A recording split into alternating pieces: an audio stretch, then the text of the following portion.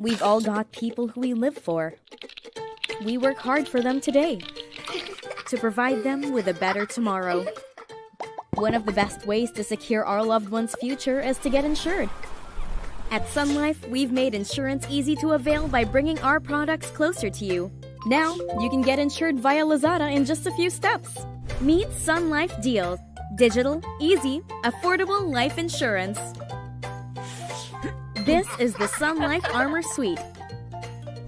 Life Armor is a life insurance plan that costs only 100 pesos and gives you 25,000 pesos coverage for 1 year. Personal Accident Armor costs only 60 pesos and gives you 50,000 pesos worth of accidental death and dismemberment benefits good for 1 year. Our Family Armor packages let you insure yourself and your loved ones for as low as 200 pesos. These accident insurance plans also give you accidental medical reimbursement benefits. Choose from any of our 4 packages. Family Armor 1 provides coverage for you and your children, while Family Armor 2 protects you, your spouse, and your children. Family Armor 3 is great for insuring yourself and your parents. And Family Armor 4 protects you, your parents, and your children. Every Family Armor package gives you 50,000 pesos coverage and 2,500 pesos accidental medical reimbursement coverage. Your spouse or parents will get 25,000 pesos coverage, while your children will get 12,500 pesos worth of coverage good for 1 year. Enjoy insurance made easy with Sun Life Deals. Visit the Sun Life Lazada page today to get your own digital, easy, and affordable life insurance.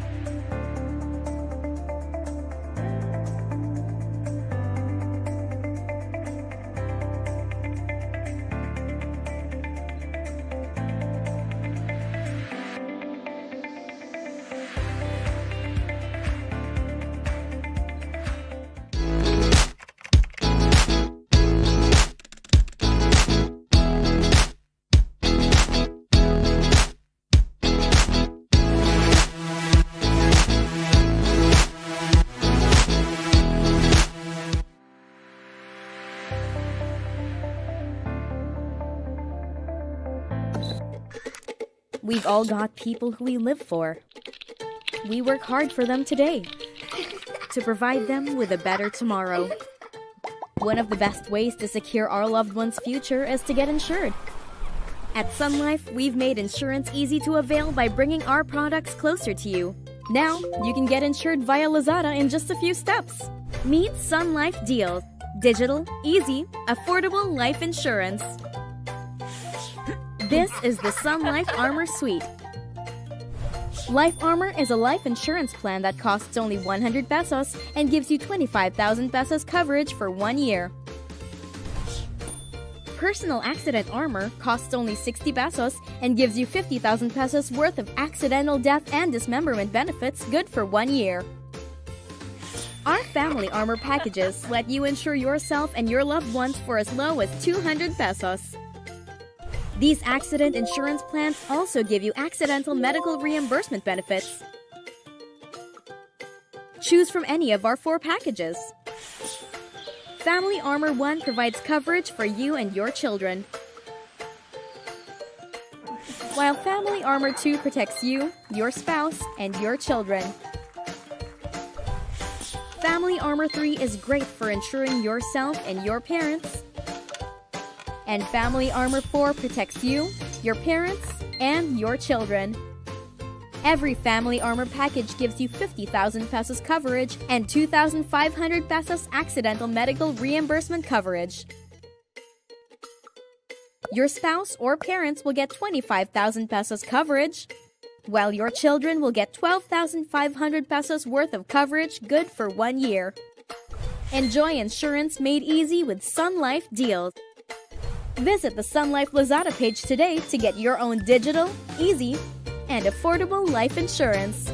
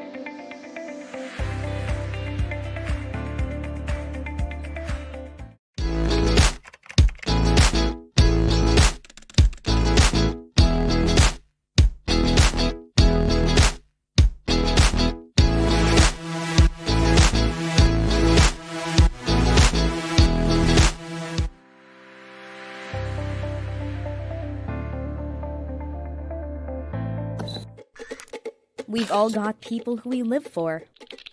We work hard for them today to provide them with a better tomorrow. One of the best ways to secure our loved one's future is to get insured. At Sun Life, we've made insurance easy to avail by bringing our products closer to you. Now, you can get insured via Lazada in just a few steps. Meet Sun Life Deals. Digital, easy, affordable life insurance. This is the Sun Life Armor Suite. Life Armor is a life insurance plan that costs only 100 pesos and gives you 25,000 pesos coverage for 1 year. Personal Accident Armor costs only 60 pesos and gives you 50,000 pesos worth of accidental death and dismemberment benefits good for 1 year. Our Family Armor packages let you insure yourself and your loved ones for as low as 200 pesos. These accident insurance plans also give you accidental medical reimbursement benefits. Choose from any of our 4 packages. Family Armor 1 provides coverage for you and your children, while Family Armor 2 protects you, your spouse, and your children. Family Armor 3 is great for insuring yourself and your parents. And Family Armor 4 protects you, your parents, and your children. Every Family Armor package gives you 50,000 pesos coverage and 2,500 pesos accidental medical reimbursement coverage. Your spouse or parents will get 25,000 pesos coverage, while your children will get 12,500 pesos worth of coverage good for 1 year. Enjoy insurance made easy with Sun Life Deals. Visit the Sun Life Lazada page today to get your own digital, easy, and affordable life insurance.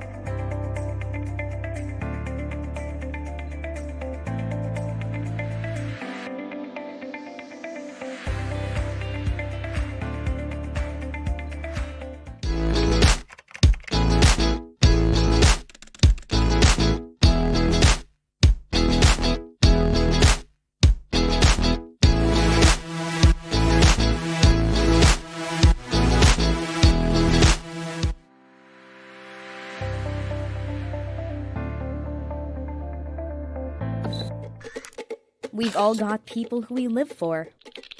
We work hard for them today to provide them with a better tomorrow. One of the best ways to secure our loved one's future is to get insured.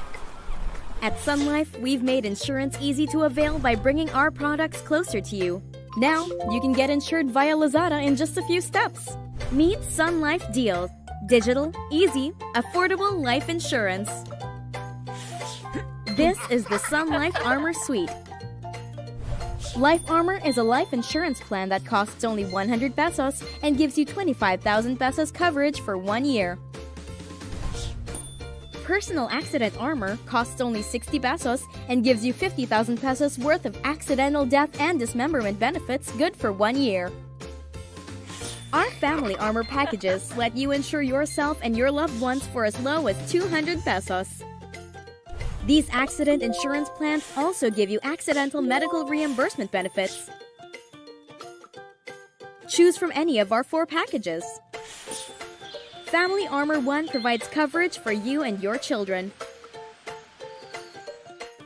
while Family Armor 2 protects you, your spouse, and your children. Family Armor 3 is great for insuring yourself and your parents. And Family Armor 4 protects you, your parents, and your children. Every Family Armor package gives you 50,000 pesos coverage and 2,500 pesos accidental medical reimbursement coverage. Your spouse or parents will get 25,000 pesos coverage, while your children will get 12,500 pesos worth of coverage good for 1 year. Enjoy insurance made easy with Sun Life Deals. Visit the Sun Life Lazada page today to get your own digital, easy, and affordable life insurance.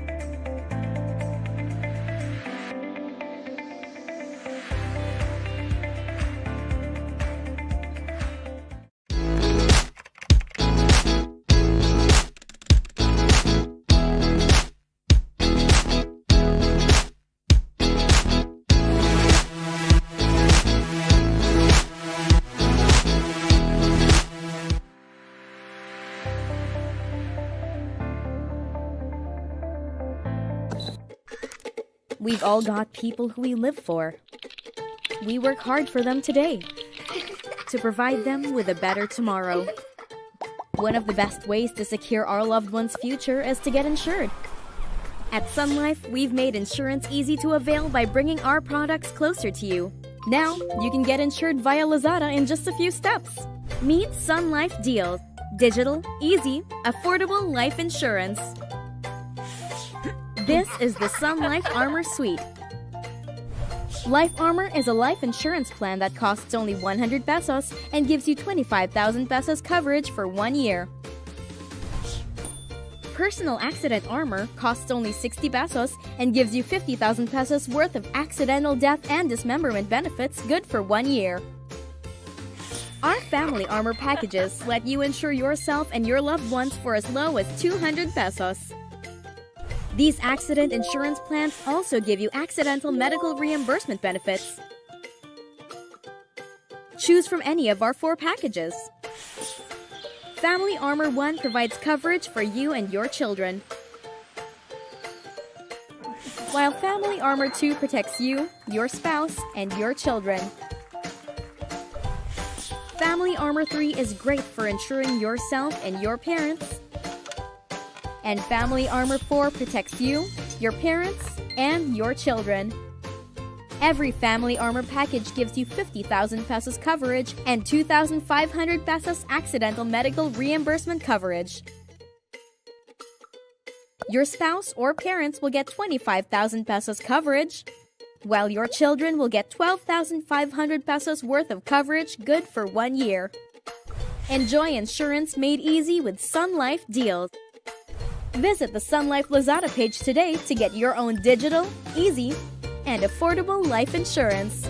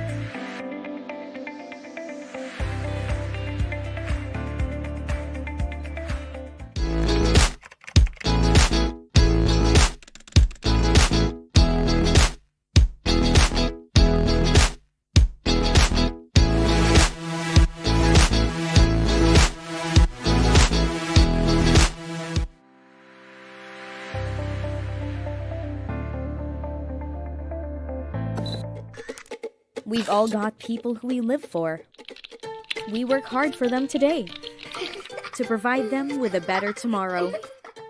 One of the best ways to secure our loved one's future is to get insured. At Sun Life, we've made insurance easy to avail by bringing our products closer to you. Now, you can get insured via Lazada in just a few steps. Meet Sun Life Deals. Digital, easy, affordable life insurance. This is the Sun Life Armor Suite. Life Armor is a life insurance plan that costs only 100 pesos and gives you 25,000 pesos coverage for 1 year. Personal Accident Armor costs only 60 pesos and gives you 50,000 pesos worth of accidental death and dismemberment benefits good for 1 year. Our Family Armor packages let you insure yourself and your loved ones for as low as 200 pesos. These accident insurance plans also give you accidental medical reimbursement benefits. Choose from any of our 4 packages. Family Armor 1 provides coverage for you and your children, while Family Armor 2 protects you, your spouse, and your children. Family Armor 3 is great for insuring yourself and your parents. And Family Armor 4 protects you, your parents, and your children. Every Family Armor package gives you 50,000 pesos coverage and 2,500 pesos accidental medical reimbursement coverage. Your spouse or parents will get 25,000 pesos coverage, while your children will get 12,500 pesos worth of coverage good for 1 year. Enjoy insurance made easy with Sun Life Deals. Visit the Sun Life Lazada page today to get your own digital, easy, and affordable life insurance.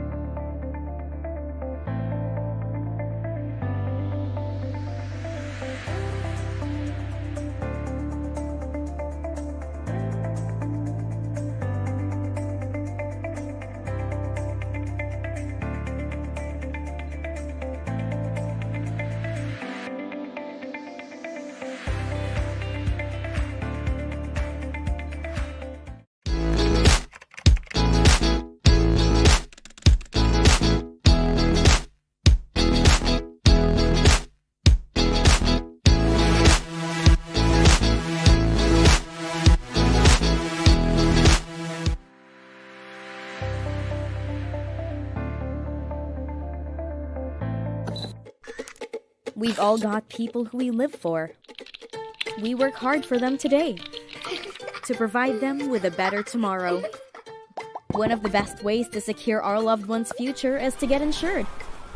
At Sun Life, we've made insurance easy to avail by bringing our products closer to you. Now, you can get insured via Lazada in just a few steps. Meet Sun Life Deals.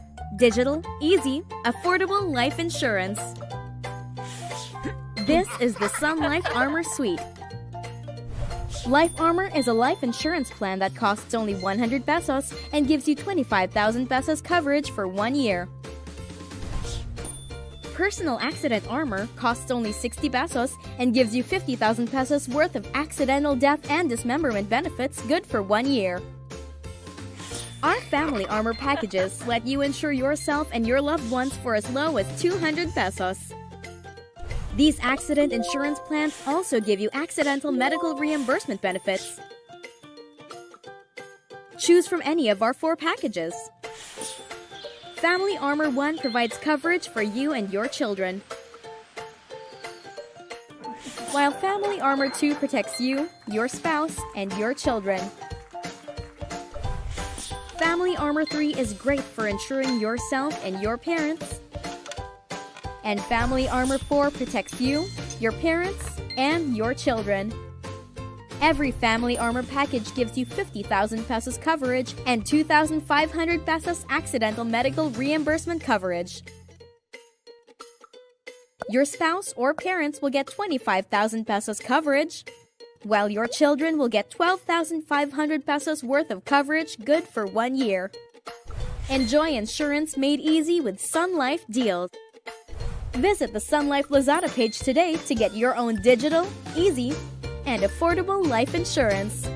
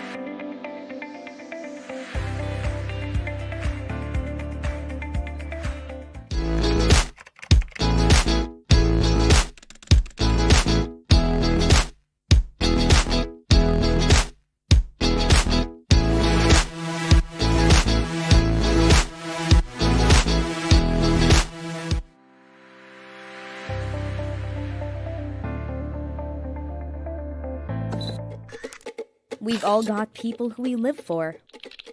We work hard for them today to provide them with a better tomorrow. One of the best ways to secure our loved one's future is to get insured. At Sun Life, we've made insurance easy to avail by bringing our products closer to you. Now, you can get insured via Lazada in just a few steps. Meet Sun Life Deals. Digital, easy, affordable life insurance. This is the Sun Life Armor Suite. Life Armor is a life insurance plan that costs only 100 pesos and gives you 25,000 pesos coverage for 1 year. Personal Accident Armor costs only 60 pesos and gives you 50,000 pesos worth of accidental death and dismemberment benefits good for 1 year. Our Family Armor packages let you insure yourself and your loved ones for as low as 200 pesos. These accident insurance plans also give you accidental medical reimbursement benefits. Choose from any of our 4 packages. Family Armor 1 provides coverage for you and your children, while Family Armor 2 protects you, your spouse, and your children. Family Armor 3 is great for insuring yourself and your parents. And Family Armor 4 protects you, your parents, and your children. Every Family Armor package gives you 50,000 pesos coverage and 2,500 pesos accidental medical reimbursement coverage.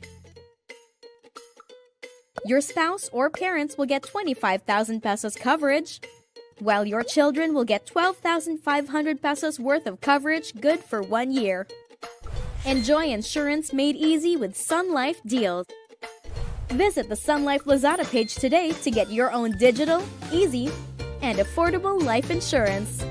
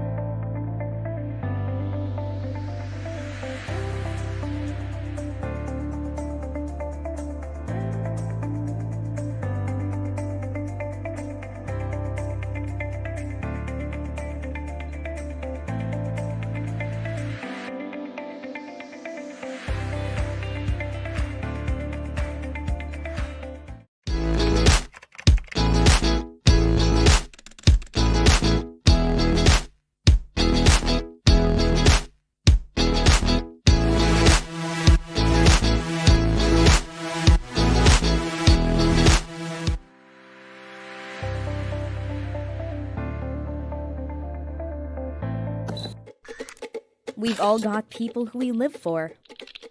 We work hard for them today to provide them with a better tomorrow. One of the best ways to secure our loved one's future is to get insured. At Sun Life, we've made insurance easy to avail by bringing our products closer to you. Now, you can get insured via Lazada in just a few steps. Meet Sun Life Deals. Digital, easy, affordable life insurance. This is the Sun Life Armor Suite. Life Armor is a life insurance plan that costs only 100 pesos and gives you 25,000 pesos coverage for 1 year. Personal Accident Armor costs only 60 pesos and gives you 50,000 pesos worth of accidental death and dismemberment benefits good for 1 year. Our Family Armor packages let you insure yourself and your loved ones for as low as 200 pesos. These accident insurance plans also give you accidental medical reimbursement benefits. Choose from any of our 4 packages. Family Armor 1 provides coverage for you and your children, while Family Armor 2 protects you, your spouse, and your children. Family Armor 3 is great for insuring yourself and your parents.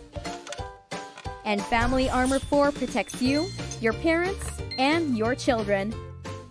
Every Family Armor package gives you 50,000 pesos coverage and 2,500 pesos accidental medical reimbursement coverage. Your spouse or parents will get 25,000 pesos coverage, while your children will get 12,500 pesos worth of coverage good for 1 year.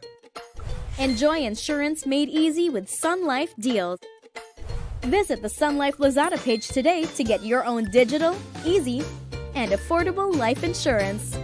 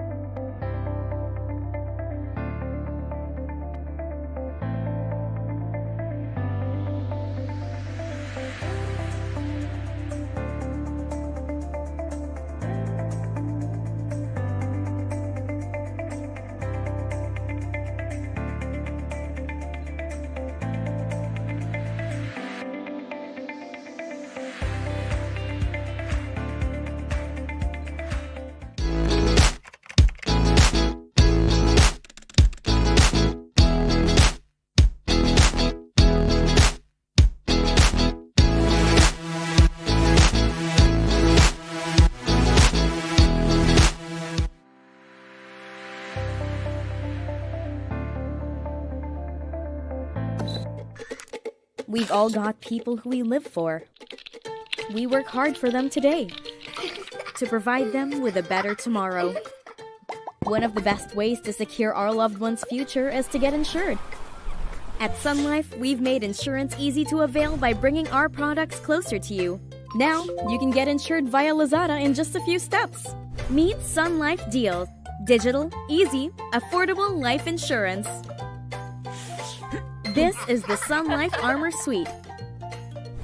Life Armor is a life insurance plan that costs only 100 pesos and gives you 25,000 pesos coverage for 1 year.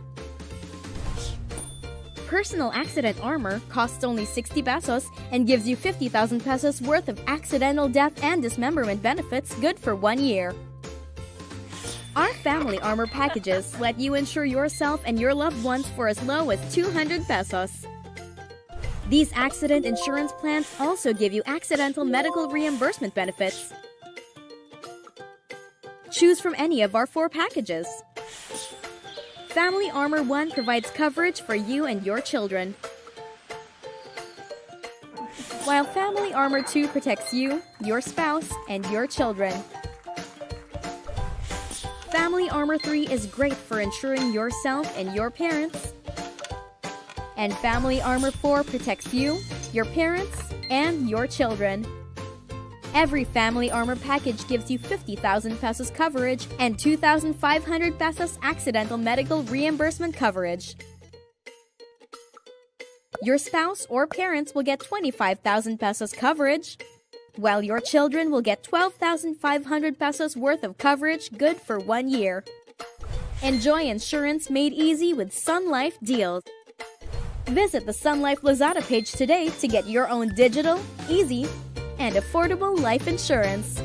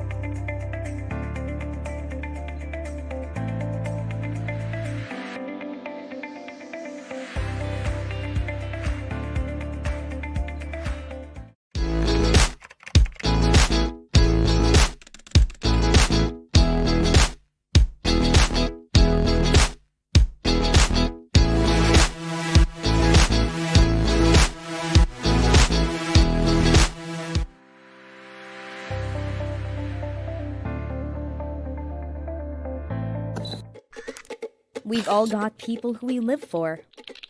We work hard for them today to provide them with a better tomorrow. One of the best ways to secure our loved one's future is to get insured. At Sun Life, we've made insurance easy to avail by bringing our products closer to you. Now, you can get insured via Lazada in just a few steps. Meet Sun Life Deals. Digital, easy, affordable life insurance. This is the Sun Life Armor Suite. Life Armor is a life insurance plan that costs only 100 pesos and gives you 25,000 pesos coverage for 1 year. Personal Accident Armor costs only 60 pesos and gives you 50,000 pesos worth of accidental death and dismemberment benefits good for 1 year. Our Family Armor packages let you insure yourself and your loved ones for as low as 200 pesos. These accident insurance plans also give you accidental medical reimbursement benefits. Choose from any of our 4 packages.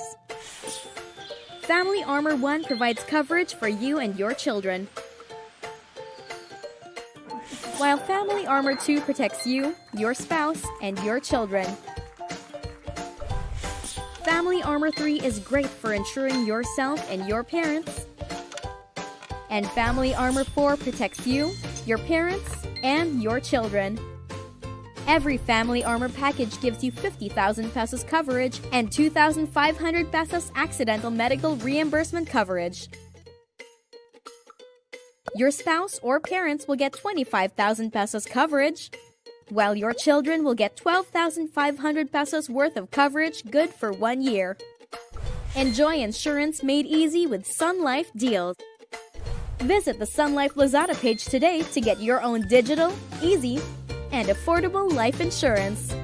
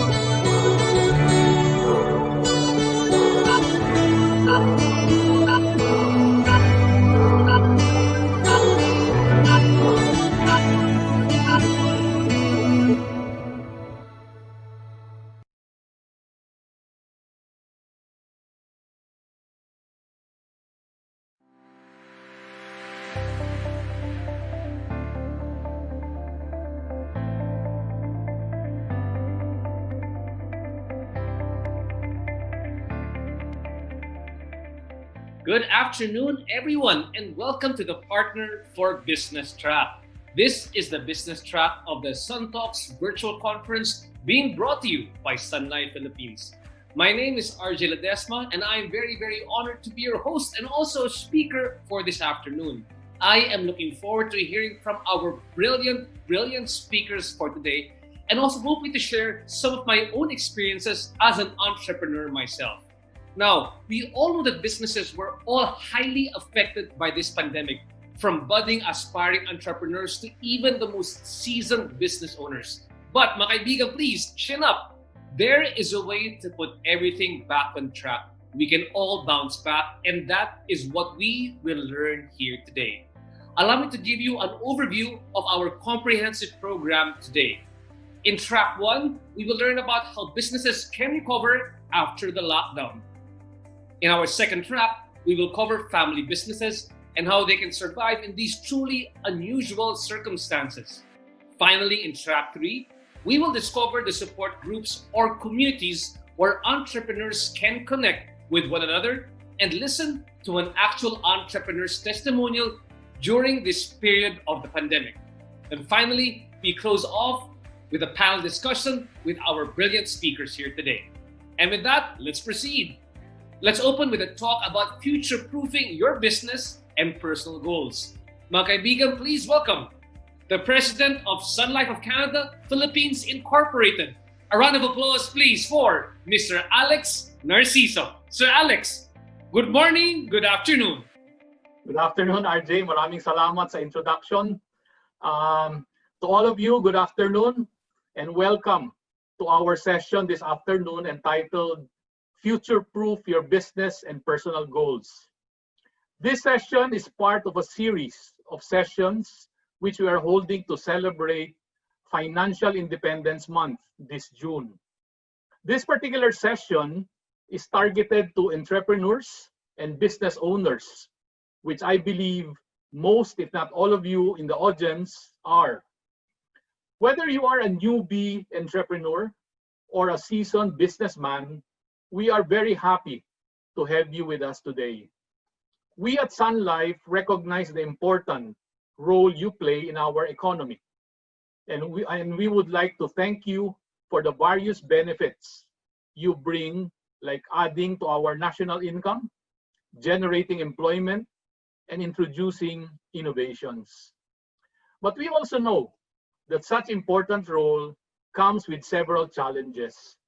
These challenges have never been more apparent as today with the COVID-19 pandemic, presenting risks and threats we have never encountered before.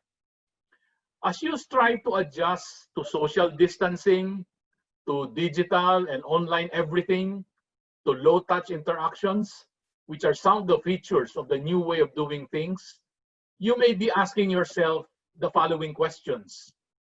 How do I innovate and transform my business to stay relevant?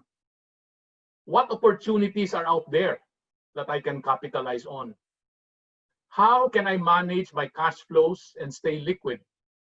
How do I balance between my business and my personal goals in this new normal? These are all valid questions, and with the help of our speakers, we hope to shed light on them today.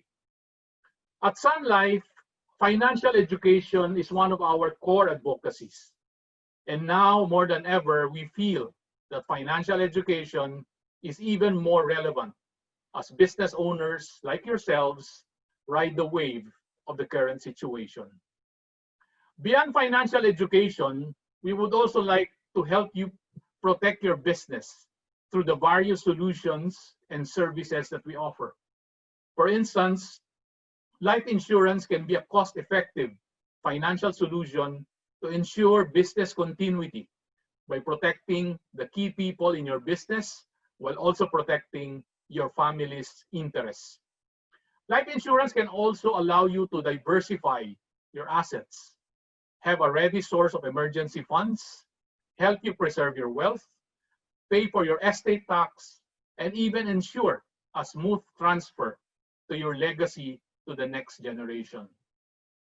The two-pronged approach of financial education and financial solution is seamlessly melded in our latest initiative, which we call Sun Future Proof, a program especially designed for entrepreneurs and business owners like you. Sun Future Proof will provide you an avenue that will allow you to connect with experts in various fields from whom you may learn valuable insights and best practices.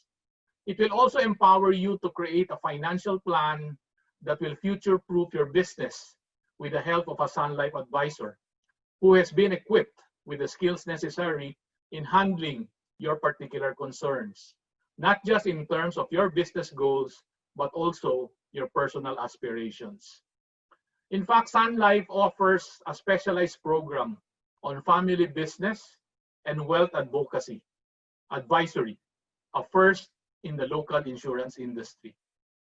As the needs of a business typically change as it evolves from startup to growth to maturity, financial planning and being secured through diversified financial solutions will be key to how your ship and everyone on it can survive the storm and avoid being shipwrecked. This COVID-19 pandemic is just one of the storms that your ship will encounter. While the economic situation may be difficult now, these storms do not last forever. And so it is best to take action now and ensure that when the storm ends, you are ready for the challenges and opportunities that lie ahead. At this point, I would like to acknowledge our esteemed speakers for our session today. We have with us Mr. Jerry Clavesillas, the Director of the Bureau of SME Development of the Department of Trade and Industry, who has been working on SME promotion and development for almost 4 decades now. He will be sharing with us the programs initiated by DTI to help micro, small, and medium enterprises recover from this crisis. Then we have Mr. Stefan Sanchez, the Regional Customer Experience, Channel Performance Lead, and Global Lead of the Customer Experience Advisory from Ipsos, Singapore. He will be helping us on how we can engage our customers and clients during these tough times. Following Mr. Sanchez, we have Professor Enrique Soriano, the Executive Director of the Wong and Bernstein Family Advisory Group and Senior Advisor of the Post and Powell Strategic Group, which is also based in Singapore. Professor Soriano will share some insights on how family businesses can survive a major disruption, such as a pandemic. Last but not the least, we have Mr. RJ Ledesma, the co-founder of Easy Franchise, Mercato Central, and Enter PH, and who is also our host for today's session. Mr. Ledesma will discuss supporting MSMEs on their journey to recovery. Thank you very much to Mr. Clavesillas, Mr. Sanchez, Professor Soriano, and Mr. Ledesma for agreeing to be our speakers this afternoon. We are very fortunate to have tenured experts like you share with us wisdom and knowledge in different aspects of business. So ladies and gentlemen, it is my hope that at the end of this session, your drive to pursue your goals will be renewed and you will take concrete steps to create a future-proof financial plan for your pursuits, be it business or personal. Just remember that navigating the future is not something you need to go through alone. Sun Life is ready to partner with you in this journey and see you through the highs and lows so you can always bounce back brighter, stronger, and wiser. Thank you, and I wish all of you a pleasant and productive afternoon. Again, thank you so much, President Alex, for those words of wisdom and encouragement. As I was listening to your speech, I couldn't help but remember what you said, that this storm doesn't last forever. And it's a particularly unpredictable and strong storm for many of us who own businesses. And the thing about this storm is that it has been a great equalizer. It's affected both large and small businesses. So we're very lucky to have on board Sun Life to help us future-proof our businesses, whether large or small, so that we can continue to operate our businesses through more storms that we will encounter throughout the life of our business and also our personal lives as well. So again, thank you so much, President Alex, for those words of encouragement. And with that, we are off to a great start. Let's get the momentum going. This time around, let's take a peek into the programs being initiated by the Department of Trade and Industry to help our micro, small, and medium enterprises, also known as the MSMEs, to recover from this crisis. It is my pleasure and my privilege to welcome a very good friend of mine, the Director of the Bureau of SME Development of the Department of Trade and Industry, Director Jerry Clavesillas. Director Jerry, welcome to the program.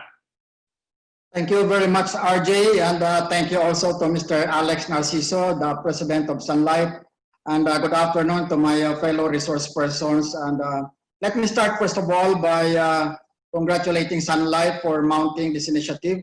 This financial literacy webinar is very much necessary now for our entrepreneurs who are locked down in our respective homes. So what I will be sharing with you this afternoon is as mentioned by RJ, are the initiatives now that have already been launched or done by the Department of Trade and Industry and the other government agencies, as well as our partner organizations. So let me start by sharing with you my screen here. This is entitled Paving the Road to Recovery. So what we can see here, these are the statistics of our MSMEs. We all know that majority of our enterprises here in the country is comprised of the micro, the small, and the medium enterprises. Actually, based on our Philippine Statistical Authority data as of 2018, we already have about 1,003,111 MSMEs. But on the other hand, the data generated by our local government units based on the business permits and licenses that they have issued to our enterprises, there is already about 1.5 million. So there are some sectors, particularly the trading, for example, the retail trade, these are not covered by the data generated by our PSA. So the data that is provided by the LGU is definitely higher than that of the PSA.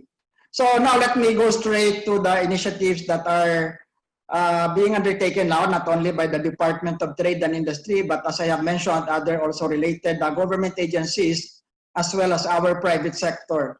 I think we have to revisit first the current MSME development plan that we have for the country.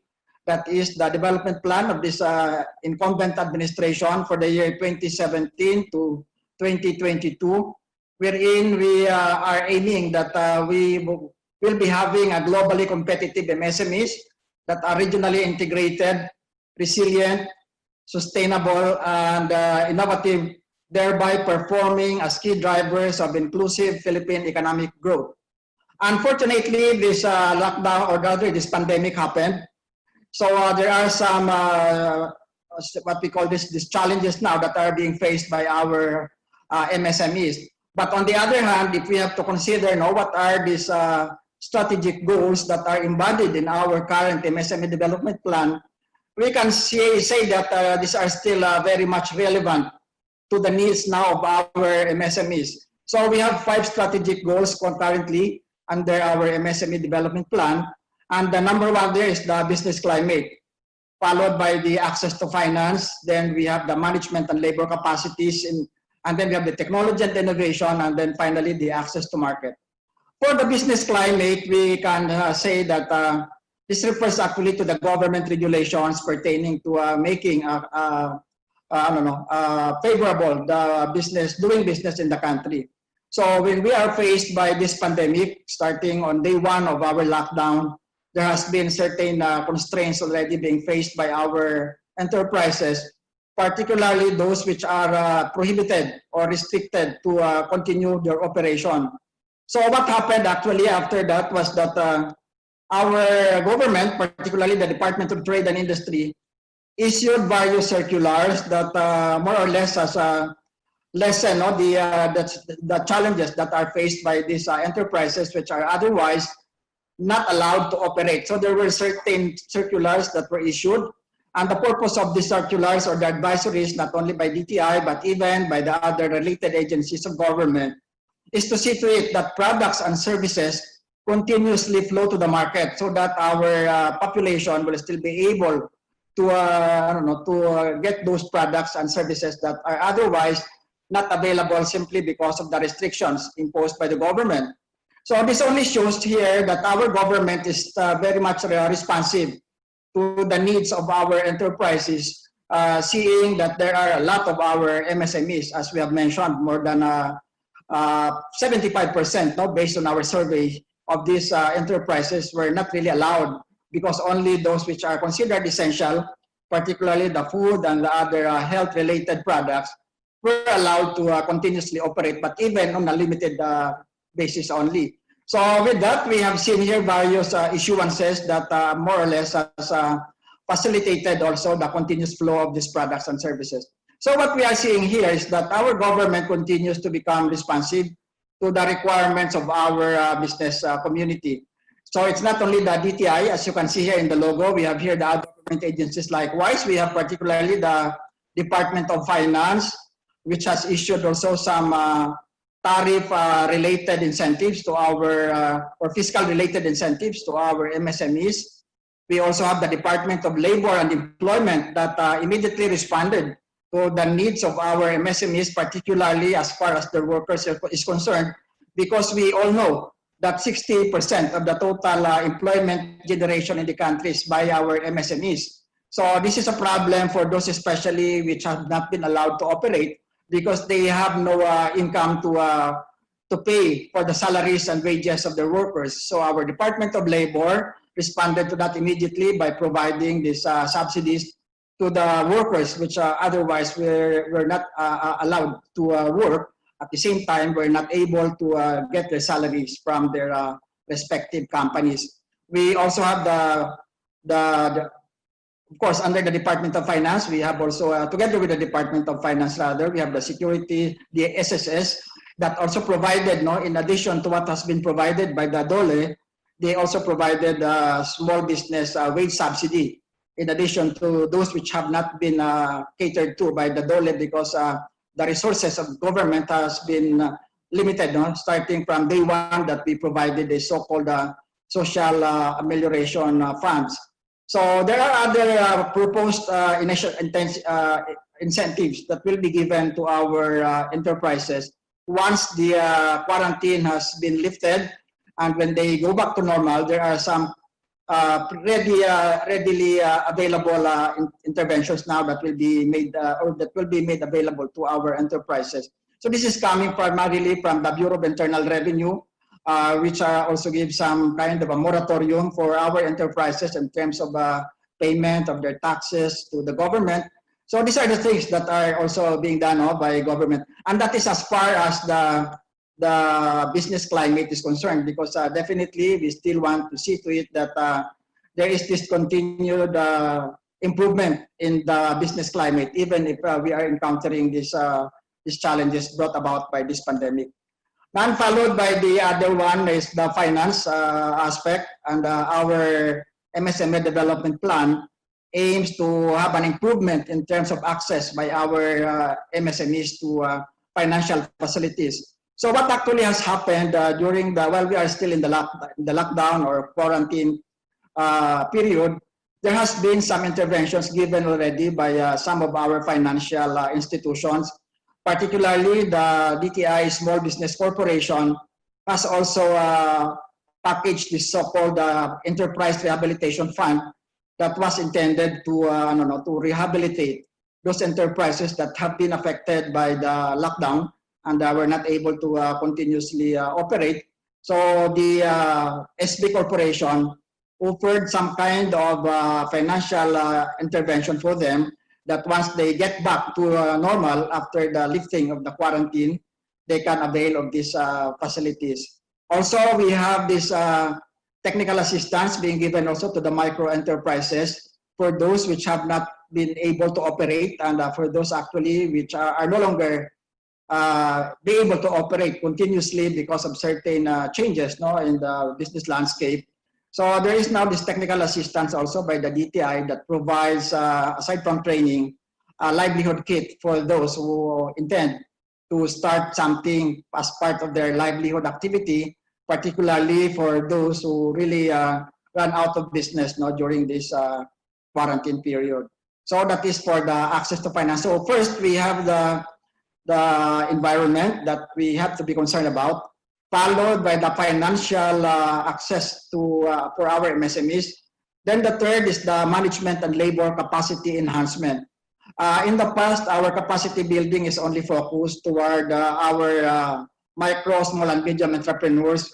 But now we realize that we also have to focus now to our labor sector, the workers of these MSMEs, especially now that we have a lot of overseas Filipino workers coming back to the country and are having some problem that they may not be able to get back to their work anymore after even this pandemic. So now what we are doing is we capacitate these workers to be able to get new skills for them to be not only be hired by other sector, but can also start their own enterprises ultimately after this various capacity building program. So most of our training institutions now, particularly the Philippine Trade Training Center that is attached to the DTI, is now focusing their capacity building on online courses that is now available to our MSMEs and their workers.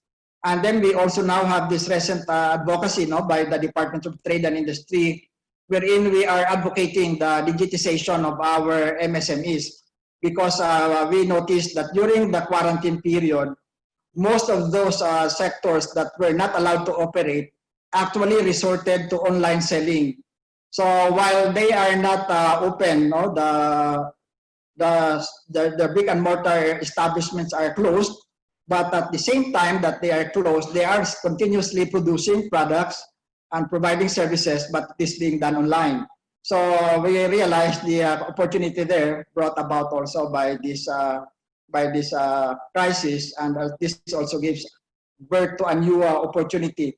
And also we have our Technical Education and Skills Development Authority, or the TESDA, that is now providing an online training also. So TESDA is actually now currently 100% online training.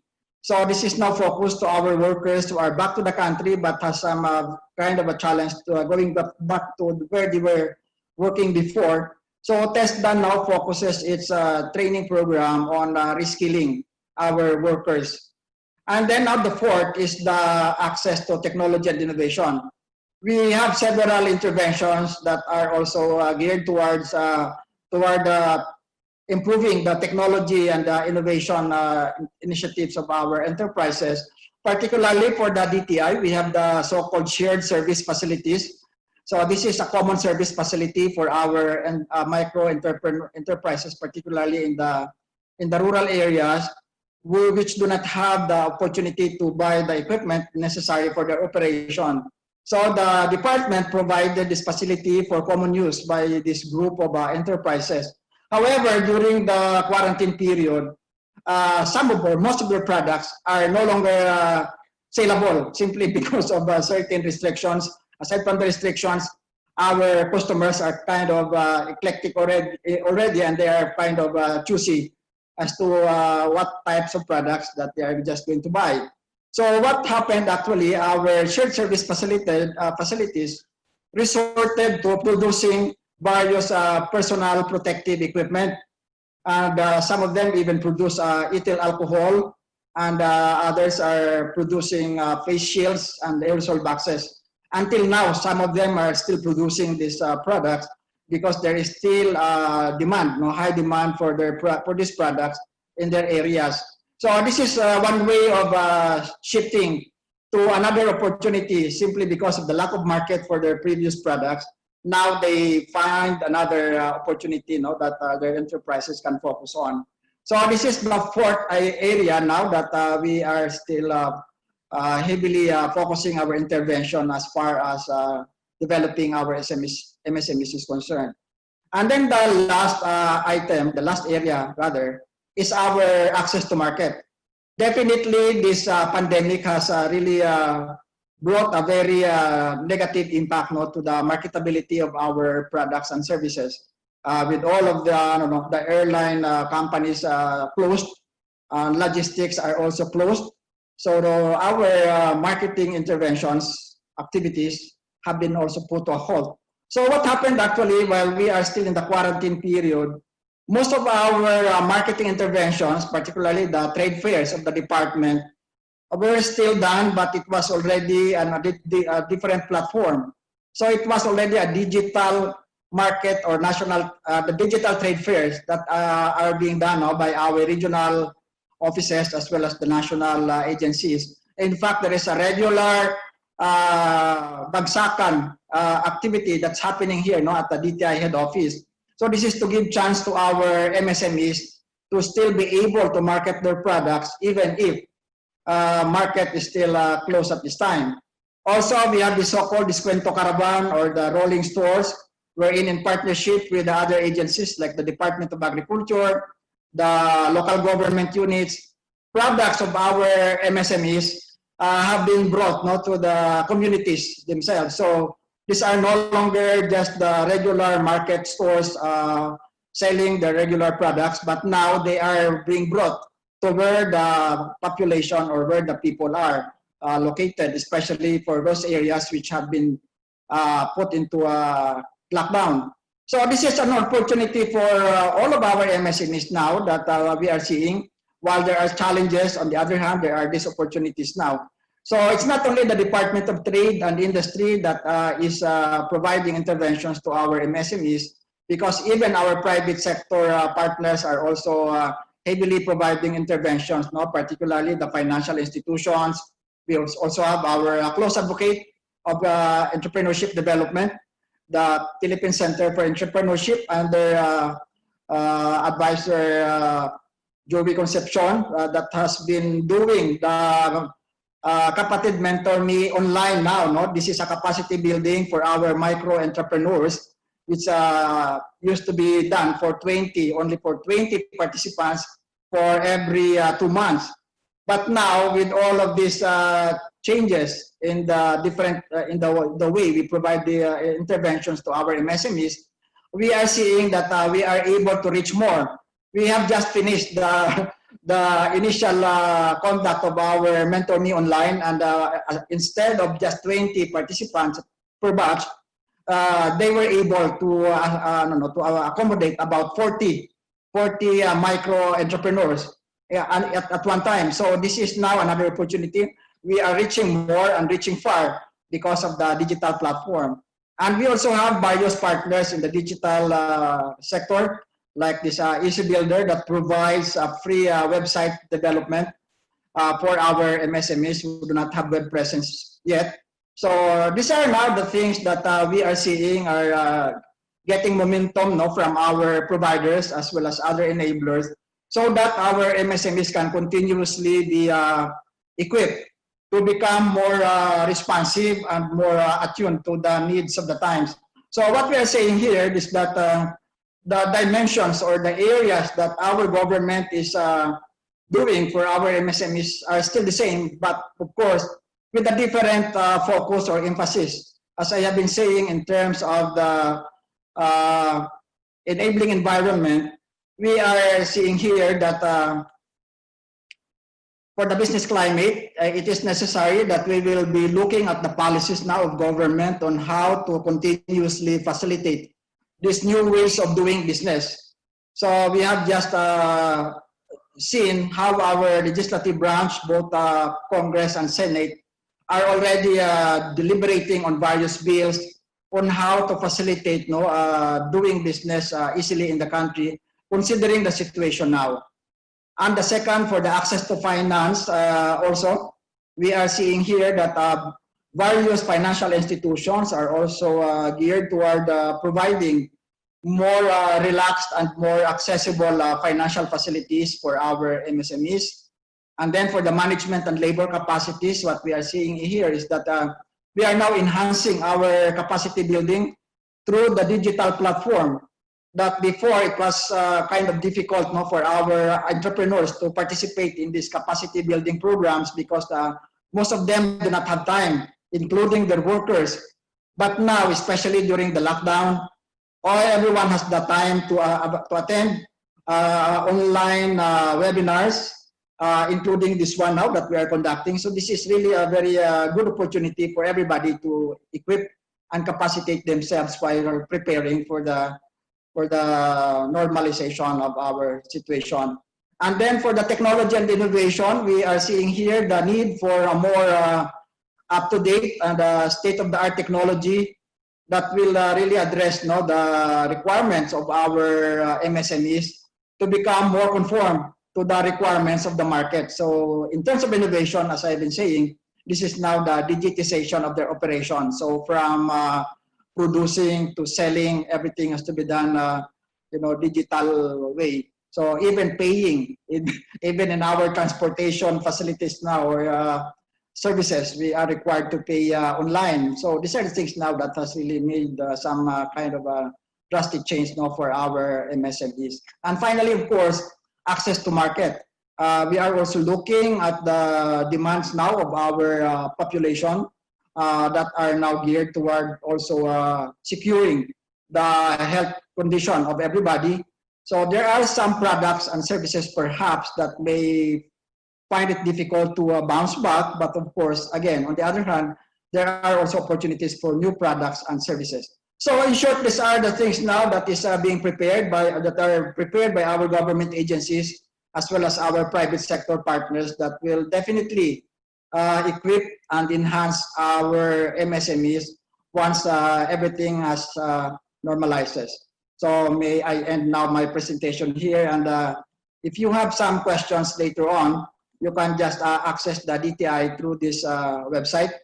So we are on the website also. There are various informations there that you can download for free, and most of these are capacity building information. So this will very much help our enterprises cope with the requirements of the times. Thank you very much, po. And thank you very much, Director Jerry Clavesillas. Director Jerry, thank you so much for joining us. Again, thank you so much, Director Jerry Clavesillas, for joining us. Very honored to share that I've been together with Director Jerry as he has visited the different markets to actually promote our MSME development plan. Yes. And I'm very proud to say that I'm one of the Go Negosyo Mentor Me hosts who has traveled the country to spread the gospel of entrepreneurship to our MSMEs around the country. And again, for those who want to access it, please visit online and check out our MSME development plan. This was actually done back in 2017. But as you can see, as a result of the pandemic, everything has been accelerated and brought online.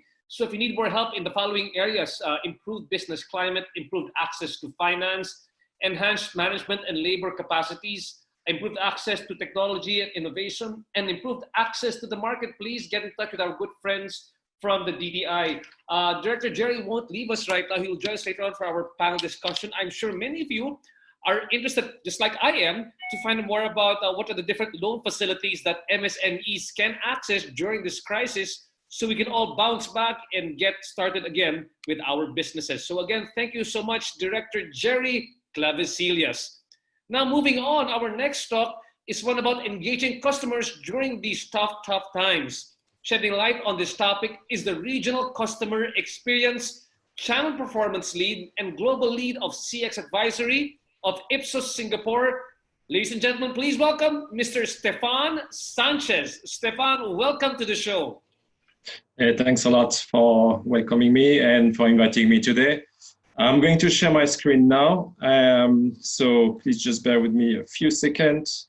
Okay, so thanks for inviting me, and thanks to Sun Life for organizing this webinar. So far, I've learned a lot of things about what is going on being done in the Philippines. So great learnings for me too.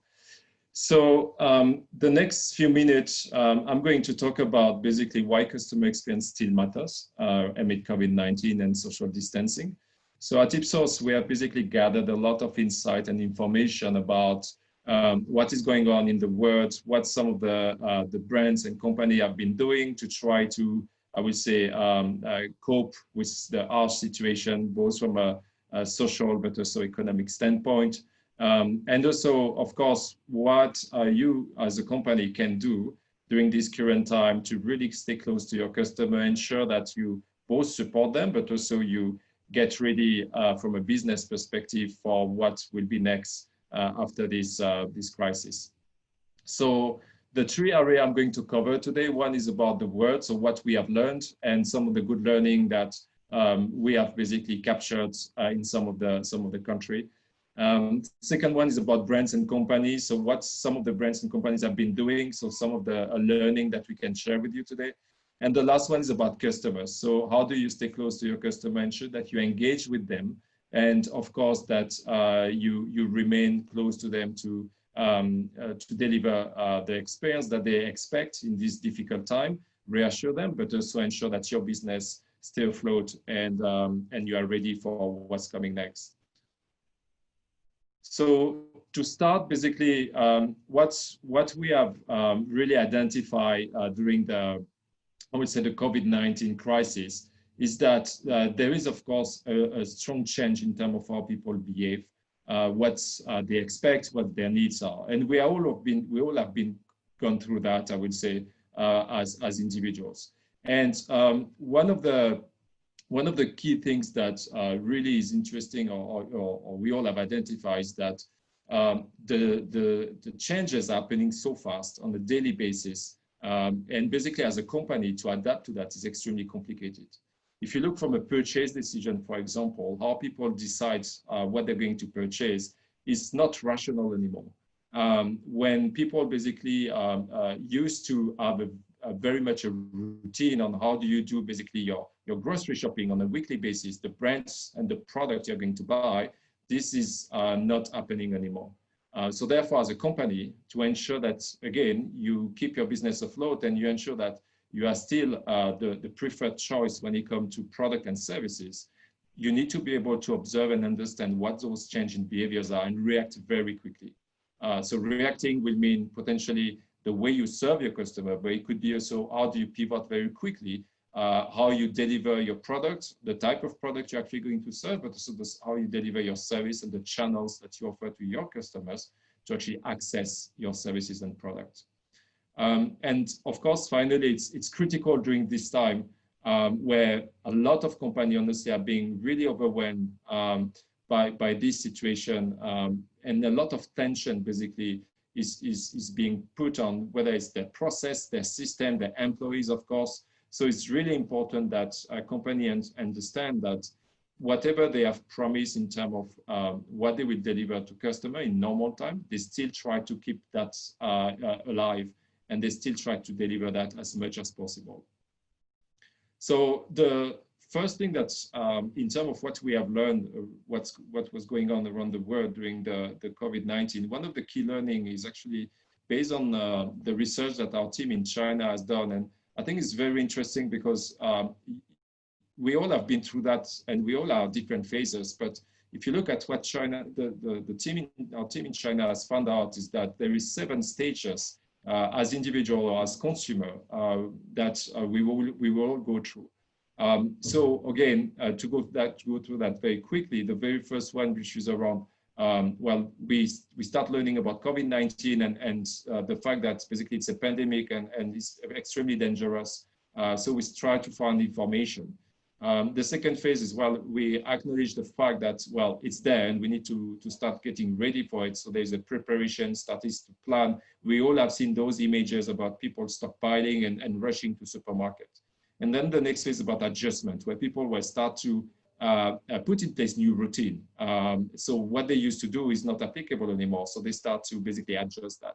Then they start the acclimatization phase, where basically they start to actually look at the positive things about the situation and potentially explore and develop new things.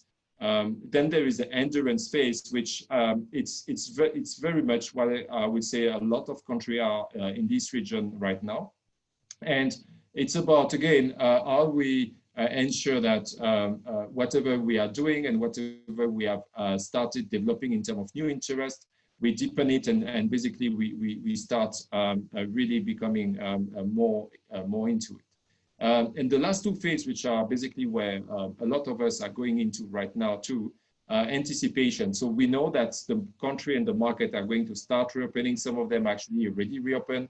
And it's basically a stage where we look at, life is going to start again. But then it's jointly, there is also this state of fear that will appear very quickly, where people are relieved about the fact that, yeah, it's great, we can go back to something somehow normal. We're also very concerned about, well, financial situation. We know that it's tough. A lot of companies actually have to take decision to let go of some of their staff.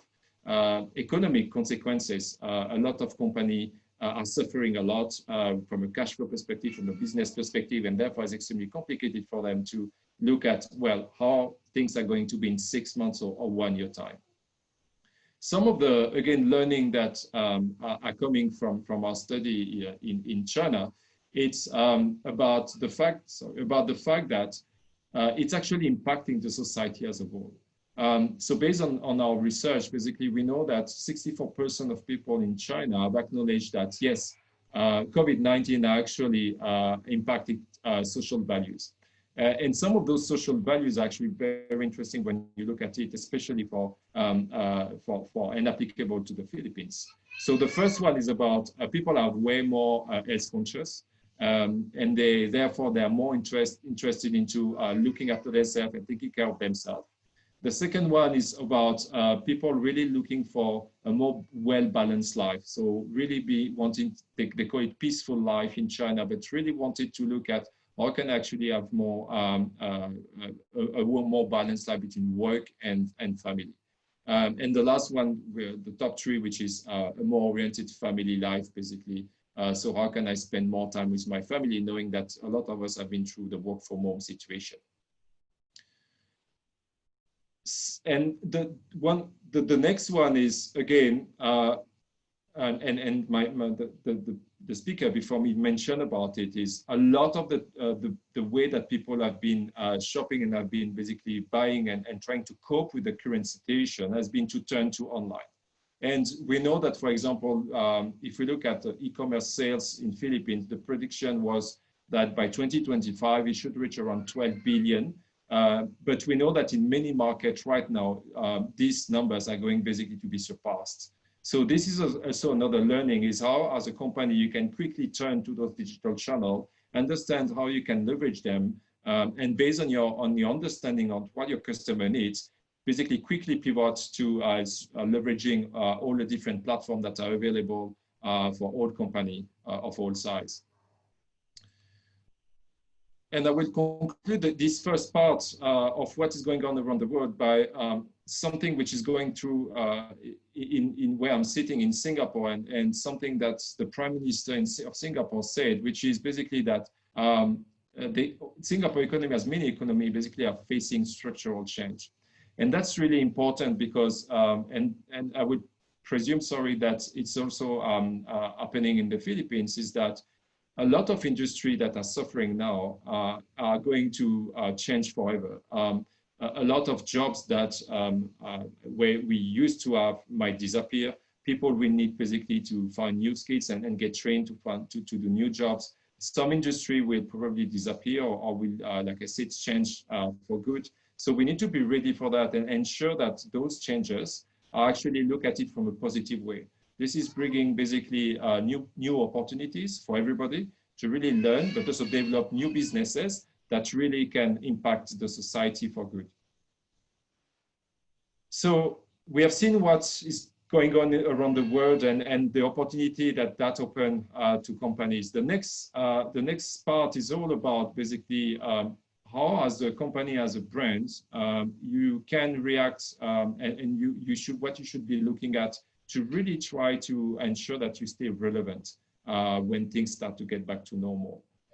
So again, what we have collected here is some of the great examples that how some brands in the Philippines and in other parts of the world have actually reacted to this situation. So there is three key areas basically that we have identified as way that companies are trying to basically go through this situation, but also support consumer and support the society.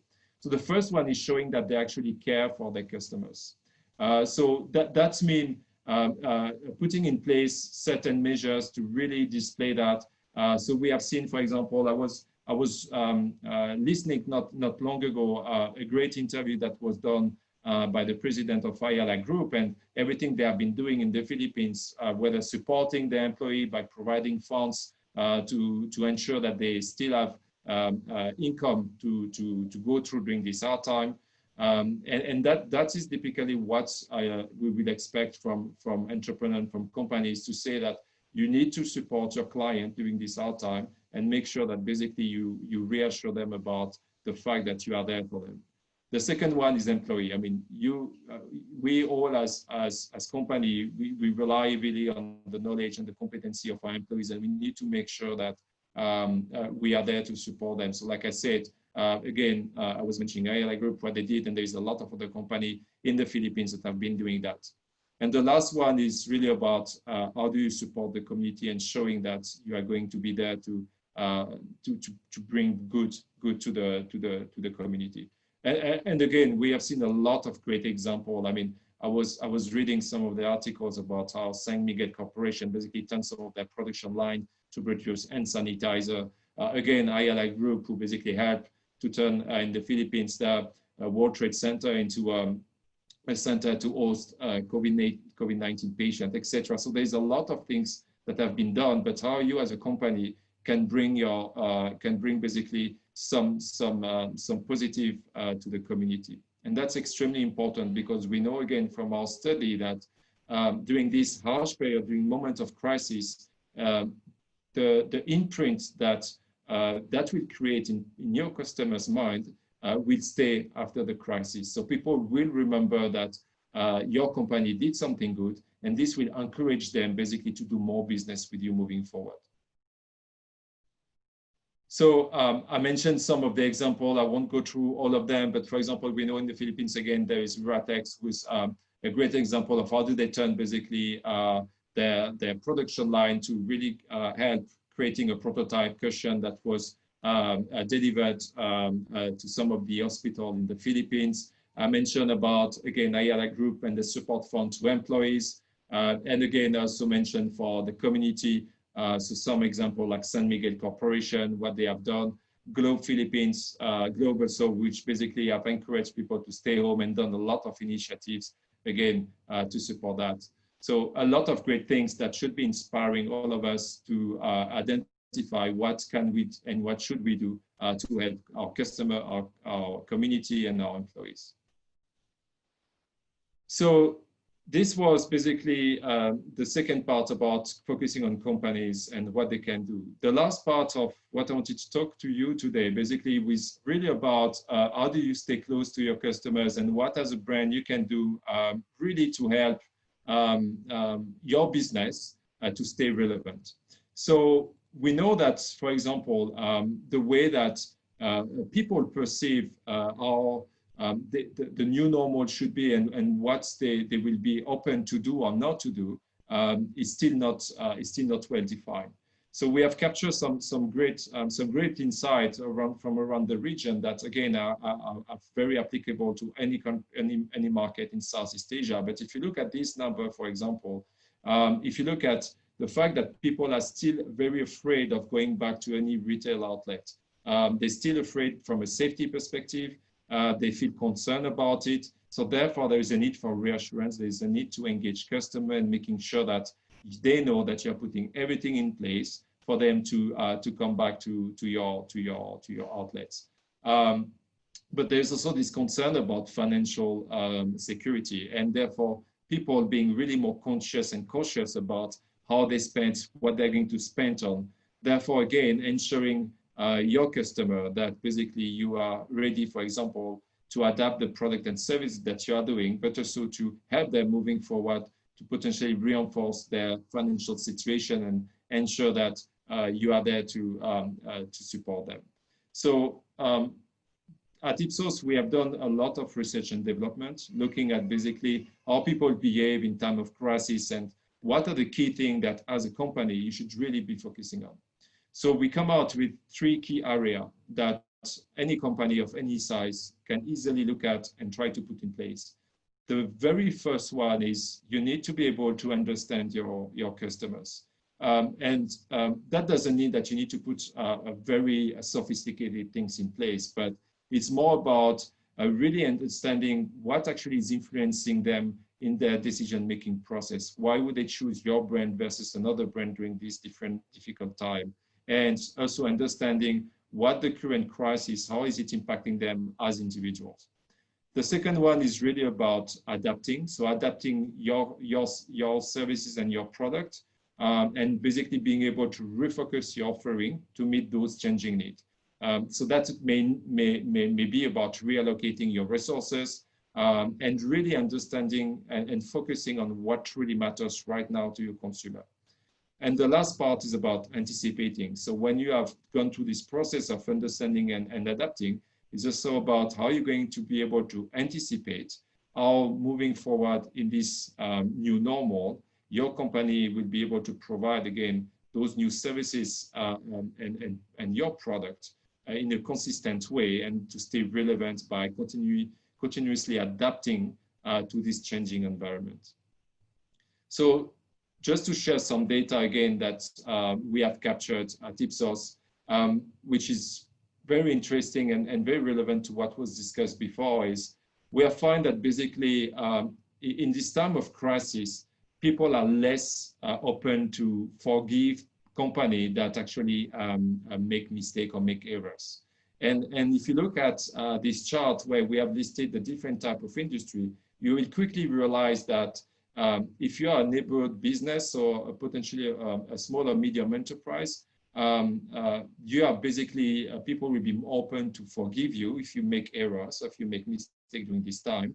Then, for example, if you are in financial services or health insurance or health care, which in some way we can understand, but it's really important to keep that in mind, is that the industry you are in and the type of service and product that you deliver have a certain impact on how people perceive and how people will be ready, basically, to forgive you, but also to come back to buy your product and your services when things are going back to a more normal situation. So if we look again, the quick deep dive about the three areas that I mentioned earlier, which was the first one was understand. So some of the key things that you can easily look at is understanding what are the key points that your customer have right now. So really trying to do a very quick understanding, quick research, and basically trying to adapt your product and services, or potentially pivoting everything to really answer those current key points and current needs. The other thing is what we call close the loop. So it's extremely critical, like we saw in the charts before, is if there is any issue that occur, that should be your top priority. You should quickly go back to your customer and try to find a solution to make them happy and satisfied about your company and about your service. Leaving that aside, basically we create dissatisfaction. And of course, we know that this will bring us a negative word of mouth and people are going to move away from your company. And the last thing that I would really recommend you is about identifying best practice. I mean, there's great things being done around the world. There's great things being done in the Philippines. Look at what is being done in other industry and try to look at what we call borrow ideas. Try to look at how can I replicate that in my own industry, or can I actually set this up in my own business. The second one, which was really about understand and after understand, which is really about adapt. So like I said, we did a lot of our research and development work to understand, based on behavioral science, how people in time of crisis, what do they expect actually from you? And there's 6 key areas that you basically just need to look at and make sure that as part of the way you interact with customer and the way basically you are delivering your services and your product to your client, that you are actually looking after them. So if we look at these 6, we call it the 6 forces of customer experience. The very first one, I would start by the bottom, is about fair treatment. So it's really about understanding in this time, people are really looking for a brand that are going to respect them, are going basically to make sure that everything that the way every time they have an interaction with you, basically, you are not trying to take advantage of them. We have seen many examples, especially on e-commerce platform, where some company basically are taking advantage of the situation to increase prices of essential goods like masks and sanitizing product, etc. And this is unacceptable, and customer will not forget and forgive that. The second one is putting a control and making sure that customer will get back in control of the situation. I mean, right now they are not in control. They are just basically following what is being required by the government and the different agencies. But moving back, they want to be able to get back into control and need to allow that to happen. Status, which is more about basically your loyal customers. Again, right now you are not really able to make much differentiation between your different segment of customer, but this need to get back again when things are starting to open to a more normal situation of ensuring that your loyal customer get back to a certain status and certain benefit that you have been proposing so far. Enjoyment, again, we are in difficult times, but basically trying to make people, changing people's mind and offering them a way to basically get away from what they are going through is always a good point. So the many companies basically are right now offering vouchers to some of their customers, doing some activity to really try to engage them, and that's a good way basically to help them currently from a moral perspective and health perspective, but also to make sure that they stay engaged with you. And the last two, which are certainty and belonging. I mean, certainty, which is very interesting because no one knows what's going to happen potentially in the next few months, but you need to be able to provide certainty to your customer that you are there for them and you are going to be there in the future. So it's all about what type of messaging you have, what type of ongoing support you are proposing. For example, if they have any issue, how easy is it for them to reach out your hotline or reach out to you through any chat that you have available, and make sure that those channels of communication remain open at any time. And belonging, again, is about, like I said, we are in a community, we are all in together, we're all going through the same thing, wherever we are from and whatever nationality we are from. So again, it's all about the community. I know we support the community, and we show some example about some of the great stuff being done right now in the Philippines. And the last thing that I think is really what most of you, I hope, can focus on right now is you need to anticipate. So anticipate basically about tomorrow, right? So anticipate what you can do and how you can come out of that even stronger. So one really key element here is that brands that actively manage basically the change that we are all going through and manage that change with their customers, and therefore start preparing and pivot whatever can be, will be the one that will remain strong and will basically get out of this crisis in a very good position to have a sustainable business.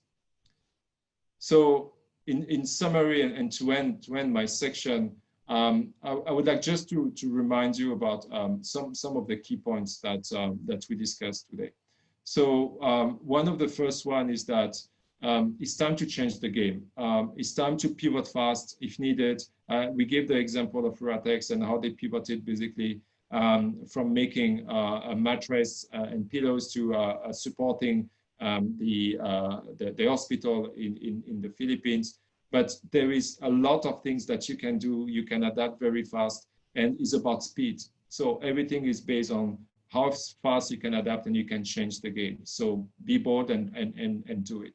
The second one is about focus on innovation, co-creation, and think. And I really focus mainly on co-creation.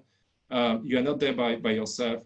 We saw in the previous presentation, there's a lot of forum and possibility for you to work with other entrepreneurs, or potentially to actually work with your customers to co-create what should be the product or the services of tomorrow. So focus on that. And again, leverage all the new technology that are there that are really affordable in some ways, not necessarily need any investment from your side, but really will allow you basically to come out of this crisis in a better and in a stronger position. So that's all I had to present today. Thanks again for the team to invite me. If you have any question, please feel free to reach out to us. We have all our details, and we'll be more than happy to discuss with you about anything that you may want to know. Thank you. Thank you so much for the very insightful presentation, Stephanie Sanchez, all the way from Singapore of Ipsos. And you know what I could truly appreciate from your presentation, Stephanie, was your discussion of the behavior in Wuhan, the 7 stages of the behavior in Wuhan, and exactly how it was reflected in the situation in the Philippines as well. In the last 2 stages in particular, both the anticipation and fear, as we open up from an MECQ to GCQ, and how people are reacting, and are also concerned about, will there be a second wave, will it further increase, and how it constantly changes consumer behavior. I think one of the key words that you brought out during your presentation is the fluidity this time of consumer behavior. It seems to change every 2 weeks, and I would love to discuss that with you a bit more during your presentation. So please, ladies and gentlemen, stay around. Let's hear from Stephanie later on during our panel discussion. Again, thank you so much, Mr. Stephanie Sanchez. I'm sure our audience members here right now enjoyed a lot of the insights from Director Jerry Clavesillas and of course from Stephanie.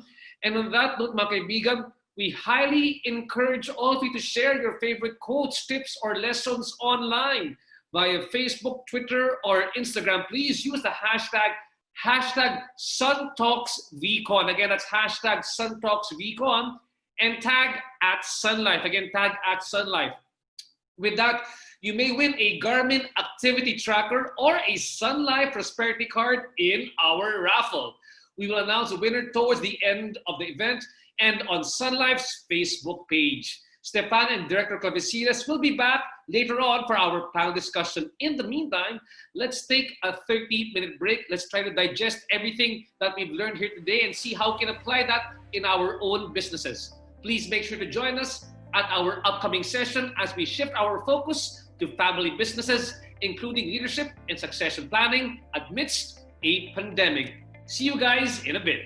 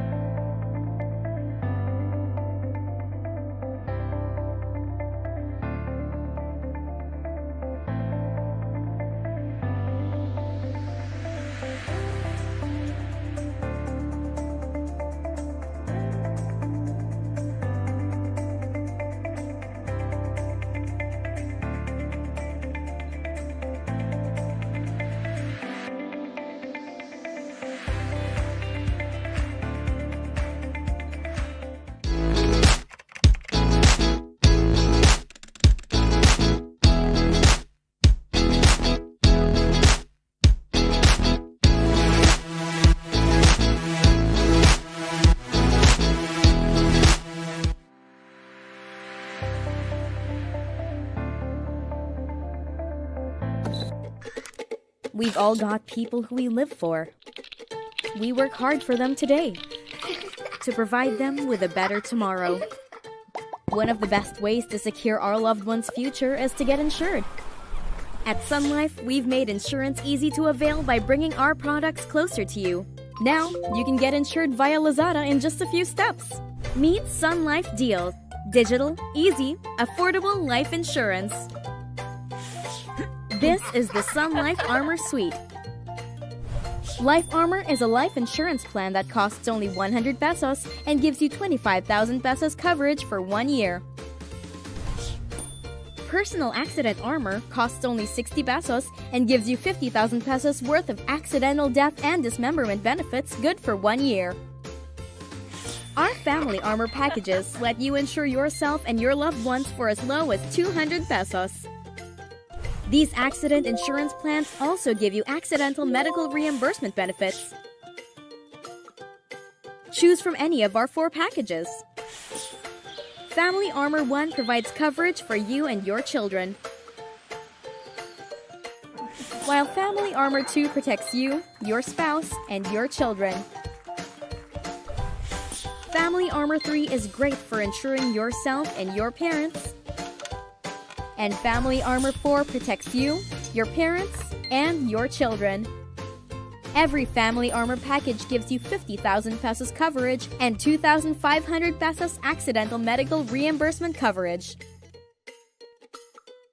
Your spouse or parents will get 25,000 pesos coverage, while your children will get 12,500 pesos worth of coverage good for 1 year. Enjoy insurance made easy with Sun Life deals.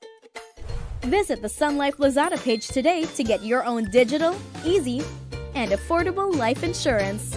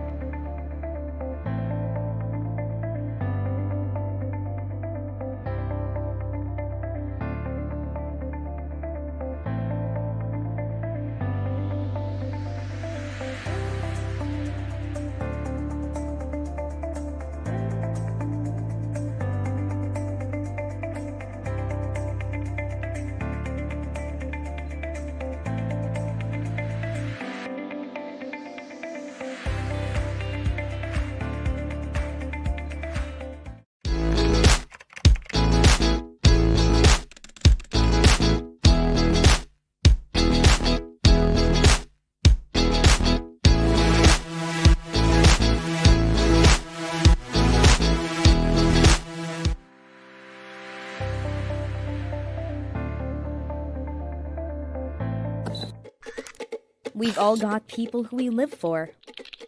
We work hard for them today to provide them with a better tomorrow. One of the best ways to secure our loved one's future is to get insured. At Sun Life, we've made insurance easy to avail by bringing our products closer to you. Now, you can get insured via Lazada in just a few steps. Meet Sun Life Deals. Digital, easy, affordable life insurance. This is the Sun Life Armor Suite. Life Armor is a life insurance plan that costs only 100 pesos and gives you 25,000 pesos coverage for 1 year. personal accident armor costs only 60 pesos and gives you 50,000 pesos worth of accidental death and dismemberment benefits good for 1 year. Our family armor packages let you insure yourself and your loved ones for as low as 200 pesos. These accident insurance plans also give you accidental medical reimbursement benefits. Choose from any of our 4 packages. Family Armor 1 provides coverage for you and your children, while Family Armor 2 protects you, your spouse, and your children. Family Armor 3 is great for insuring yourself and your parents. And Family Armor 4 protects you, your parents, and your children. Every Family Armor package gives you 50,000 pesos coverage and 2,500 pesos accidental medical reimbursement coverage. Your spouse or parents will get 25,000 pesos coverage, while your children will get 12,500 pesos worth of coverage good for 1 year. Enjoy insurance made easy with Sun Life deals. Visit the Sun Life Lazada page today to get your own digital, easy, and affordable life insurance.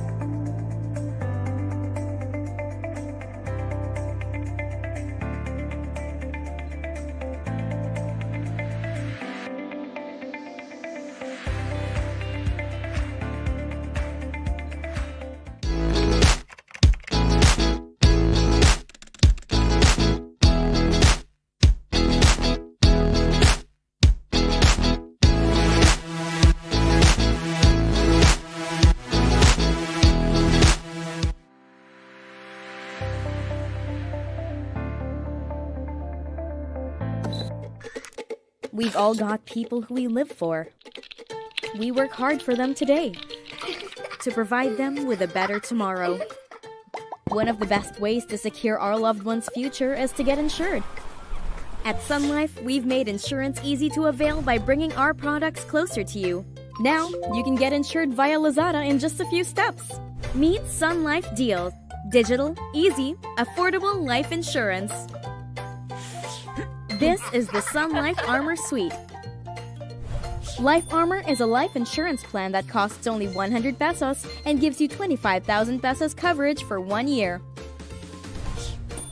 Personal Accident Armor costs only 60 pesos and gives you 50,000 pesos worth of accidental death and dismemberment benefits good for 1 year. Our Family Armor packages let you insure yourself and your loved ones for as low as 200 pesos. These accident insurance plans also give you accidental medical reimbursement benefits. Choose from any of our 4 packages. Family Armor 1 provides coverage for you and your children, while Family Armor 2 protects you, your spouse, and your children. Family Armor 3 is great for insuring yourself and your parents. And Family Armor 4 protects you, your parents, and your children. Every Family Armor package gives you 50,000 pesos coverage and 2,500 pesos accidental medical reimbursement coverage. Your spouse or parents will get 25,000 pesos coverage, while your children will get 12,500 pesos worth of coverage good for 1 year. Enjoy insurance made easy with Sun Life deals. Visit the Sun Life Lazada page today to get your own digital, easy, and affordable life insurance.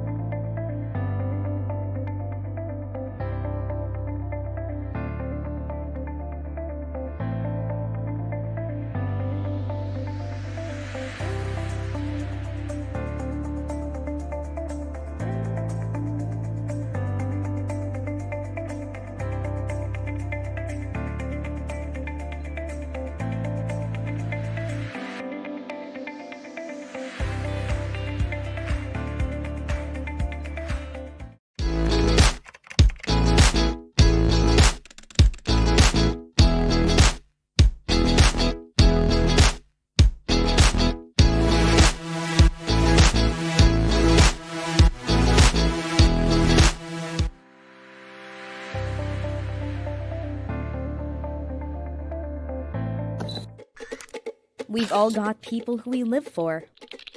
We work hard for them today to provide them with a better tomorrow. One of the best ways to secure our loved one's future is to get insured. At Sun Life, we've made insurance easy to avail by bringing our products closer to you.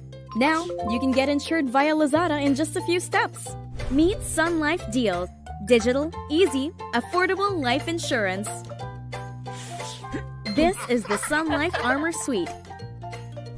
Life Armor is a life insurance plan that costs only 100 pesos and gives you 25,000 pesos coverage for 1 year. Personal Accident Armor costs only 60 pesos and gives you 50,000 pesos worth of accidental death and dismemberment benefits good for 1 year. Our Family Armor packages let you insure yourself and your loved ones for as low as 200 pesos. These accident insurance plans also give you accidental medical reimbursement benefits. Choose from any of our 4 packages. Family Armor 1 provides coverage for you and your children, while Family Armor 2 protects you, your spouse, and your children. Family Armor 3 is great for insuring yourself and your parents. And Family Armor 4 protects you, your parents, and your children.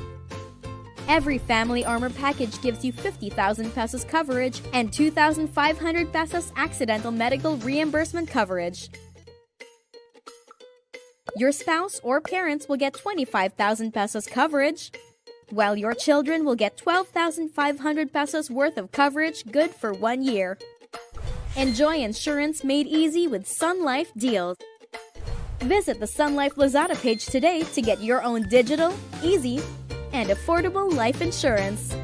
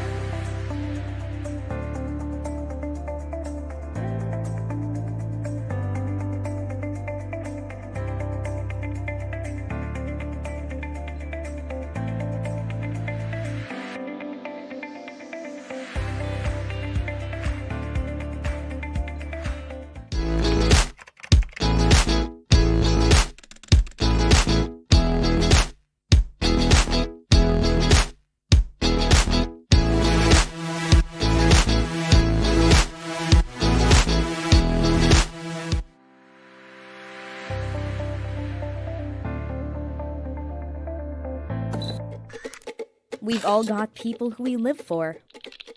We work hard for them today to provide them with a better tomorrow. One of the best ways to secure our loved one's future is to get insured. At Sun Life, we've made insurance easy to avail by bringing our products closer to you. Now, you can get insured via Lazada in just a few steps. Meet Sun Life Deals. Digital, easy, affordable life insurance. This is the Sun Life Armor Suite. Life Armor is a life insurance plan that costs only 100 pesos and gives you 25,000 pesos coverage for 1 year. Personal Accident Armor costs only 60 pesos and gives you 50,000 pesos worth of accidental death and dismemberment benefits good for 1 year. Our Family Armor packages let you insure yourself and your loved ones for as low as 200 pesos. These accident insurance plans also give you accidental medical reimbursement benefits. Choose from any of our 4 packages. Family Armor 1 provides coverage for you and your children, while Family Armor 2 protects you, your spouse, and your children. Family Armor 3 is great for insuring yourself and your parents. And Family Armor 4 protects you, your parents, and your children. Every Family Armor package gives you 50,000 pesos coverage and 2,500 pesos accidental medical reimbursement coverage. Your spouse or parents will get 25,000 pesos coverage, while your children will get 12,500 pesos worth of coverage good for 1 year. Enjoy insurance made easy with Sun Life Deals. Visit the Sun Life Lazada page today to get your own digital, easy, and affordable life insurance.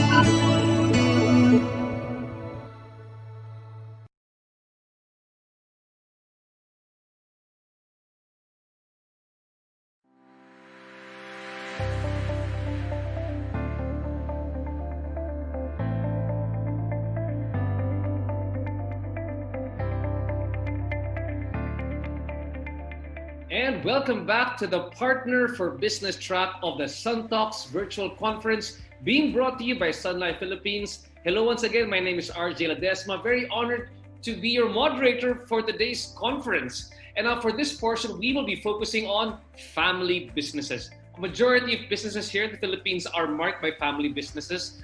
And especially in a family business, there is a family-oriented culture. The question now is, how can our family businesses survive a major disruption such as this black swan epidemic? I'm very honored to welcome our next speaker. He was actually part of the board of judges when I received my 2018 Agora Award for Excellence in Entrepreneurship. So very honored to be welcoming him here today. He's the executive director of the Wong and Bernstein Family Advisory Group and senior advisor of the Post and Powell Strategic Group based in Singapore. Please welcome Professor Enrique Eric Soriano. Professor Eric, welcome to the conference. Oh, thank you, RJ. Pleasure to be here. And of course, this is a very sensitive topic that perhaps I guess it's very timely and very relevant after the two speakers have mentioned a lot of things about pretty much how to bounce back and how to create fantastic customer-centric initiatives. My talk is a bit sensitive in the sense that 99.6 of almost SMEs comprise the whole economy of the Philippines, and therefore a big chunk of them, based on the news reports recently, have filed for temporary work closure. Hopefully this will not go towards permanent closure, but again, this talk that I'll share today will provide a certain level of discourse and hope for most family-owned businesses. So without further ado, I'd like to perhaps share my slides. Here we are. This was, 3 months ago. This was pre-COVID-19, when all businesses were essentially sailing smoothly. Growths have been wonderful. Our GDP was 5.9 last year. And we were really looking forward to 2020 as another banner year for most businesses in the Philippines and pretty much in Asia. Then all of a sudden, COVID-19 hit us. Again, when this epidemic became a pandemic, our world just turned upside down. So I want to illustrate this video just to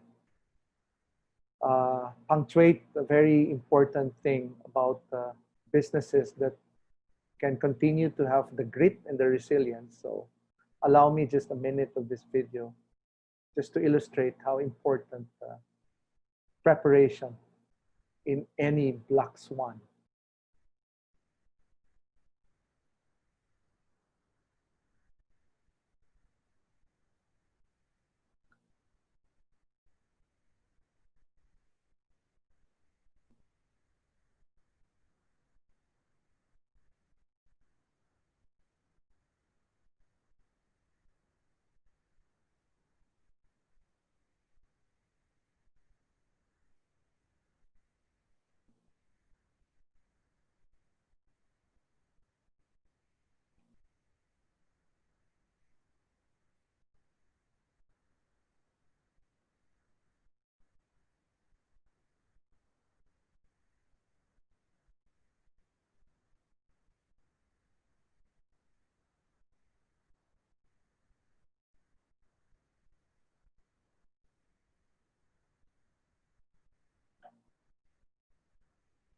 So as you can see,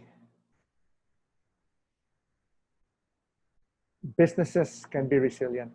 All they need to do is to have the proper preparation. So my talk today is all about recovery mode.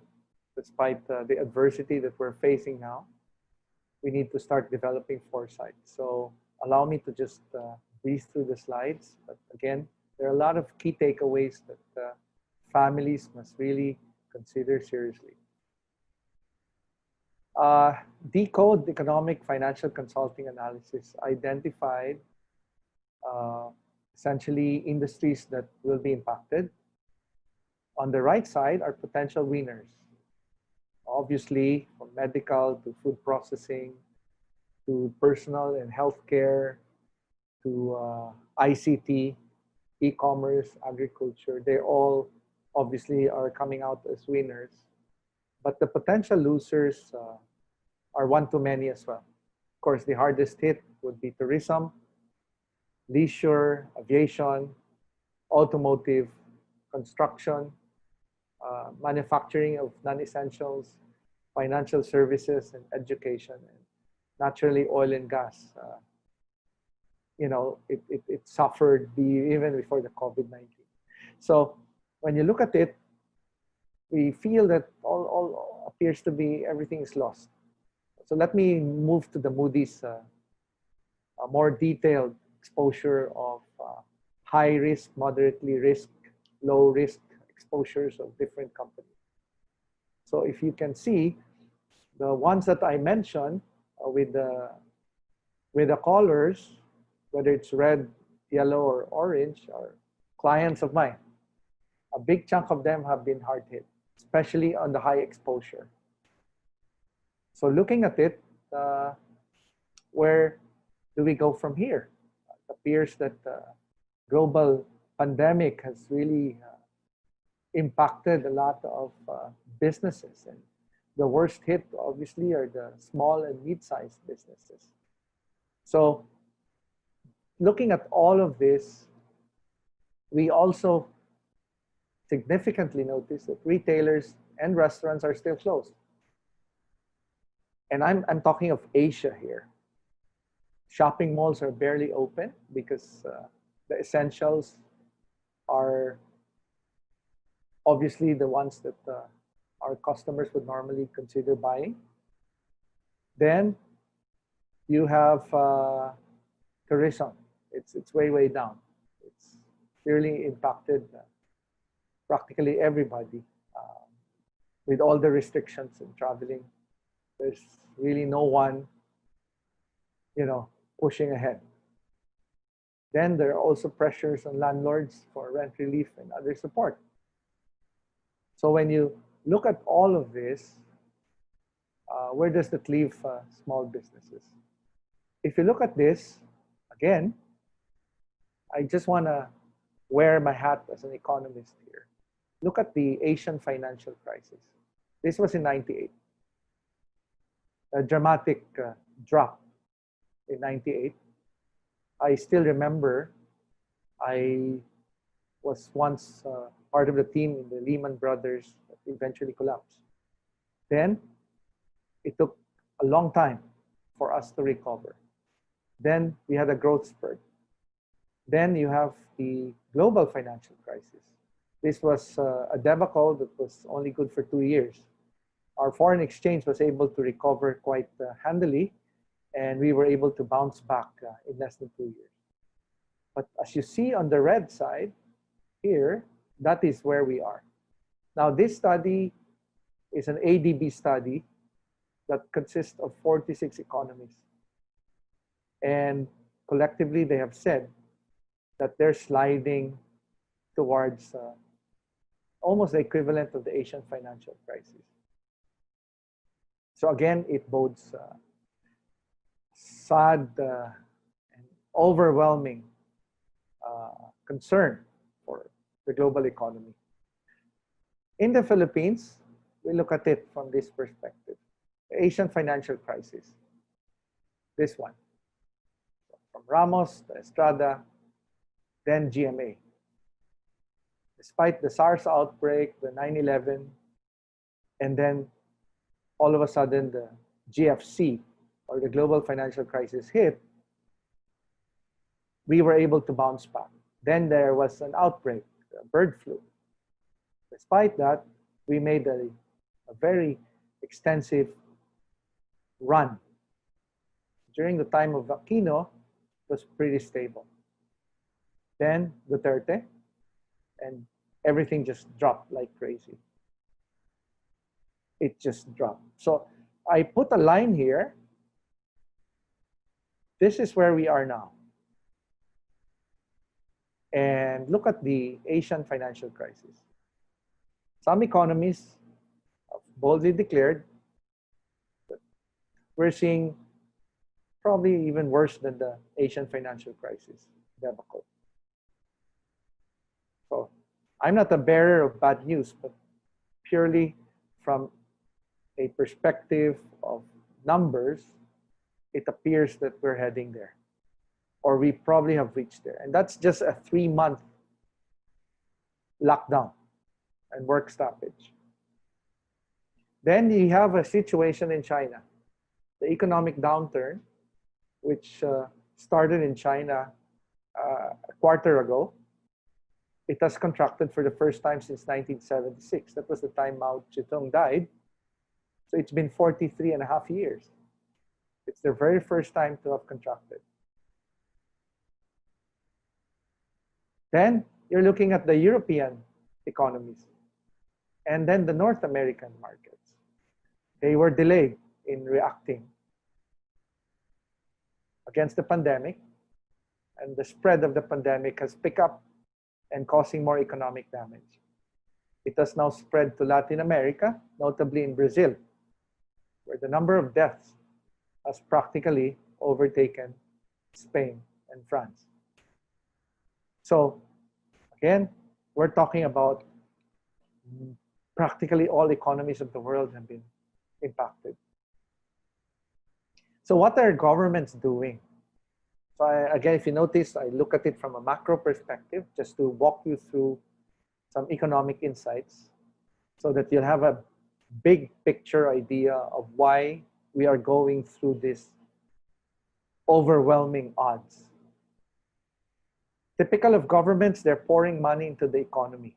So they're buying stocks, they're buying bonds, they're buying securities in order to pump cash into the market. Because in times of trouble, people want to hold cash.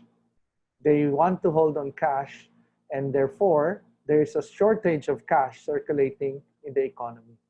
So it's a job of the government to drop interest rates, encourage borrowings, and just pump money back into the system. So when they buy, they return it by simply putting cash into the market, hoping against hope that the economy will be re-energized and people will have the confidence. You see, in this scenario, we're talking about two things: crisis of confidence and uncertainty. People are not too confident to part with their money, so they don't buy products, they just buy the essentials out of survival. And there is uncertainty in the market, right? Unlike the financial crisis, Asian and global financial crisis, it was all about greed. So the only way to bail them out was to put money and service the debt of those who were engaged in that crisis, who were obviously part of the crisis, and they eventually recovered.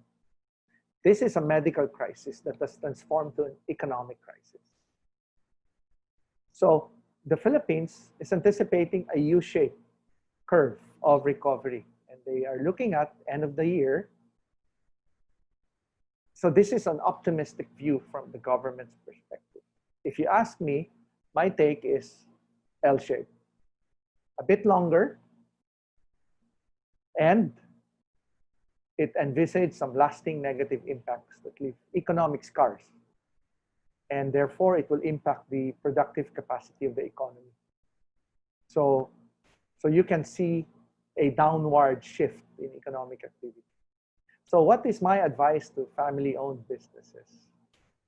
Clearly, there is no other choice but to prepare a scenario planning approach with focus on preparedness, forecast, and agility.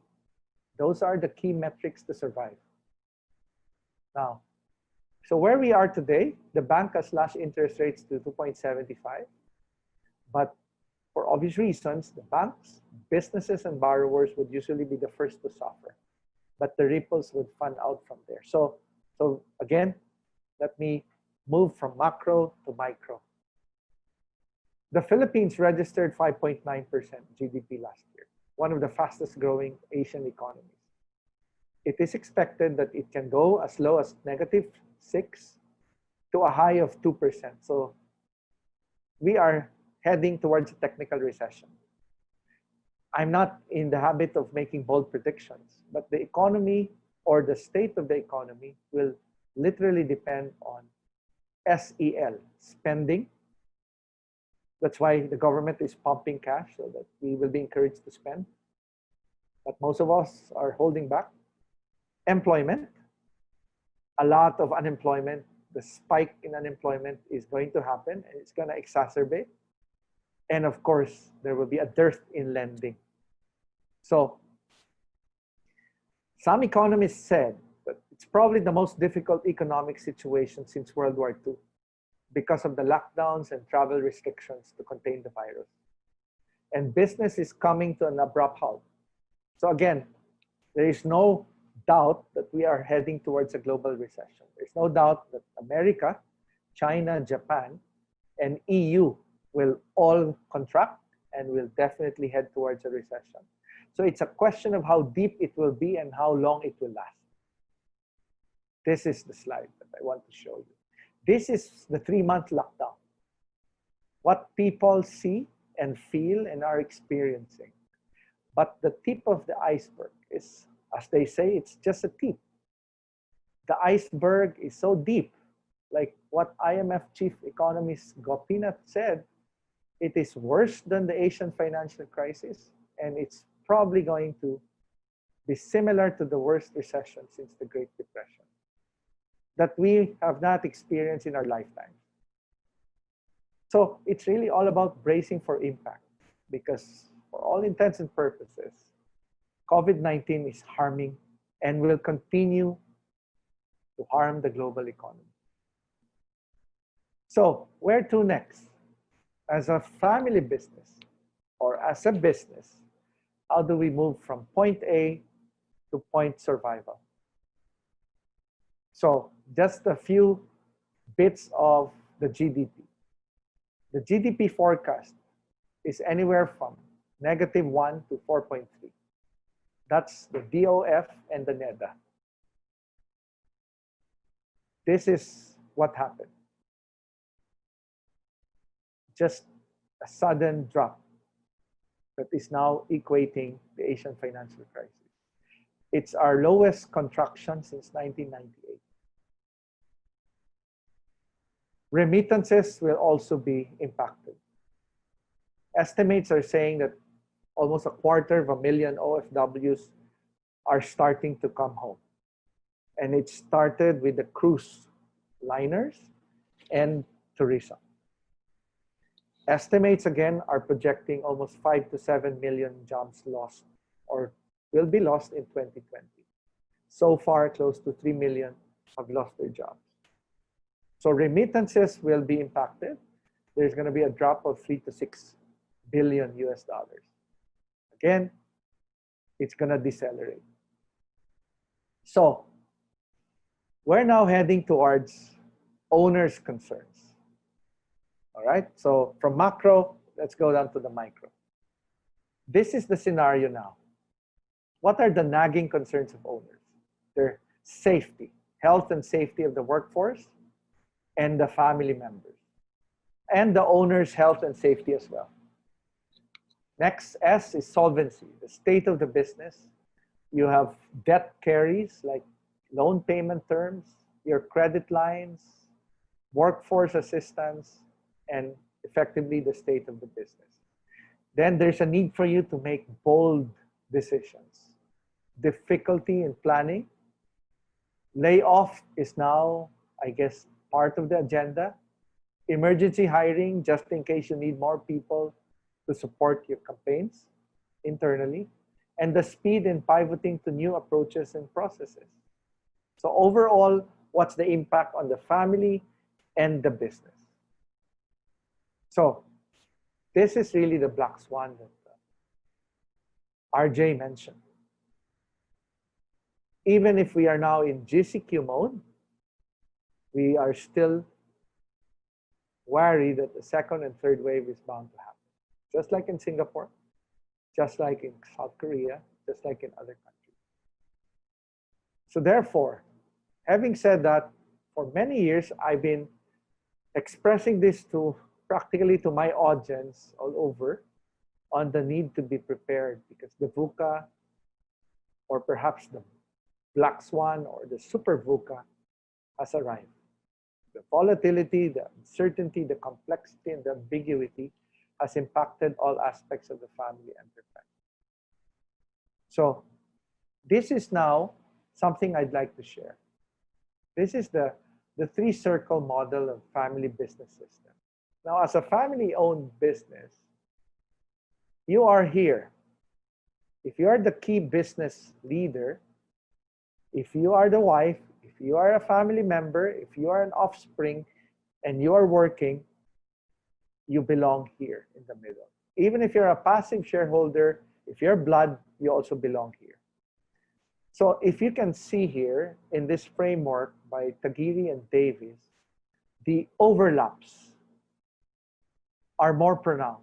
And when there's crisis, this can really compromise the family-owned business if rules are not defined well.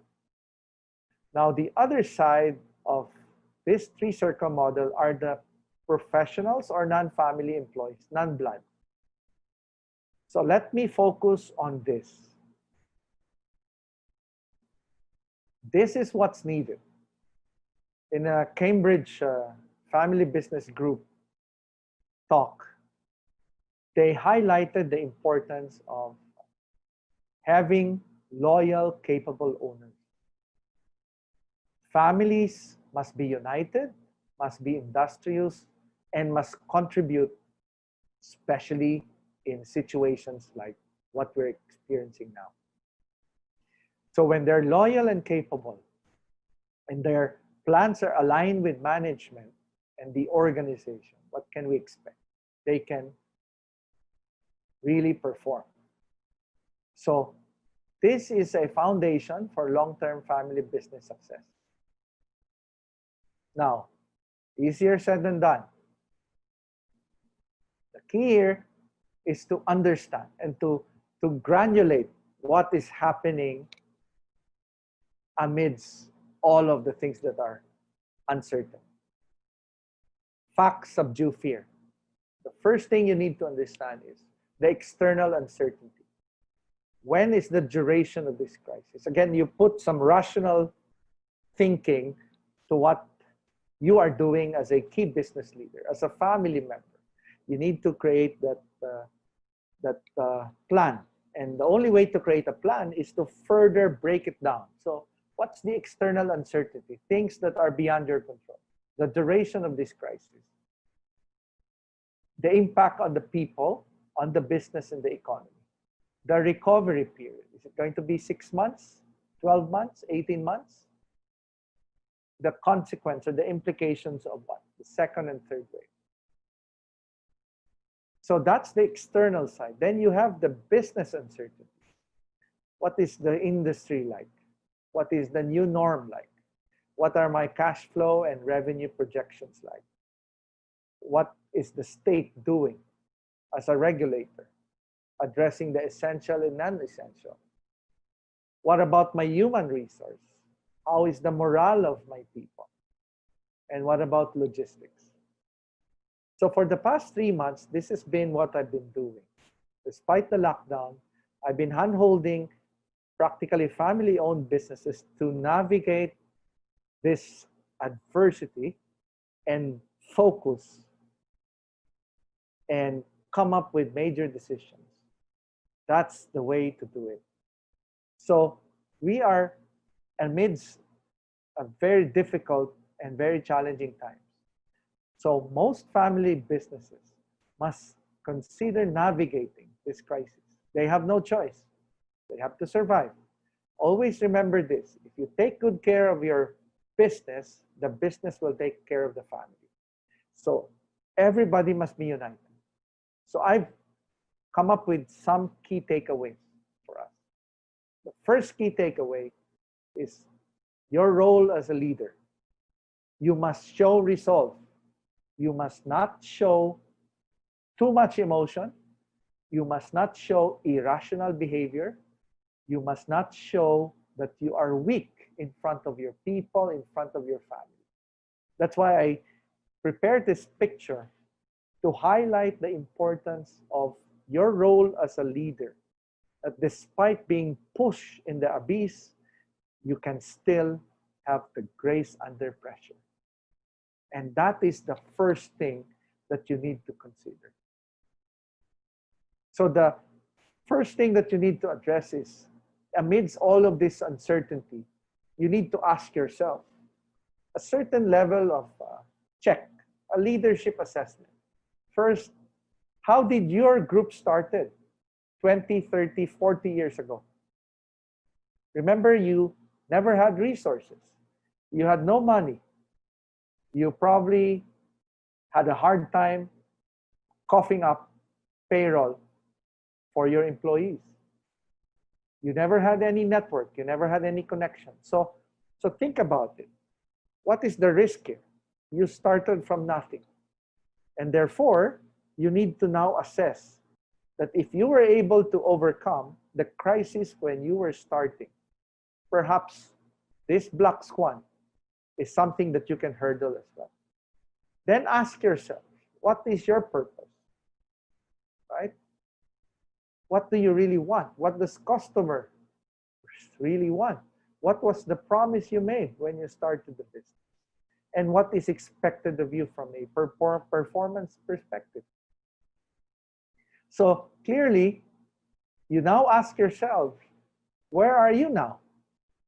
From nobody, from nothing many years back, you have realized the significance of your growth curve, and you are now seeing complexity. So it's important that despite your size, despite your growth, you can always expect the complications will multiply.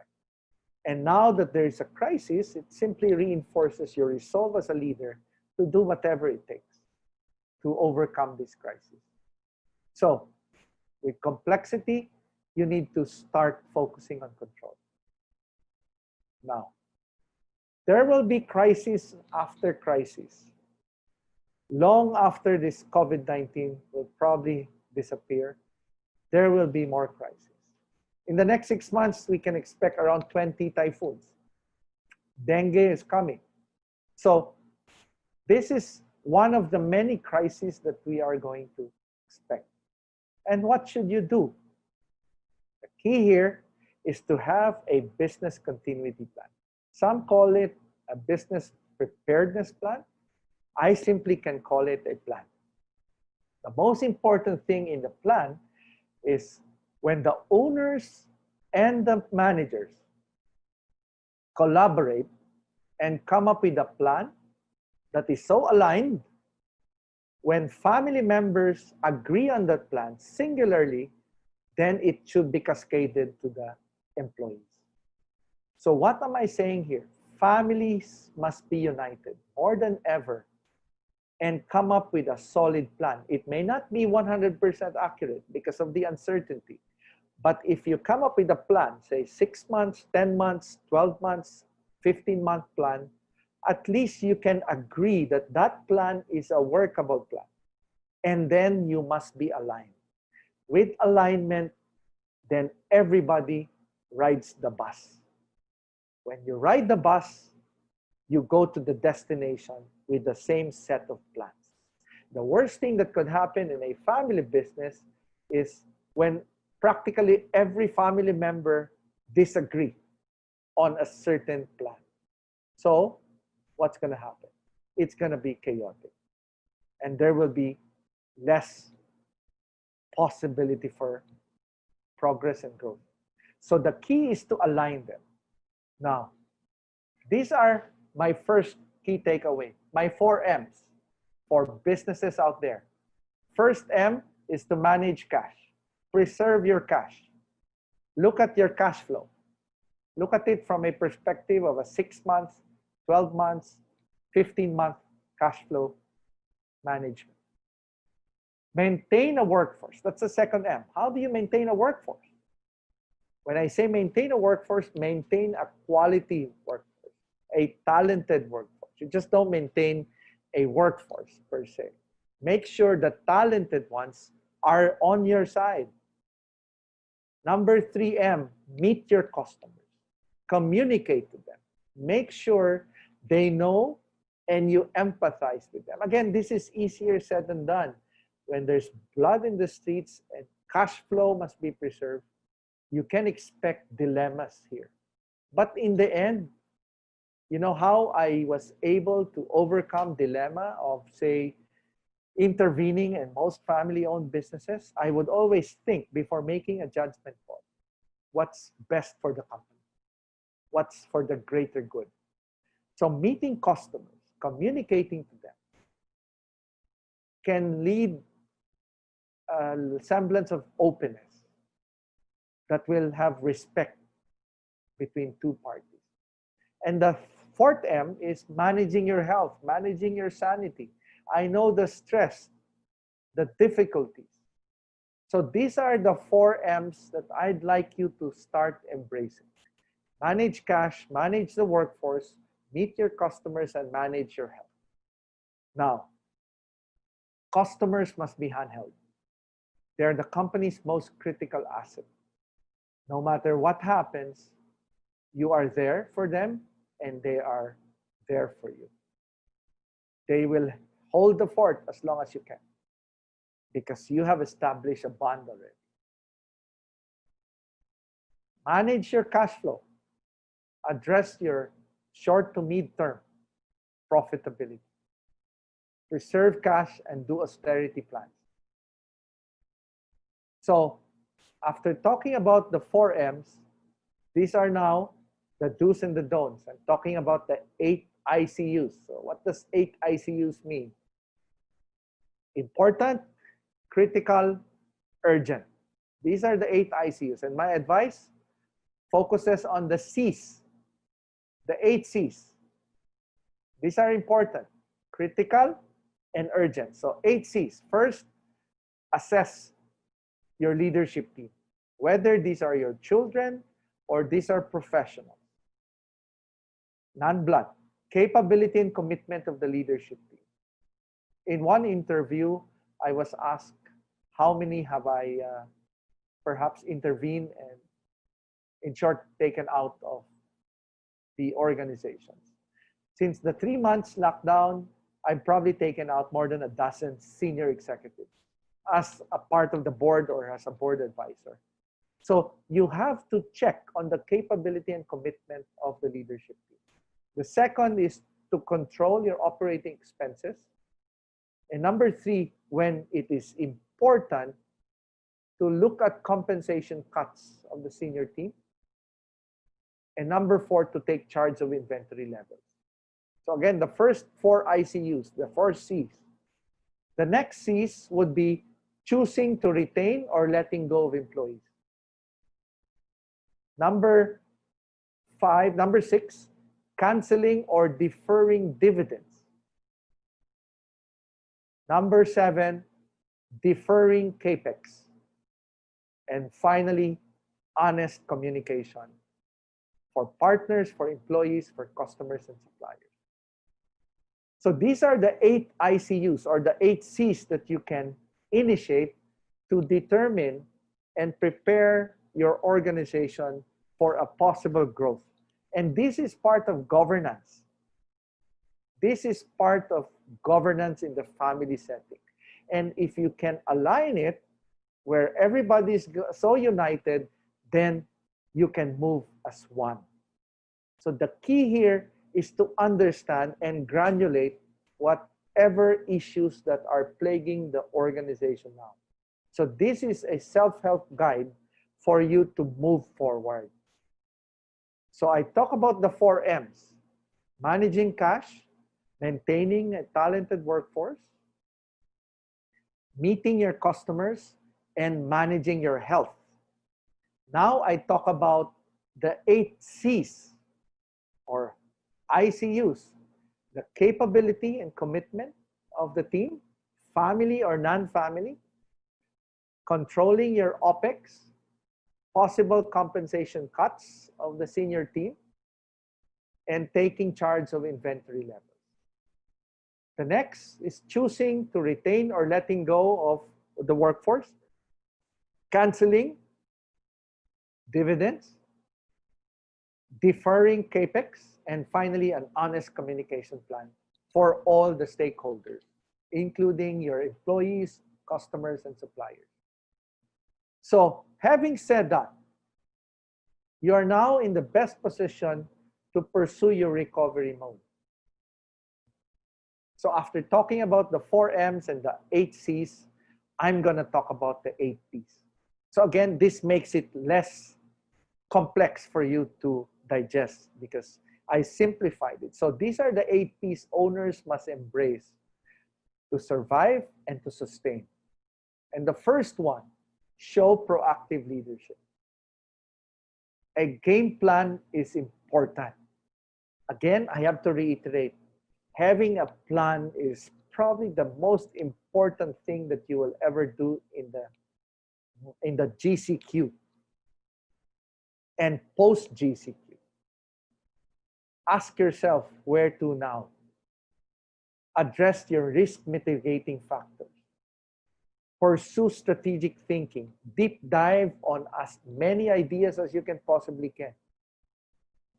Expectations under COVID-19. What's the worst thing that could ever happen? A recovery could be the worst thing by 2022. Best thing, last quarter of 2021. And for a family to move ahead, unity in adversity. So that's the first P, proactive leadership. The key business leader must show these qualities so that the entire organization will have the confidence to move forward and help the company grow. The second is your cash flow. I call it the P&L management. Cash flow, revenue initiatives, capital infusion, financial assessment. You need to address this. Now, if I were to granulate this further, businesses must be very scientific here and must look at it from that perspective. Where are we? Clearly, we're in the red. External change, beyond our control.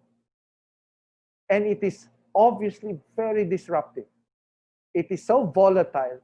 Any wrong decision can cause the collapse of a business. Therefore, firms must have a plan and must prepare for a range of what?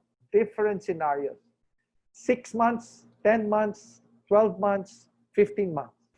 Come up with those scenarios and identify worst case scenarios. And then look at your numbers, your financial ratios. When I do intervention on family-owned businesses, the first thing in a crisis situation that I normally ask would be essentially liquidity ratios. What's your current ratio? The second is if you have debt, what are your financial leverage ratios? Your debt to equity ratio.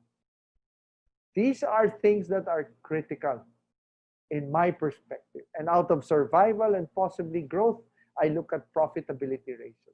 So these are fundamental ratios that top of mind, when you have those numbers, you can easily determine the current state of the business, health-wise, because cash is king more than ever in a crisis situation like what we are experiencing. So after the first P, which is provide proactive leadership, this is now P&L. The third P is people policy. What is happening to my people, to the employees' welfare? You see, they're also anxious, they're agitated, they're scared that they may lose their jobs. So it's important for you to reach out to them. I got one client, for instance, in North America they had a huge problem. There was a morale problem because those who work from home were being ostracized by those that are still working in the factories. And there was a lot of envy between those who were working from home and those who were working in the offices. And the risk was there very high. So I had to step in and I had to intervene because the head of human resource, who was an American, was not able to gather effectively and voice out and provide honest communication. So I had to step in and had to diffuse the tension. So you have to look at it from that perspective. Even those who are working from home have experienced mental breakdowns. So the first thing I did was to thank all of them for their service, whether they were working from home or in the factories. So employee welfare is important. Then family involvement. Then the kind of leadership that a key business leader must show. And having proactive shareholders. And the need to invest in training for family members who would like to be part of the recovery. So people policies focusing on the operational functions are important. So again, these are very clear. Now, it doesn't matter if you are a small business or a large conglomerate. Fundamentally, you must have all of this because in the end, people is our biggest asset, right? But they're off books. We don't see them as part of P&L, but we always declare that they are our best asset. So in the end, we need to make sure that they are taken care of. Now, for those who are unqualified, incompetent, lazy, and unproductive, you have no other choice but to let them go. So this lockdown, this GCQ, this post-GCQ is a wonderful test of character for everybody, blood and non-blood. The fourth decision, the fourth P is all about product decision. There is a need for you to repurpose, to explore online, offline, on-site, off-site, to explore intellectual property. In China, SMEs control 70% of intellectual property rights because they are great in idea generation. Exploring new markets, innovation, and product development. Now, I want to share with you a story of a client of mine. They're in the airline business. They had 7 planes, 4 and 3, 4 small and 3 big. All of a sudden, when their country declared a lockdown, they stopped operations. But they had no choice. You see, in the rules, and I think in the Philippines, you need to have airworthiness. So despite the lockdown, you need to fly. But this time, no more passengers. So it was a huge burning cost on fuel and pilot and other employees of the airline. So we had our business and family council meeting immediately sometime 2nd or 3rd week of March because they also had their lockdown in the same month as the Philippines. And they asked me, they said, our planes are grounded, we're forced to fly, and unfortunately it's a cost and Papa is on the verge of a breakdown because Papa, the founder, didn't know what hit him. And I challenged the children. I said, guys, this is not the end of the world. You need to take stock of things. Try to reflect on this. Try to focus and try to apply repurposing. And I'll give you 1 week to prepare. Go back to your professionals and challenge them to think. Think beyond what this current industry is. Week after, we had another meeting. They came up with a great idea. And guess what? What did they do? Medical evacuation. I said, brilliant. go seek your government and ask them if they want to hire the 4-5 planes. Government was ecstatic. They were elated because if it is a COVID-heavy, say, city, and the healthcare has been crippled, the hospitals are full to the brim, all they need to do is to evacuate, use the plane, and move them to another city. Great idea. But the government said we can only lease 4 planes. So they were down to 3. They asked me again, what should we do? I said, think and repurpose. The week after they came back, Professor, we just have to consider cargo and logistics. Exactly, I said, just take out the seats. Overnight, you can be a cargo and logistics carrier. In short, that is how you challenge family businesses. It doesn't have to be an airline business to think differently. It can be a small business. But the key is to make some decisions that are critical so you can have the cash flow you want. So this is an example of a repurposing of a plane. We took out the seats, and overnight they became a cargo logistics. A local company that I sit in the board in, they also did a repurposing. They came up with COVID-19 products. They used to do turbines for companies, for factories. And then overnight, there were no more sales, no contracts made. And their foreign partners and clients did not order anymore. So repurposing, and overnight they came up with metal sheets that are COVID-19 products. Again, a great example of repurposing. And they've sold thousands. We even created beds for first responders. Again, they sold thousands of these beds for first responders who didn't want to go home. There was no public commute, and beds were available because we provided them. Again, repurposing. The next P is all about process improvement. It's important to realize the significance of having a product and making sure you're efficient. So your logistics, the clarity of your roles, cost management, and supply chain must all be in place. That's the 5th P. The 6th P is then promote it, brand it, soft or hard, it doesn't matter. The key is use social media. It's cheap. PR. The key is to capture clients during the lockdown because they need you, you need them.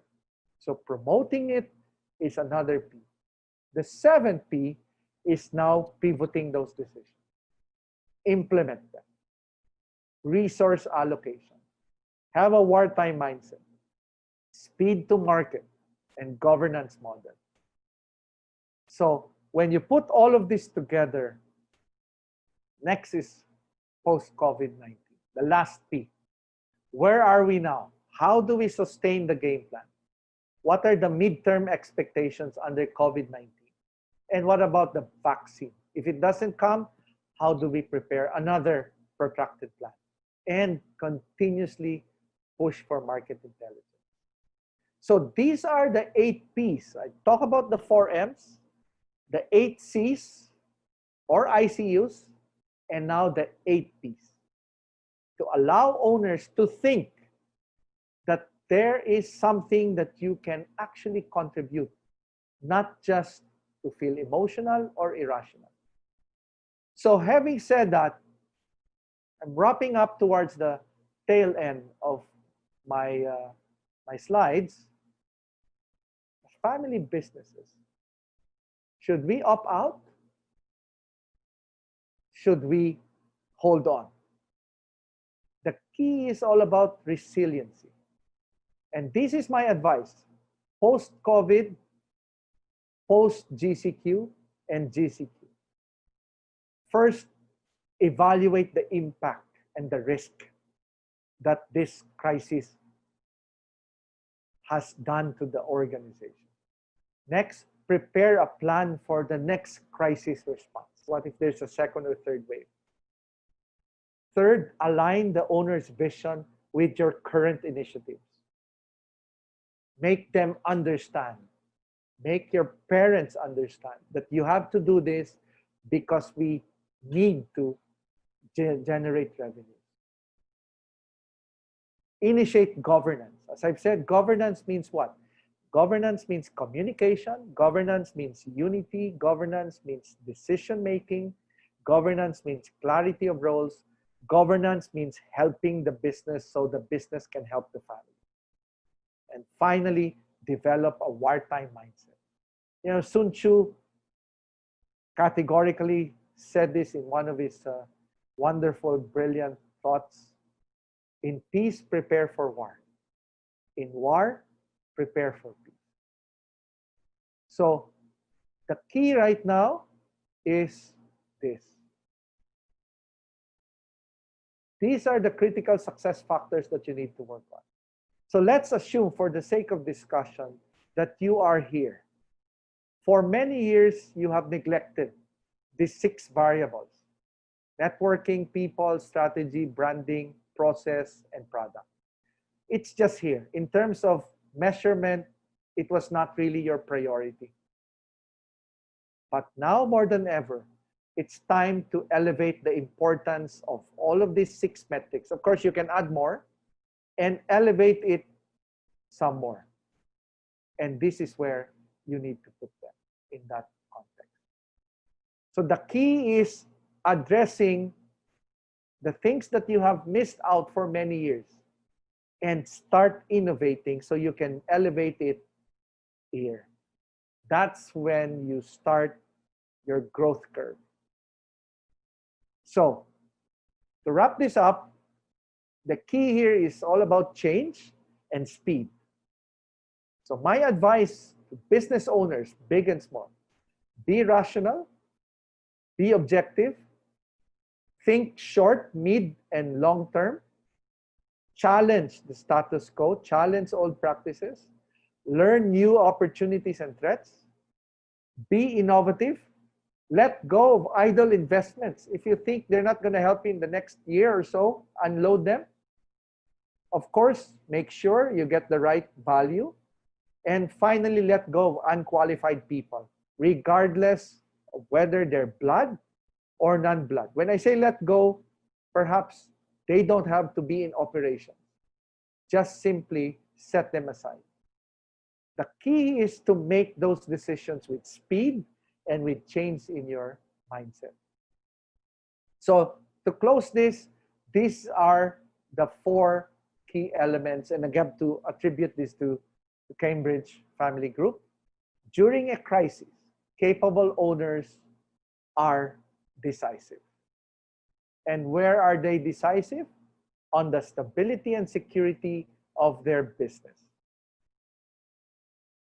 Number 2, there must be fuel for growth, cash flow, and the need to start looking at growth potentials. Number 3, take care of your family, and this includes blood and non-blood, passive and active shareholders.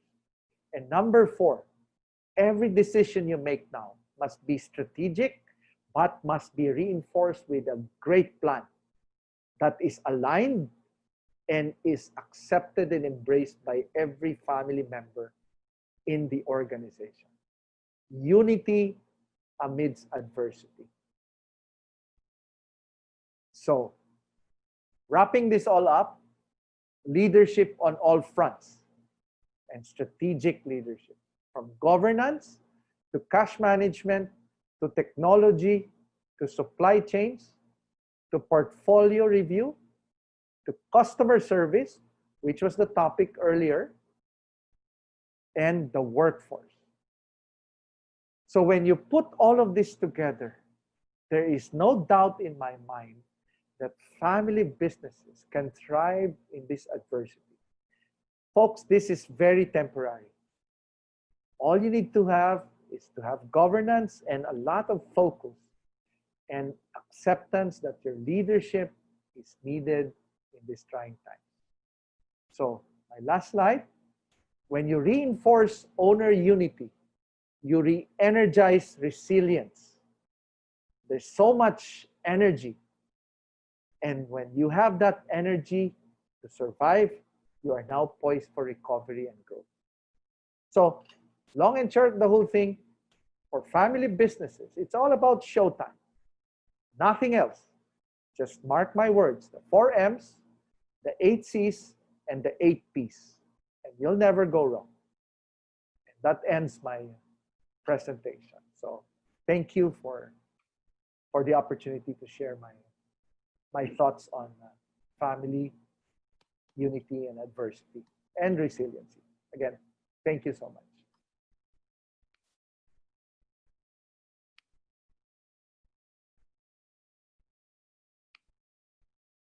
Again, thank you so much, Professor Eric Soriano. You've taught us the alphabet post-COVID. Of course, we've got our 4 M's, our 8 ICUs, and our 8 P's. I was furiously taking down notes as you were speaking, and I got a lot of great questions for you, especially coming both from the mentality of an entrepreneur and also as a family business owner. I do hope that you stay around for those questions. Thank you so much for the very insightful presentation. Hopefully, like you said, we weather this storm. The storm is temporal. There'll be more storms to come, but hopefully we get to weather them as long as we keep our foresight and preparedness in mind. Again, thank you so much to Professor Eric Soriano. In the meantime, you can take this chance to share your favorite quotes or lessons on Facebook, Twitter, or Instagram with a hashtag SunTalksVCon. Again, that's hashtag SunTalksVCon and tag at SunLifePH. Again, that's at SunLifePH for a chance to win one of 4 Garmin activity trackers or one of 30 Sun Life prosperity cards worth 1,000 pesos in our raffle. At the same time, you may also explore the other features of this virtual gathering and start your journey to financial security right here. First of all, you may purchase Sun Life Prosperity you may purchase Sun Life Prosperity mutual funds, or if you are a Lazada member, get a Life Armor digital insurance right here. Just proceed to our virtual lobby and click on the icons to avail of these products. You can also try out our digital tools. Use the life insurance calculator to find out how much coverage you need, or the investment calculator to know how much you need to regularly invest to get to your goal amount. And better yet, connect with a Sun Life advisor today. Just drop by the Ask an Advisor room to chat with a Sun Life advisor real time or to set up an appointment. And when we come back, we'll proceed with the last segment of the Partner for Business track, as well as our panel discussion. We will see you in just a bit.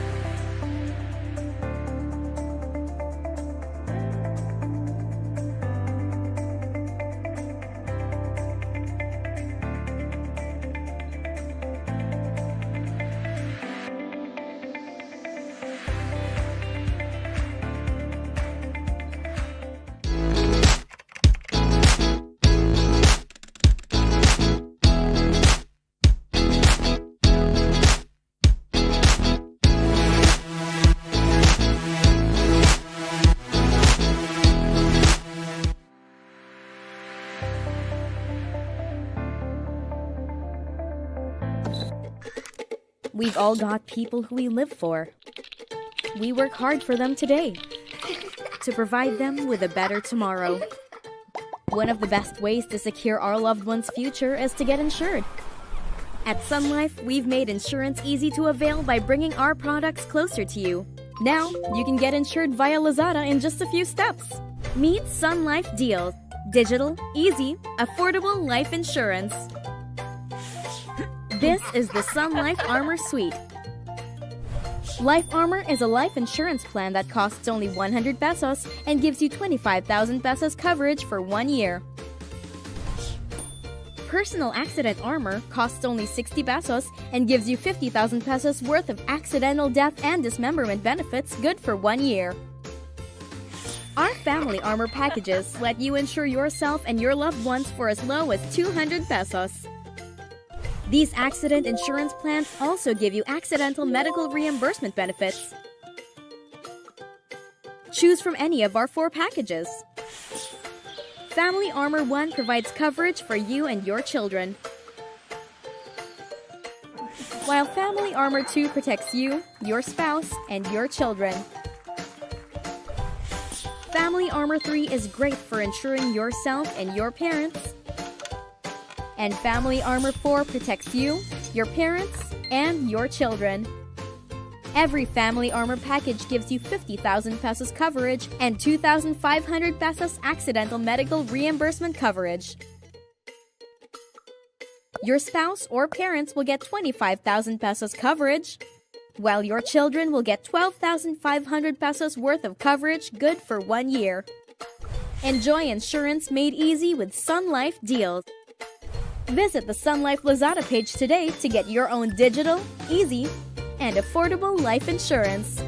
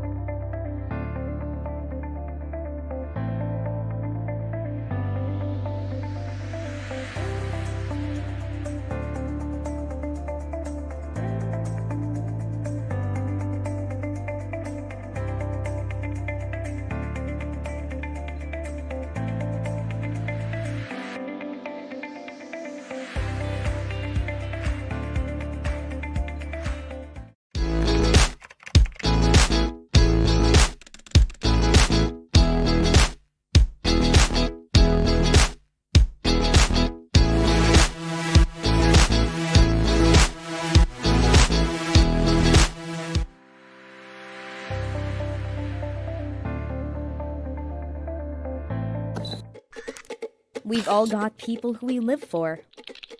We work hard for them today to provide them with a better tomorrow. One of the best ways to secure our loved one's future is to get insured. At Sun Life, we've made insurance easy to avail by bringing our products closer to you. Now, you can get insured via Lazada in just a few steps. Meet Sun Life Deals. Digital, easy, affordable life insurance. This is the Sun Life Armor Suite. Life Armor is a life insurance plan that costs only 100 pesos and gives you 25,000 pesos coverage for 1 year. Personal Accident Armor costs only 60 pesos and gives you 50,000 pesos worth of accidental death and dismemberment benefits good for 1 year. Our Family Armor packages let you insure yourself and your loved ones for as low as 200 pesos. These accident insurance plans also give you accidental medical reimbursement benefits. Choose from any of our 4 packages. Family Armor 1 provides coverage for you and your children, while Family Armor 2 protects you, your spouse, and your children. Family Armor 3 is great for insuring yourself and your parents. And Family Armor 4 protects you, your parents, and your children. Every Family Armor package gives you 50,000 pesos coverage and 2,500 pesos accidental medical reimbursement coverage. Your spouse or parents will get 25,000 pesos coverage, while your children will get 12,500 pesos worth of coverage good for 1 year. Enjoy insurance made easy with Sun Life Deals. Visit the Sun Life Lazada page today to get your own digital, easy, and affordable life insurance.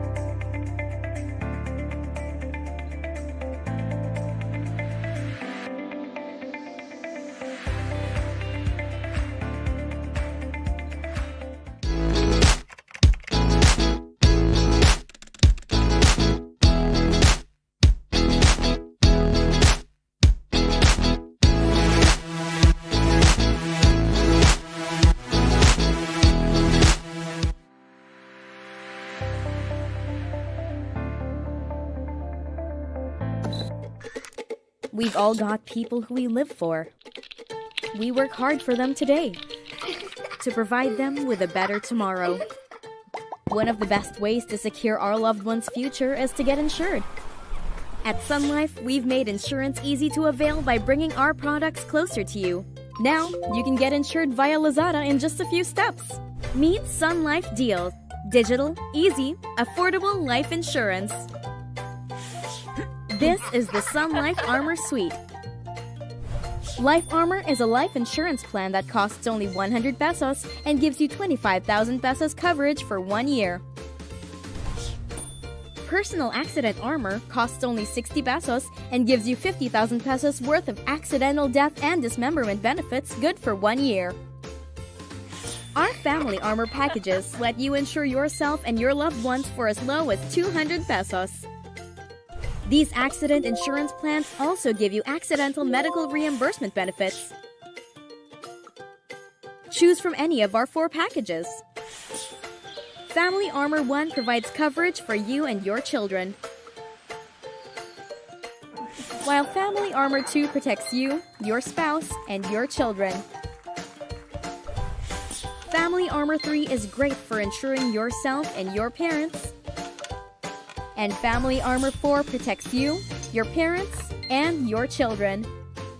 Every Family Armor package gives you 50,000 pesos coverage and 2,500 pesos accidental medical reimbursement coverage. Your spouse or parents will get 25,000 pesos coverage, while your children will get 12,500 pesos worth of coverage good for 1 year. Enjoy insurance made easy with Sun Life Deals. Visit the Sun Life Lazada page today to get your own digital, easy, and affordable life insurance.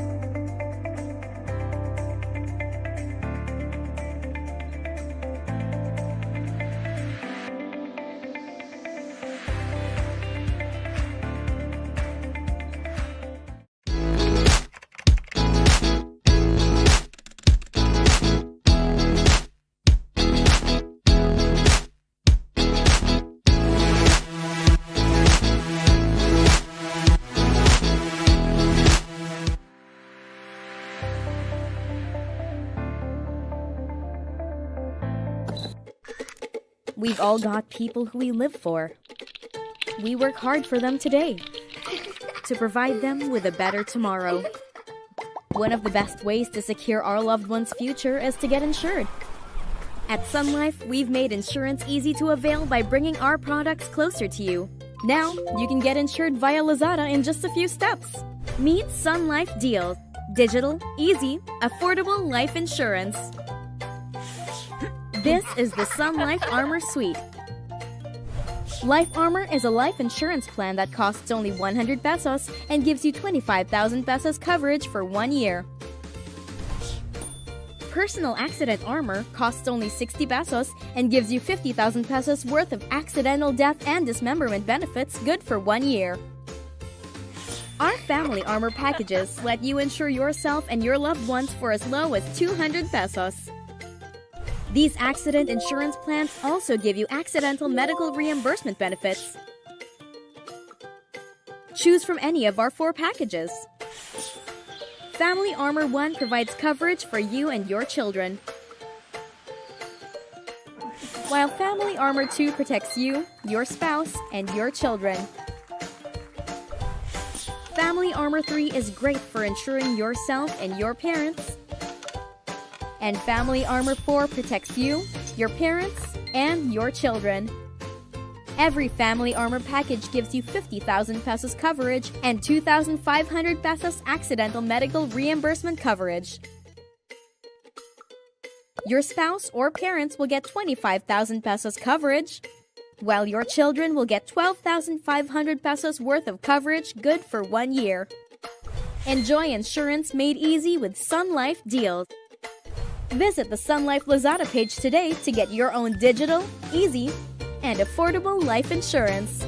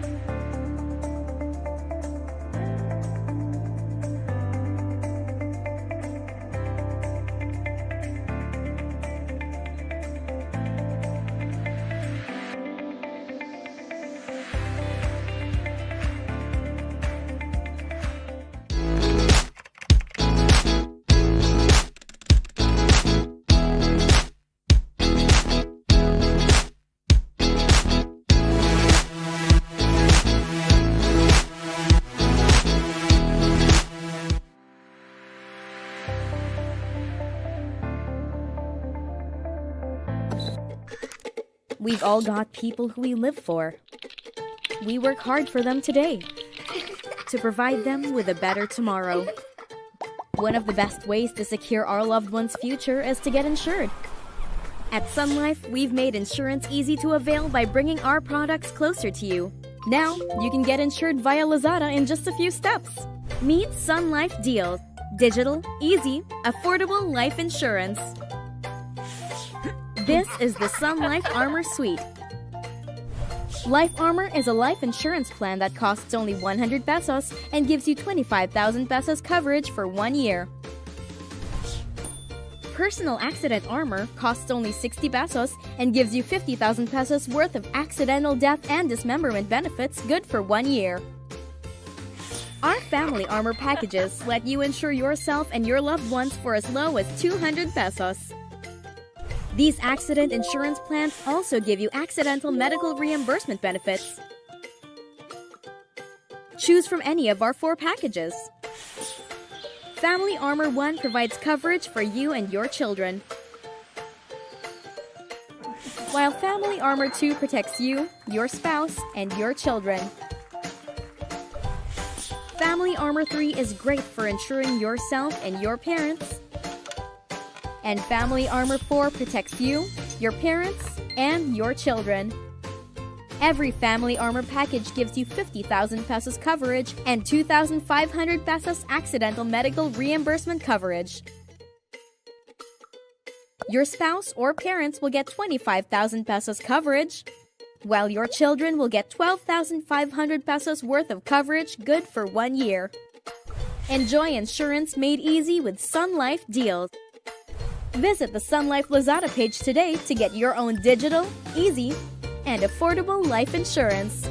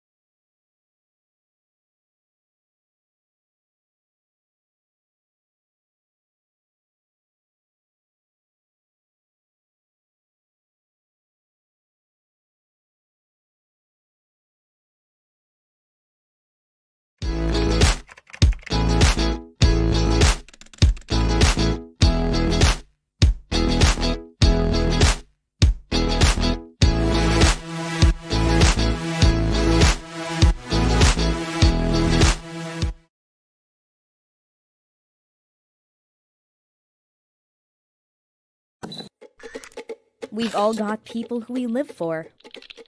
We work hard for them today to provide them with a better tomorrow. One of the best ways to secure our loved one's future is to get insured. At Sun Life, we've made insurance easy to avail by bringing our products closer to you. Now, you can get insured via Lazada in just a few steps. Meet Sun Life Deals. Digital, easy, affordable life insurance. This is the Sun Life Armor Suite. Life Armor is a life insurance plan that costs only 100 pesos and gives you 25,000 pesos coverage for 1 year. Personal Accident Armor costs only 60 pesos and gives you 50,000 pesos worth of accidental death and dismemberment benefits good for 1 year. Our Family Armor packages let you insure yourself and your loved ones for as low as 200 pesos. These accident insurance plans also give you accidental medical reimbursement benefits. Choose from any of our 4 packages. Family Armor 1 provides coverage for you and your children, while Family Armor 2 protects you, your spouse, and your children.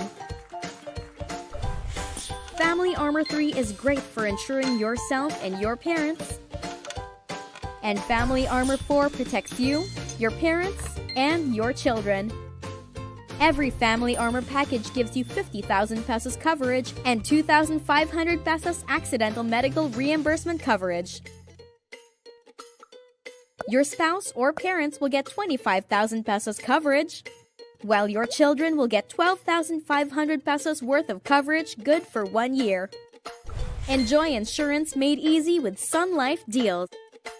Visit the Sun Life Lazada page today to get your own digital, easy, and affordable life insurance.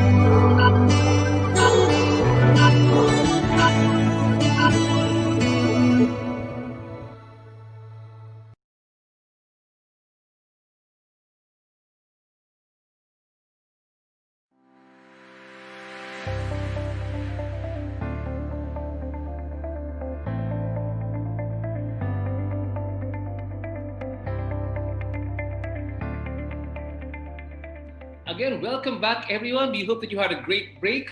You're in the Partner for Business track of the Sun Talks virtual conference. Again, my name is RJ Ledesma. I am proud to be your moderator for this webinar, and at the same time, very proud to be your next speaker in this webinar as well. So let's proceed with the next topic, which is all about supporting MSMEs on their journey to recovery.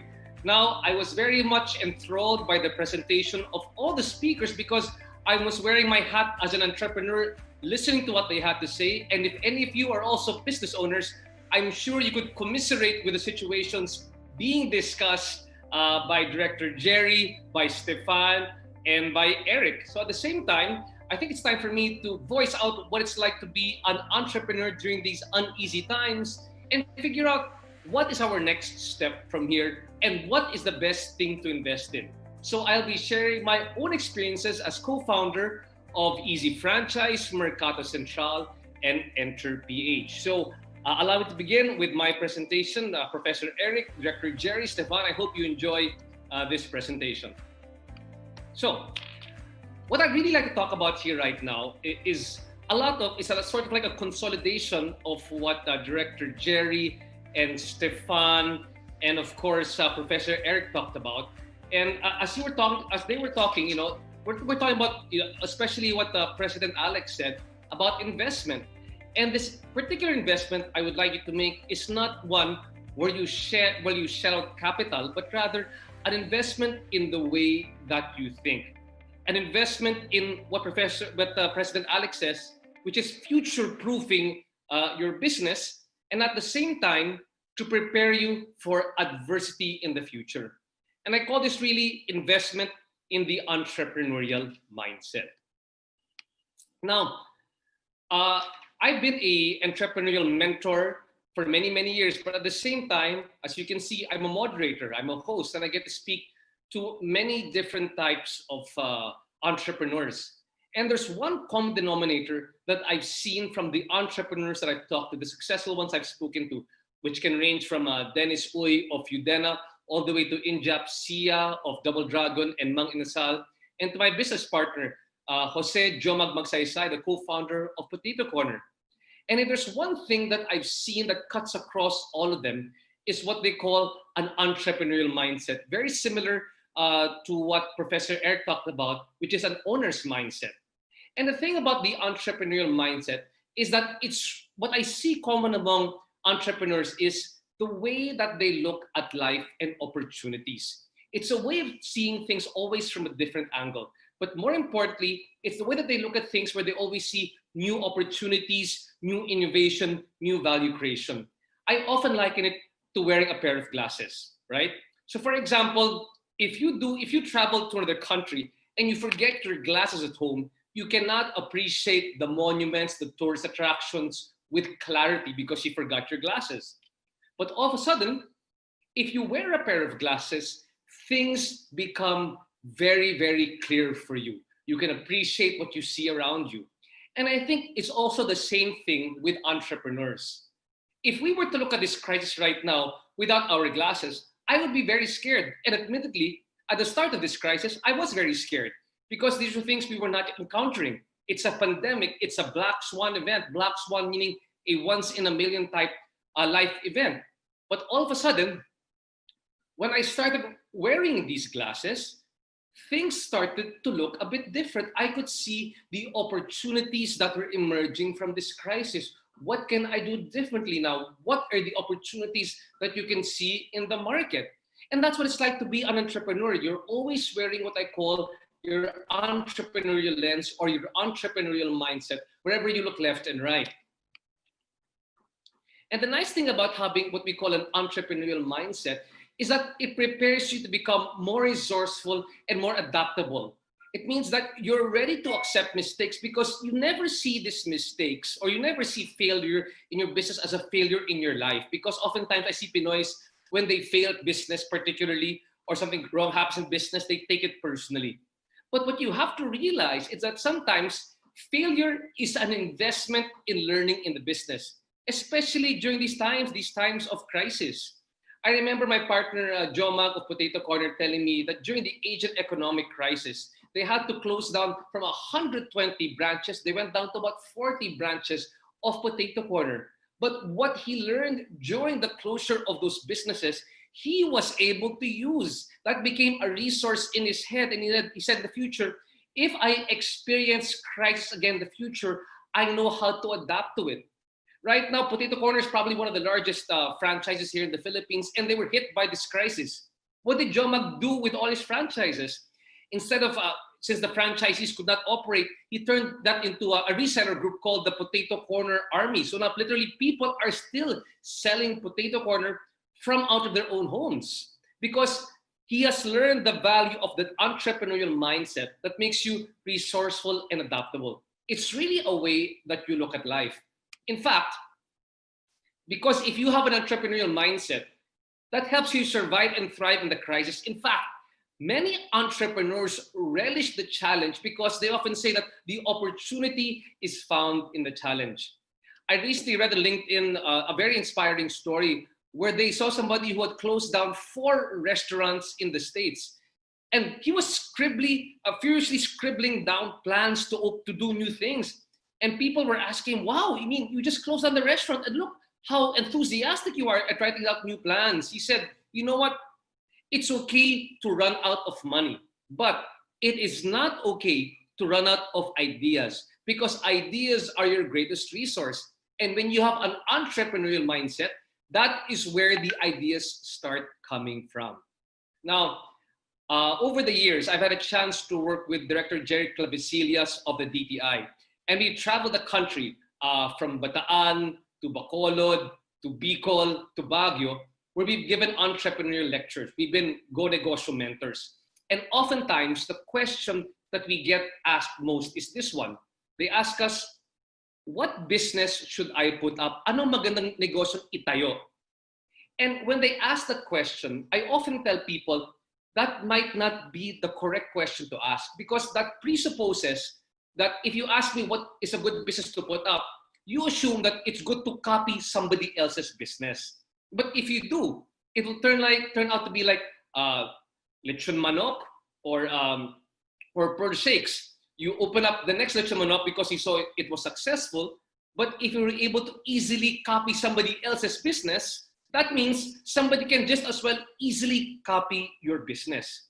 So having said that, I tell people, maybe the correct question you should ask yourself is this one. This question is a question that venture capitalists or all investors often ask startup companies during an investment pitching competition. And the question is this one. What problem am I trying to solve? And that's what some of the best entrepreneurs think of, what they ponder the whole time. What problem am I trying to solve? Because they never see situations like this. Most entrepreneurs never see situations like this as something that they should feel bad about, but rather as something they say, they rather think to themselves, what can I do now? What are the other problems that I can solve right now? Because my basic business philosophy when it comes to entrepreneurship is this one. Entrepreneurship is all about solving irritations. In other words, irritations become your inspiration into creating a business. So, for example, if something irritates me, it probably irritates you at the same time. And if I can solve what irritates me and it irritates you, then that is where I can make money. So like I say, in business, we call it pain points. What you want to do is you want to turn those irritations into business opportunities. And guess what?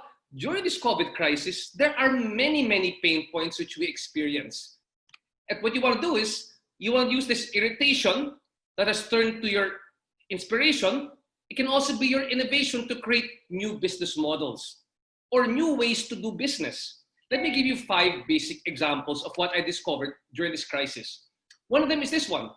One source of business innovation that you can think of right now as small business owners or entrepreneurs is that you can leverage what I call asymmetric information. And what do I mean by leveraging asymmetric information? What does symmetry mean? Symmetry means you both know the same thing, right? It's symmetrical. When I say asymmetrical, you might either know more or less than another person. That's when it becomes asymmetrical. So let's bring that into the realm of business. For example, before COVID, when you want to find out what if a restaurant was good to eat in or not before, what would you do? You would ask people questions through word of mouth. So nobody had one source of information to say, where do I go to find out the best restaurants to eat in a specific mall, in a specific location. So one group, an Indian startup, started to say, hey, what if we gather reviews from people, crowdsource and put into one place, and eventually make restaurants and people pay us for that information? So they gathered more and more information which people wanted.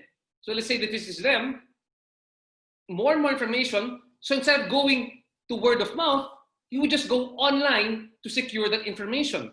And guess what? Restaurants want to make money by becoming more and more popular, by being on that platform. Thus, Zomato was born, and they developed a business model from that one.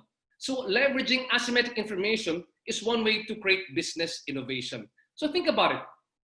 During this crisis, that's actually what many people did.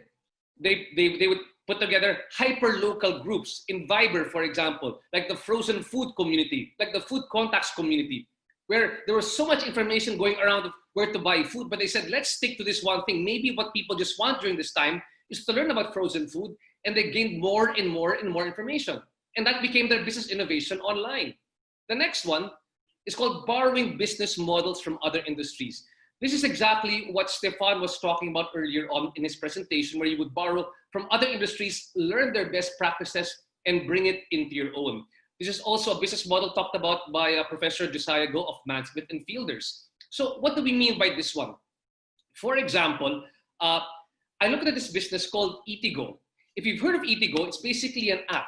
And in this app, what you do is you just show up in a restaurant, say that you downloaded the app and that you reserved in that restaurant, and they will give you up to 50% off on your food and drinks. But you don't have to buy anything. Before, what did people used to do? They used to buy, which sounds funny right now, they used to buy coupons to get discounts. But nowadays, you don't even have to buy coupons, you just have to reserve online. So I spoke to the founder of Eatigo to try to find out, where do you make money? And when I spoke to him, this is what he said. RJ, I did not look at the restaurant industry as a business model of how to make money over here.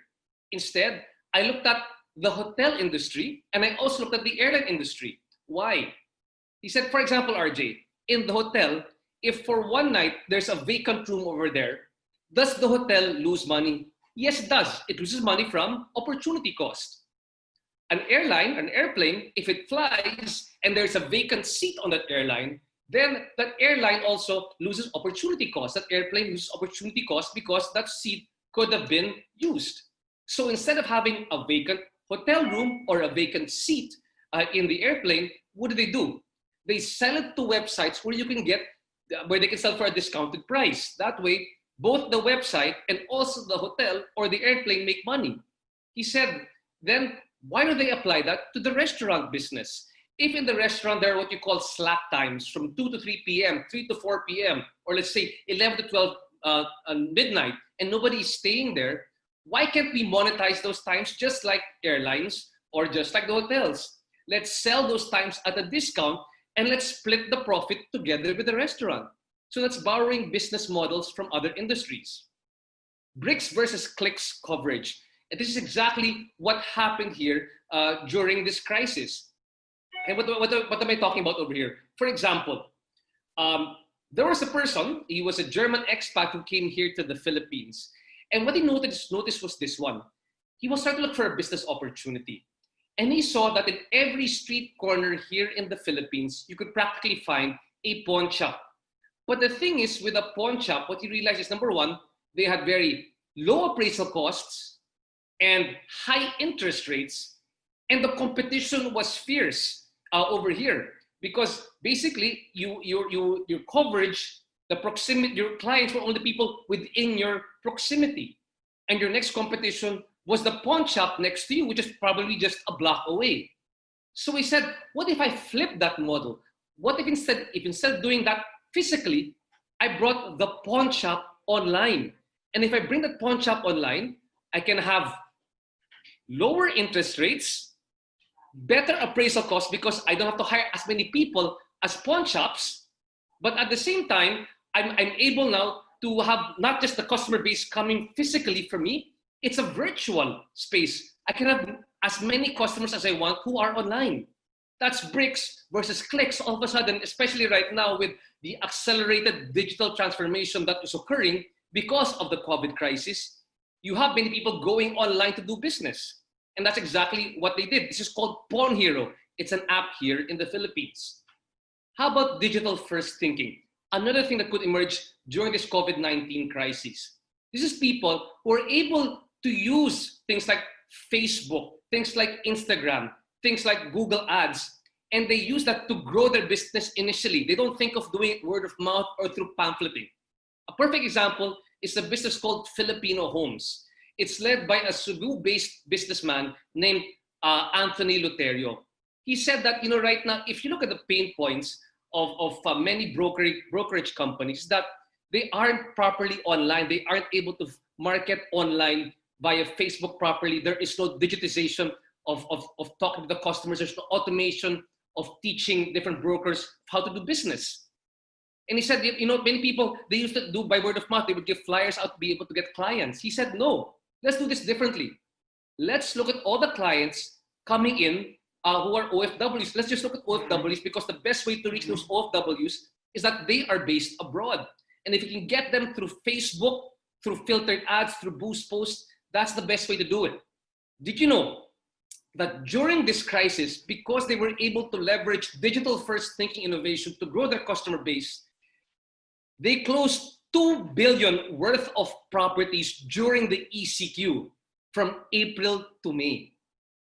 Now, the last one is a market driving versus a market switching strategy. Another thing I also learned from Josiah Go. Now, how does this work, market driving versus market switching?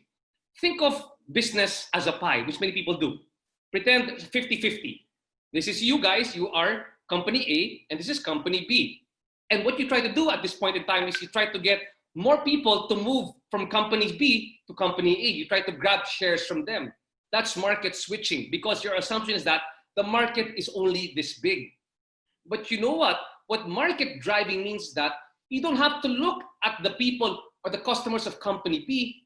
You grow your own customers. You create your own customers who weren't around before. And the perfect example is my business, Mercato Central. Because, if it was a market switching strategy, which I wanted to implement, then I would say, I run a big food market in BGC. How do I grow the number of food vendors I want to come over to my market? Should I start getting people who are in other food markets, in the morning markets, in other food bazaars? Or let's make it a market driving strategy. Let me teach people to become food entrepreneurs. So we built a Mercato Academy, which is both online and offline, to teach aspiring food entrepreneurs to become real food entrepreneurs and to use my place as an incubation point for them to grow their business. And that's how it started off. So we are not just a food market, we are actually a small food business incubator. We don't need people to switch. We grow our own vendors, we grow our own clients. Now, having said all that one, people ask me, okay, having said that, what's your irritation in putting up something like a Mercato Central? So my basic irritation was this one. In my previous life, I was actually I'm a writer, I'm a columnist, I'm a journalist as well. And I often got sent abroad to different countries to write about them. They call them media familiarization tours. And oftentimes, the first place where they would bring us to when we would visit these Asian countries, can any of you guess where? They would bring us to the night food markets of these countries. So if we go to Thailand, Singapore, Malaysia, Taiwan, they bring us to Lau Pa Sat in Singapore, they bring us to Shilin Market in Taiwan. And every time I would go to these places, I was very, very excited because of course you get to try all the food and flavor and you get to meet all the proprietors of these stalls. But at the same time, I felt bad because I said, how come there isn't a place like this in the Philippines where locals and tourists can congregate and try local food in a safe, secure, and healthy environment? Plus the fact that the call center market in the Philippines is booming. So many people in call centers eating at night. Where will they eat food? Would they rather eat by convenience store fried chicken at 150 pesos? Or would they rather go to a night food market where there's authentic, fresh cooked meals at the same price? No competition, right? So basically, that was the first irritation that we had. And the second irritation was this one. My wife and I, when we had our honeymoon 12 years ago, we went to Florence, Italy, and we got to go to the Mercato Central over there. And we really enjoyed the experience in Mercato Central in Italy. And my wife said, is there any possible way that we can transport that experience back here to the Philippines? And that's basically what we did. We tried to get the experience there and bring it back home. Here's a little tip for all the entrepreneurs out there, by the way. Mercato Central in Florence, Italy is probably hundreds of years old, very established. My Mercato Central just turned 10 years old this year. But guess what? Who owns the social media assets to Mercato Central on Facebook, Twitter, and Instagram? We own that because we were first to go online and get those assets. So for all of you small business owners out there, once you come up with a good business idea, I suggest strongly pick up at once, get those social media assets online. Now, like I said, we began the market about 10 years ago, November 2010. In fact, it began actually as a morning market, and it was doing very, very good. But we realized that the market wasn't growing as fast as we wanted to, because morning markets often plateau at 12 o'clock. People don't anymore congregate in a morning market. So, like if you were listening to Professor Eric's presentation, we had to repurpose the market and say, these were the assets that we had. What can we do to continue the growth of this market? How can we scale it? So we became a night food market. And pre-COVID, Mercato was a thriving night food market location with over 100 plus food vendors in 3 locations all over Metro Manila. We have been doing very, very good at the time. And to acknowledge what we had done is, this is the award I was talking about. Professor Eric Soriano was part of the panel of judges, where we won the Agora Awards. The Agora Awards is sort of like the Academy Awards for marketing and entrepreneurship, and we were recognized as achievers in entrepreneurship for small businesses. And together with my lovely wife, we won 3 back-to-back awards last year, which was the Asia CEO Awards for SME Excellence, the Asia Leaders Awards for SME, and also the ASEAN Business Awards for Excellence in Innovation. And the company where I first learned, or the organization, PCE, the Philippine Center for Entrepreneurship, which Director Jerry Clavesillas talked about, which has a very strong partnership with the DTI right now, said, Arthur, you're doing a good job with incubation. We'd like to be your partners in helping incubate and grow micro and small food entrepreneurs. So that is Presidential Advisor Joey Concepcion. And pre-crisis, pre-COVID, we had been helping small organizations or small food organizations grow. We help mentor, incubate them, teach them to scale, look for investors for them, and grow. So it looked like that Mercato was on that right path to growth during the time. But the thing about is this one, no? All of us, we cannot be complacent when it comes to business. I think that's a given right now. That's a maxim. In fact, if you were listening to the presentation of Professor Eric earlier on, it's a VUCA environment, volatile and uncertain environment right now, very complex. And especially during this time, we realize that disruption is the new normal when it comes to business. It doesn't matter how small or how large you are, your business will definitely be disrupted. What is disruption? Just to define disruption. Disruption is an interruption in the usual way a system, a process, or how an event works. So, what is disruption in terms of doing business? In terms of doing business, disruption in business is called disruptive innovation. What does disruptive innovation means?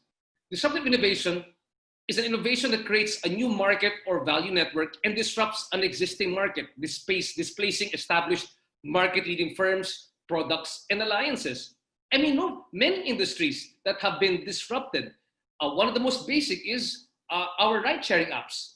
Uber, which became Grab here in the Philippines. That's why taxi businesses didn't want it. That's why there was such a big political issue, because it was disrupting a long-established market. It was something that they did not expect. And the thing about this one, which is nice for us who are small business owners, is this.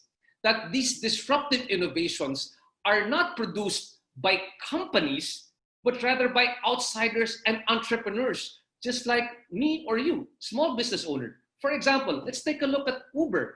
When Uber began, it was not started by a taxi company. It was started by somebody who could not get a ride while he was vacationing in Paris. And he said, what if I could create an app where one of these cars would just stop? I just programmed some things to my phone. A car would just stop right in front of me. And all I had to do was just, ride the car, a private car owner. And I didn't have to give him money because there would be an exchange via credit card. And that's how Uber was born. And when you think about Uber, its a valuation when it did an IPO was about 86 billion US dollars.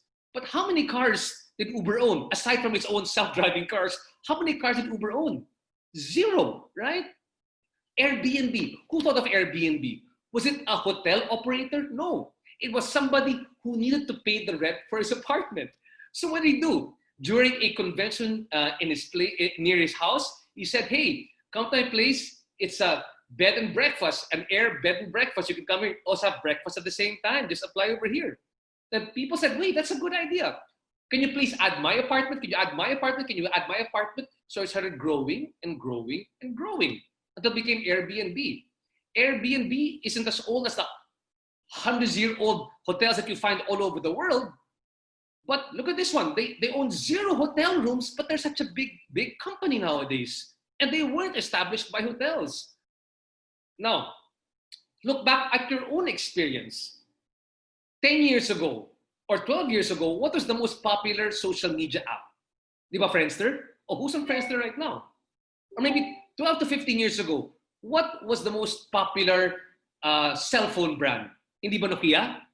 Okay, if you're listening to me right now, can you pull out your Nokia phone? I can't see it, but maybe you can let me know if you can see your Nokia phone. When Steve Ballmer, the former Nokia general manager, when they finally sold the company to Microsoft, he said clearly, we didn't do anything wrong, but somehow we lost. Because when you think about it, when Nokia was at the top of its game, they had an operating system which was proprietary to Nokia. And they didn't want to allow other cell phone companies to use that platform, that operating system. So what happened? All these different companies developed the Android operating system for their cell phones. So because all these phones could talk to each other, people started buying these other cell phones. And they started eating away at the market share of Nokia. But Nokia, in fairness to Nokia, they were doing a good job for themselves, but not relative to what was happening in the market. Then sooner or later, all these other cell phone brands started overtaking Nokia. And by the time they could catch up and allow other operating systems into their cell phone, it was too late. We didn't do anything wrong, but somehow we lost. So we know that in business right now, either you will be the disruptor or you will be the one disrupted. We had Airbnb disrupting the hotel industry, Uber disrupting the taxi or just basically the commuting industry, and Pawn Hero, which is a locally developed startup and app, is disrupting the pawn shop industry. So there's what we call disruption via technology. But right now, we're experiencing something that is a bit different. And what is that? It's disruption by a pandemic. And the pandemic is what they call again a black swan event. What do we mean by a black swan event? A once in a million in a lifetime type of event. But if you think about it, if you step back after being fearful, which we all were when we started off, there is disruption by technology, there's disruption by pandemic, but the common denominator across those two things is this one, that our entrepreneurial mindset still stays the same. That our responsibility as entrepreneurs is to say, what problem can we solve during this pandemic? People might have problems about our business, pain points about our business now during this pandemic. How can we solve those pain points? Or there are pain points that people are experiencing right now, customers, clients are experiencing right now. How can we address those pain points? The entrepreneurial mindset is still the same. In fact, I'm sure Professor Eric knows this much better than I do, but there's a Chinese character that goes Wei Qi. In Wei Qi, it means that in crisis, there is an opportunity. So even in this crisis, I've seen many people become opportunistic during this crisis. No value judgment there, but there many people who became opportunistic because they were seeing that, hey, even this crisis, there is something that we can look forward to. So if your business is being disrupted by technology, or is it being disrupted by a pandemic, you ask yourself, how do you react to these type of disruptions that are occurring to you? Simple. You go back again. You ask yourself, you tell yourself, how do I disrupt my own business? Because before, when you put the business, basically you might have been disrupting somebody else. You were pivoting, you were repurposing. But now all of a sudden this new crisis comes around, you have to disrupt yourself. Review your pain points. Review how you make money. Go back like what Professor Eric was saying. When you started off the business, you were a startup trying to find ways to pay the payroll, trying to find ways to make money, like that big airplane that had to repurpose all of a sudden, addressing the pain points. He was saying, when you look at the airplane, they were saying, okay, what are the pain points? I've got this big airline here, which have seats, but the pain point here right now is that the government needs more cargo planes. What can I do? Let me address this pain point by pivoting and repurposing my business. You disrupt yourself. Now, guess what? Let me tell you something. Let me move on to my next presentation. In 2008, during the US economic recession, people think it was, very bad for the States, but in fact, it was during this recession that many of the popular startup or tech companies that we know right now emerged. They emerged because of the necessity and the stress and the desperation that came out of the recession, which were things like Uber, Airbnb, WhatsApp, Instagram, Pinterest, and Groupon, came all out of the US economic recession. So let's look at the Philippine example of people who had to pivot. And I'd like to give two examples. One is my company, and another one, which I'm sure you're all familiar with, which is called Angkas. And in the case of both, let's look at Angkas. If you look at Angkas, initially, what they were to do was, it's a ride-sharing app where people would ride motorcycles. So if you're familiar with Gojek in Indonesia, it's the same basic business model. But all of a sudden, they could not deliver people because obviously there was no physical distancing, there was direct contact. So what did they have to do to pivot? They started delivering food from restaurants to continue to keep people employed. Now, another one is for Mercato. Mercato was a physical venue. People would go to our food market in BGC and patronize our products over there. But all of a sudden, we had to close down because we were a place of mass gathering, and just like anybody, we were all under lockdown. So we had to look back and understand, what was our brand all about? Mercato is a place where new food businesses get incubated. And we were saying that we could do that incubation offline, meaning brick and mortar, where people go, a food market, or we could do it virtually, online. So in a matter of 2 to 3 weeks, we created an online kitchen called Mercato Online Delivery, where we brought together our home-based vendors who were Mercato vendors and other home-based vendors who were growing, and brought them into our platform so that they could continue to sell their products over there. That's having to pivot or repurpose your business during these trying times, but at the same time, sticking to your core or seeing what you can do with the current infrastructure, but just pivoting it to continue to create cash flow during this time, which was what Professor Eric was saying earlier on. Just make sure, find a way to create cash flow. Now, just to end this presentation, I call this the ways to growing your business. So if there's anything you take away from my discussion, it's this one. I call it the Waze, W-A-Z-E, because just like the app Waze, there are many ways to get to one place, but you try to take either the quickest route or the most circuitous route, but you still get to where you want to go. Number one is this one. What pain point is your business trying to solve? That's the first question you always want to ask yourself. And in the Philippines, there are so many pain points you want to solve.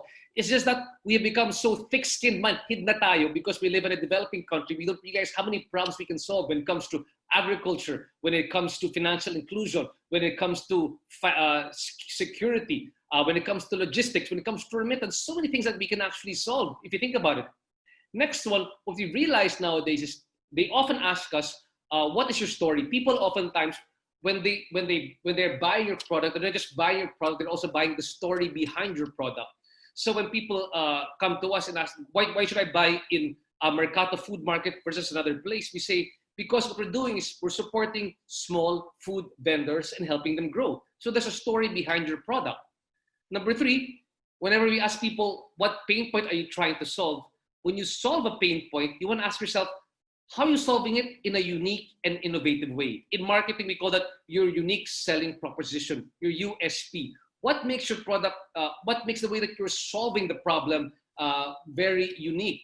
Like, for example, when they initially put up something like a potato corner, right? What made potato corner initially very unique and innovative? Because, and it was very simple at the time. It was basically flavored French fries in different flavors, which people did not think of at the time, because at that time, people would eat French fries together with a meal. Now, all of a sudden, they were just eating French fries as a meal in itself, plus may flavor pa. The next thing is this one. People always want to know, what is the secret sauce of your business, right? Or secret ingredient. That's what makes it different from other people. You're solving a unique pain point. You're solving it in your own way. And to make it innovative, you've got to have some secret sauce or ingredient. What is it about your network? Like Professor Eric was talking about, what is it about your network, your process, your product, which makes it different? Like, you will eat in KFC because of their 11 secret herbs and spices, because it makes it different from other chickens. So what's the secret sauce of your business that you can do differently? Next one, what makes it meaningful and relevant? And these are important things for millennials nowadays when they buy a product. Oftentimes when they buy a product nowadays, they're saying, I'm not just buying a product per se, I'm buying a product that helps me change the world. During this crisis, I've seen people right now willing to spend a bit more money on buying agricultural produce, because they're not buying from the supermarket. They're buying directly from people who are sourcing their goods from the farmers of Benguet, because they know that they're helping these farmers with their livelihood. Next one, is your business disruptive and game-changing? And I go back again to the idea of like potato corner. How is it being disruptive? At the start, nobody was eating French fries as a meal or a merienda in itself. You had to have French fries together with a soda and a burger. But all of a sudden, they changed the game. They said, let's make these French fries, let's grow this French fry business alone and make it a snack that's a parang pambansang snack. And right now, we've got 2,000 plus potato corners all over the country. Next one. Is your business repeatable and scalable? Can you do it again and again and again? That's what you want to ask. So sometimes maybe you put up a business, you think it's really good, but can you make, how many versions of that can you put up? If it's a chef-driven restaurant, I say, if it's the name of the chef over there, how can you duplicate that chef for many restaurants? Versus let's say a Jollibee or McDonald's, where you can keep on duplicating the recipes to scale that restaurant, right? And perfect example again, going back to potato corner. It's easily scalable because look at the technology which they've been using. After you fry it, after you fry the French fries, you just use the special powder for the flavor. And what's the technology to mix the flavor with the French fries? You put it in a container, and you shake it, and you give it to your customer. Repeatable and scalable. Next one. Do you need to pivot? Sometimes your first business model isn't your best business model for you. So you've got to change it. Don't be too attached to what you thought of in the first place, because maybe it's a learning process. So for example, when we first put up Mercato Central, it was a morning market, because I really love the morning markets around Makati, Metro Manila. But we realized that the market was not growing as fast as we want, and we were losing vendors. So we said, maybe we should shift the model to becoming a night food market. And when we initially put up Mercato, there were not many night food markets around, only one. And we didn't know if it would work out. So we tried it, and the first night, we had about 4,000 people coming over. First time, you only had 8 vendors because nobody wanted to join us. They didn't think it would work. But because they saw the volume of foot traffic, eventually more and more vendors joined, and it became the food night market that we know right now. And as I end this presentation, the one thing I want to ingrain in all your heads is this one, that I think as consumer behavior has realigned, and if you recall again, back to the presentation that Stefan was giving and to what Professor Eric was saying, many people are realizing the importance of good health during this time. And good health, of course, goes towards life insurance. People want to make sure that they are healthy, they are secure, and their family will be secure. I think that insurance will be one of the first industries to bounce back, and to bounce back hard. With that, thank you so much. I hope you guys enjoyed my presentation here today. And now, moving on, very quickly, let's move on to our panel discussion here this afternoon. I hope I was able to share some helpful tips with all of you and inspire you to continue developing, cultivating, incubating that entrepreneurial mindset despite the current challenges. Remember, these challenges are these opportunities for you to create new businesses. And now, mga kaibigan, let's dive deeper with the panel discussion together with my other fellow resource speakers. Inviting back to the room DTI Director Jerry Clavesillas, Mr. Stefan Sanchez of CX Advisory, and Professor Enrique Soriano of the Wong and Bernstein Advisory Group. Again, welcome back, gentlemen. Now, the first question I'd love to direct to Director Jerry, my very good friend, Director Jerry from the DTI. Now, Director Jerry, many of them actually right now are interested to find out more about the loans which they can get right now from the government. First question, I know that there are different scales to the loans. Like, for example, small business corporation can be up to 500,000. But for things like Land Bank and Development Bank, the loans can be a bit larger. Yes. Can you share with us a bit more about these loans? At the same time, can you apply for these loans online? Because it's a bit difficult to go to these places. And lastly, is there collateral for these loans, Director Jerry? Yeah, perhaps I can only answer for the Small Business Corporation Arch now because that is the agency attached to the DTI. So right now, the Enterprise Rehabilitation Fund of the corporation, which is about 1 billion for the meantime, is already made available at starting last June 1. So they started also accepting applications online on day 1 of June when we have loosened up a bit in terms of our restrictions. So as you have mentioned, the ERF or the Enterprise Rehabilitation Fund can be availed of by our micro as well as the small enterprises with an asset size of up to 15 million peso capitalization. No? But for the small enterprise, they can avail as much as 500,000, as you have mentioned. And primarily, this is non-collateralized loan fund. So the only collateral that will be considered by the corporation perhaps are the items that you will be buying out of those fund that you will be availing from the corporation. But otherwise, this is collateral free. And they are also, I think, considering it to be interest free. They are only charging the service fee. So that's the latest announcement by the Small Business Corporation that they will only be charging the service fee for 6%, I think, one-time service fee. But for the Land Bank and for the DBP, they also have their corresponding financial facilities for the slightly bigger enterprises.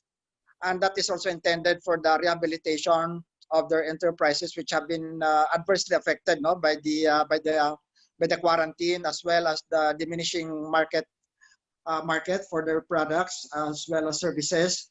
So these are now the new facilities that have been made available by our financial institutions. And in addition to these financial institutions, Arch, we also have private organizations actually, itong mga microfinance institutions which are also providing mga soft-term the financial facilities for our micro enterprises. So you can just get in touch with the DTI's website po ng DTI. We have all of these mga various packages that are intended for our micro and small enterprises, primarily for you to avail with the intention po that you will be assisted by this facility once you are already planning to get back to normal. And as we have mentioned by RJ, normalizing may be referring to a new form of business, a new product or new service. But definitely, the intention of our financial institutions to ease out our mga challenges of our micro enterprises, which otherwise might be facing this financial loss. Can you apply for these online, or do you have to go personally to the DTI or to the Small Business Corporation to apply for these loans? For now, the Enterprise Rehabilitation Fund of SP Corporation can be already applied online, Arch. So they can just visit the website of the SP Corporation, and the requirement actually is very simple. So they only require the business permit. But for the micro enterprise, actually, it's only the barangay certificate that is required. and then government issued ID, and the application form, which is I think just 1 page. So it's very simple. You can visit the website as well as the email address of the SP Corporation, which is p3@sbgfc.gov.ph po. P3, letter P, the number 3 at sbgfc.gov.ph. Fantastic, Professor Director Jerry. Then just one more question. There have been many businesses that have actually folded up during this particular crisis. Unfortunately, some, they can't even wait to avail of the loan. They've had to close. What is the government trying to do to help these businesses which have had to hopefully not close permanently, but close temporarily to restart their businesses? What if they are not in that scale of that 500,000 loan, or they're above the 15 million, or they just had to close right now? What are the other options that they can take? Well, actually, there are various interventions that are now being prepared by our several enablers or facilitators, Arch. As you are all aware of, it's not only the financial facility that is being prepared now, but also the non-financial interventions is also being prepared now by the various partners, particularly the capacity building, the market access, as well as preparing them to use the digital platform. Diba? We have been promoting this. That's right. Very familiar. Of our MSMEs. So most of our institutions now that are into capacity building are already doing all of these things. So it may not necessarily be financial requirements that is being needed by our financial resources that is being needed by our MSMEs, but it's really more of re-strategizing. And it's a very good presentation by Professor kanina, because there are a lot of insights there, which I'm sure most of our MSMEs will take some learnings about those mga recommendations, suggestions by the professor. So these are good things that will be that can be adapted by our MSMEs in order for them to bounce back. Thank you so much for DTI for helping us MSMEs bounce back from this pandemic. Again, maraming salamat ulit, DTI Director Jerry Clavesillas. Maraming salamat po. Moving on to Stefan Sanchez, again, all the way joining us from Singapore. Stefan, again, thanks for staying online. Stefan, I was very curious as I was listening to your presentation earlier on, and you were going through the 7 stages of how to slide in Wuhan, and the last 2, where I think that's where both the Philippines and Singapore are alike right now. It's both the anticipation, fear, then you keep on going, circling back and forth from anticipation and fear. And you were saying that there's 3 things right now: understand, adapt, and anticipate. Now, what I've noticed personally, being an entrepreneur and being online doing a food business, is that it's so fluid right now. Consumer behavior changes almost week to week to week. So it's a bit difficult right now to anticipate any changes, because let's say once you've invested the time to change in one direction, all of a sudden consumers pivot and change it to another direction. Is there any framework or methodology that we small business owners who don't have the access to all the information, what can we do to be able to pilot the business in such a fluid situation when consumer behavior changes almost week to week? Thanks for the question. No, you're completely right. It's difficult, especially for small business owners, to necessarily have the access to the necessary information. But there's easy way for you to basically to try to capture that. First of all, is looking at how your own customer right now are behaving. They probably talk to you. They probably share with you what they're going through. So it's using that at first to try to understand. So what are the next steps that I should be taking? Like I was saying, and like you mentioned, I think is also talking about it with your community of entrepreneurs, right?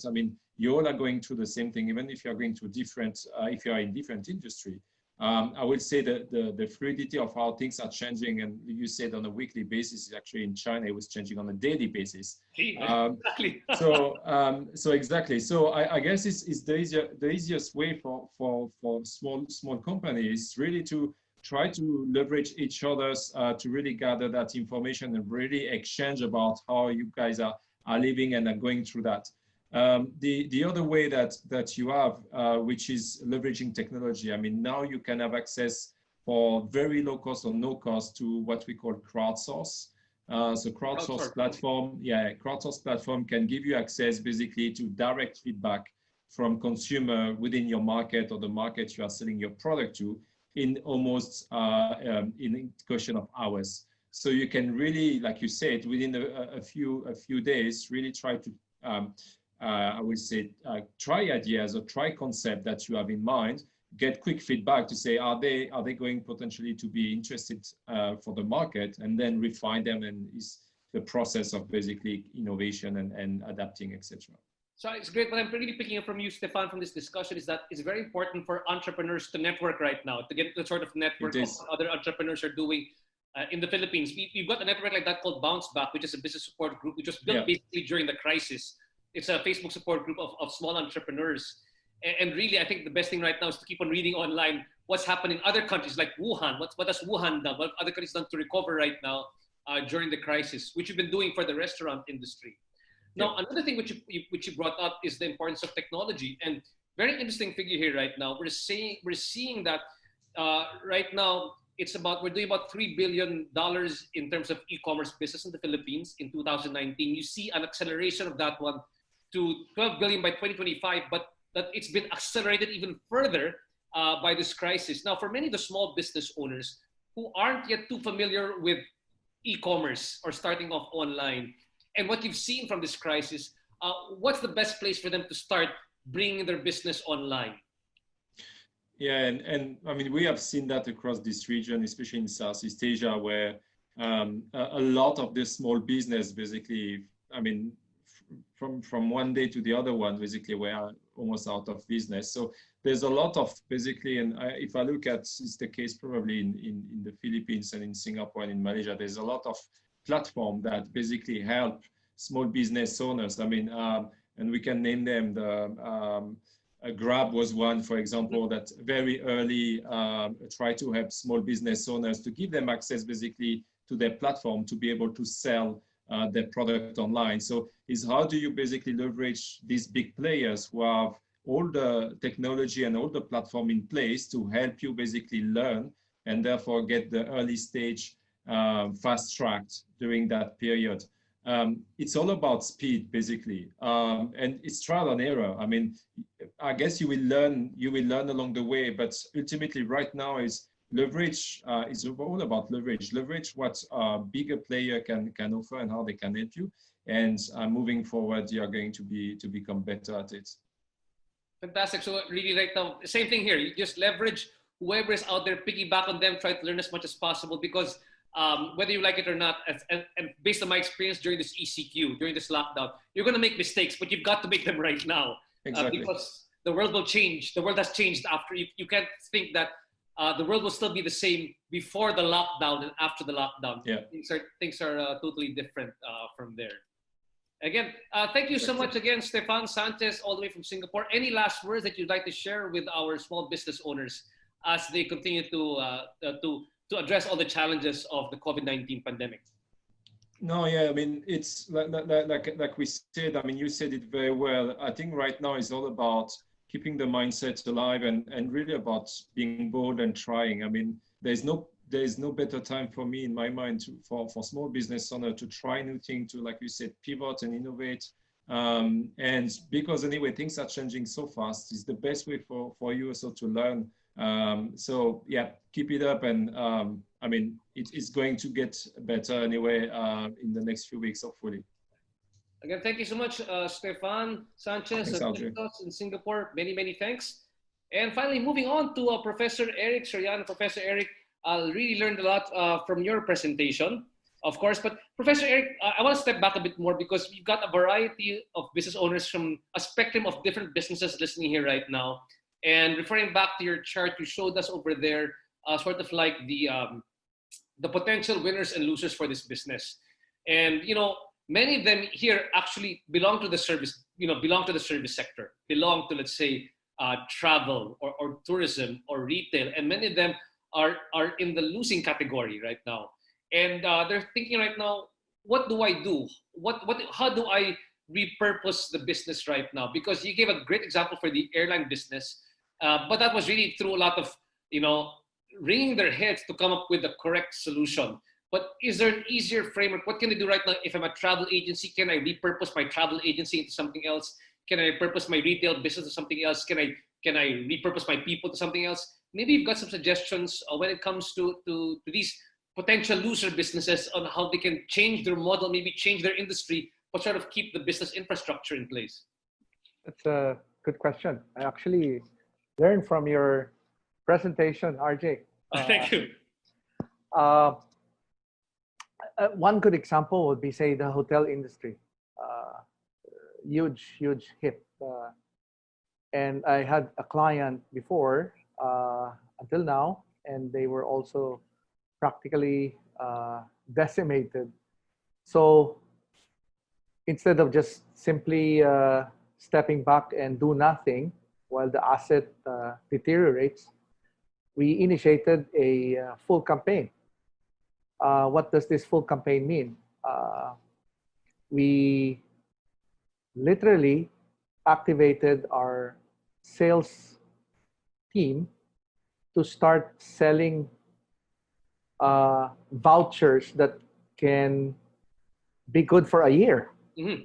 Which means if they have presence, say, in Bali or in Phuket, you don't have to use it now.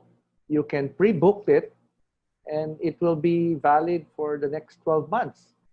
Meaning you can prepay it and then use it next year. If you prepay it now, you get extra room nights for free. So that's cash flow for you, even if your facility is probably half operational or literally non-operational. I got a lot of inquiries, say, from Boracay, for instance. Yes. A lot of hotels there are practically closed, and they have given up for lost as far as their businesses are concerned. Mm-hmm. I said, why don't you instead think something different that can pre-book way in advance, make the necessary adjustments, and when things turn out well, that's the time you can open up. But at least you were able to get cash flow to maintain some of your staff and to maintain your hotel business. So again, there's always so many opportunities, like you said. There are just too many opportunities to pass up. You just have to have the tenacity and the grit and the resilience and to think beyond what you are usually thinking. So I think that's the message here. Yeah, I guess I'm exactly in the same situation, Professor Eric. You know, in your mind, I remember talking to some other professors from the Ateneo Graduate School of Business, and they were saying you have to have two teams. One is the survival team right now. All you think about is the survival of the business. And one is the pivot team when you think of the new opportunities which might emerge. And sometimes it's very difficult because, you know, you might not have enough people to think of survival and pivot at the same time. Exactly. Yes. I don't want a team of people that are so depressed as if there's no more chance nor hope for any opportunity. I have one local hotel business that overnight became a first responder facility. And they had a 96% occupancy. Fantastic. I had one hotel that just simply converted into service apartment overnight. I said, forget about the brand. You have tenants that are willing to rent, long stay, by all means do it because you need the cash flow. So they pivoted. It was so quick. Now, 96%. And sometimes the people just getting stuck with sort of like you have to let go of previous preconceptions, prior crisis and now crisis. It's a different world now to do business nowadays. Question the status quo. I think that's the bottom line. That's right. And moving on, Professor Eric, because we are entrepreneurs with an entrepreneurial mindset, looking forward, crisis and opportunity or opportunities in crisis. If people have to pivot during this time, where are you seeing the emerging business opportunities? We've got small business owners here, people who might have the agility and the tenacity to run after these opportunities. What do you see the opportunities emerging right now in this in what might be like you said, an L-shaped recovery? Well, definitely the food business people will fundamentally eat, and therefore I think it's a given, except that when there's an opportunity in the food business, practically everyone wants to flock into the food business like an anthill, right? So exactly. So I think I will go back to what I have been belaboring for probably many years now. Whatever industry that you're entering into, don't just enter for the sake of entering. I will just simply name, I think it's an acronym for CERPS. Compelling, emotional, relevant, powerful, sustainable, and strategic. Any industry for that matter. CERPS. S. Compelling, emotional, relevant, powerful, sustainable, and strategic. You will not go wrong using the CERPSS model because you are definitely way above the rest. If you just simply be purist to those variables that I mentioned. What a great framework to have. I've been furiously taking down notes ever since you started your talk, Professor Eric. Professor Eric, you know what? I didn't have a chance because I keep on asking the questions. But since I was a resource speaker, you might want to ask a question to me right now about my presentation. Yeah, I was amazed with what you said about, I guess, being in the food business, all of a sudden, everything just simply crumbled. And I think among the many food groups, you were the first to get out of the hump, perhaps scared for a few days, and all of a sudden you just said, enough, let's get out, let's see the sunshine, and let's push this as long as it takes, let's do it. So it made me realize that, like, I'll give you one example. I have a client in Shanghai. They're pretty much recovered. A little bit of infection there, but technically they're way past it.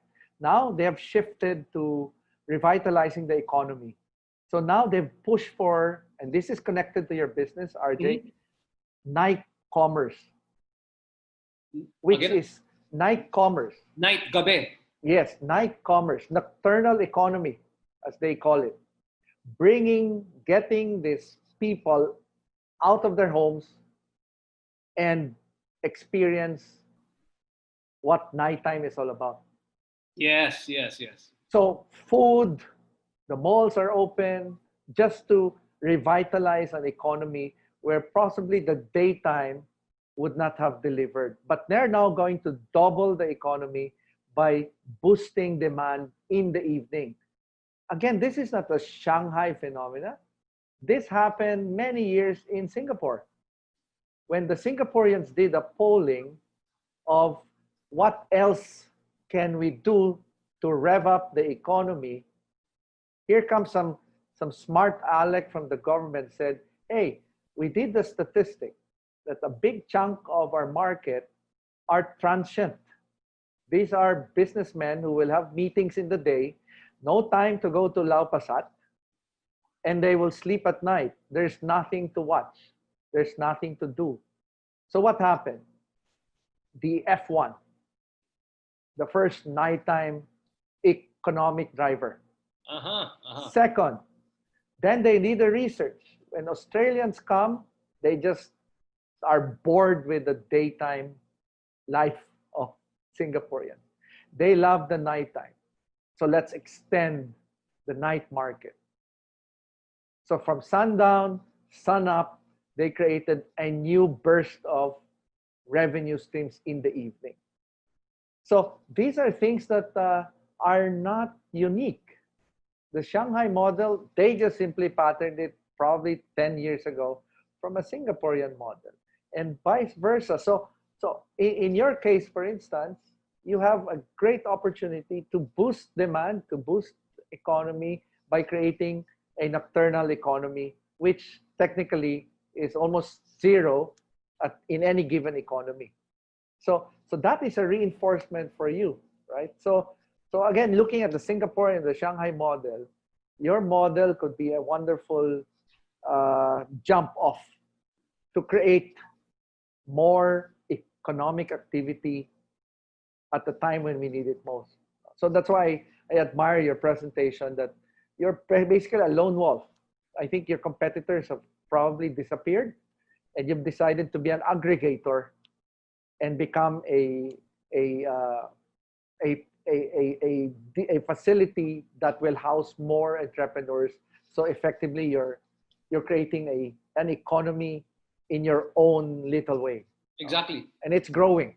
It's growing. And you know what I want to point out, Professor Eric, is that, you know, we've made mistakes along the way, and we continue to make mistakes in developing the model because it's expected.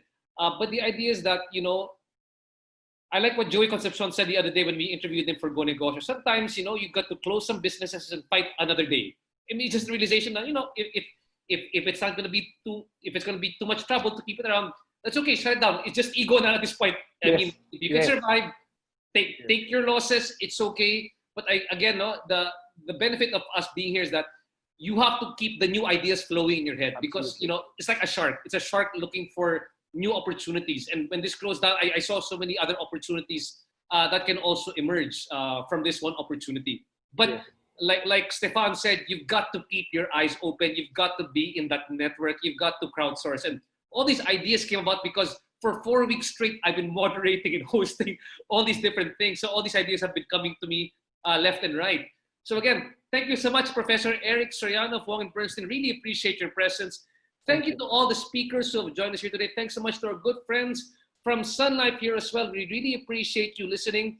You heard our business track of the Sun Talks virtual conference. Again, thank you so much. DTI Director Jerry Clavesillas, Mr. Stefan Sanchez of CX Advisory, Professor Enrique Soriano of the Wong & Bernstein Advisory Group, and of course myself, RJ Ledesma, your moderator here today, but also the co-founder of Mercato Central, Enter PH, and Easy Franchise. Again, thanks so much for listening to our presentation. Again, together, let's all bounce back. Thanks so much. Let's see a brighter day tomorrow. Maraming salamat.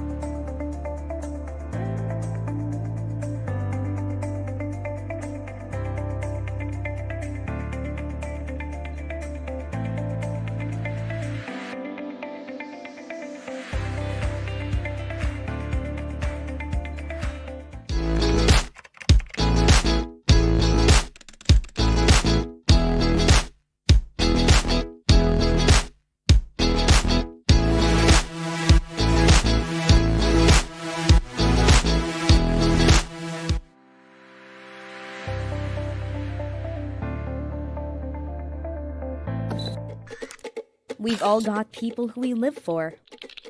We work hard for them today to provide them with a better tomorrow. One of the best ways to secure our loved one's future is to get insured. At Sun Life, we've made insurance easy to avail by bringing our products closer to you.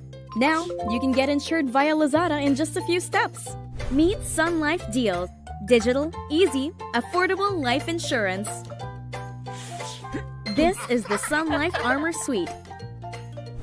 Life Armor is a life insurance plan that costs only 100 pesos and gives you 25,000 pesos coverage for 1 year. Personal Accident Armor costs only 60 pesos and gives you 50,000 pesos worth of accidental death and dismemberment benefits good for 1 year. Our Family Armor packages let you insure yourself and your loved ones for as low as 200 pesos. These accident insurance plans also give you accidental medical reimbursement benefits. Choose from any of our 4 packages. Family Armor 1 provides coverage for you and your children, while Family Armor 2 protects you, your spouse, and your children. Family Armor 3 is great for insuring yourself and your parents. And Family Armor 4 protects you, your parents, and your children. Every Family Armor package gives you 50,000 pesos coverage and 2,500 pesos accidental medical reimbursement coverage. Your spouse or parents will get 25,000 pesos coverage, while your children will get 12,500 pesos worth of coverage good for 1 year. Enjoy insurance made easy with Sun Life deals. Visit the Sun Life Lazada page today to get your own digital, easy, and affordable life insurance.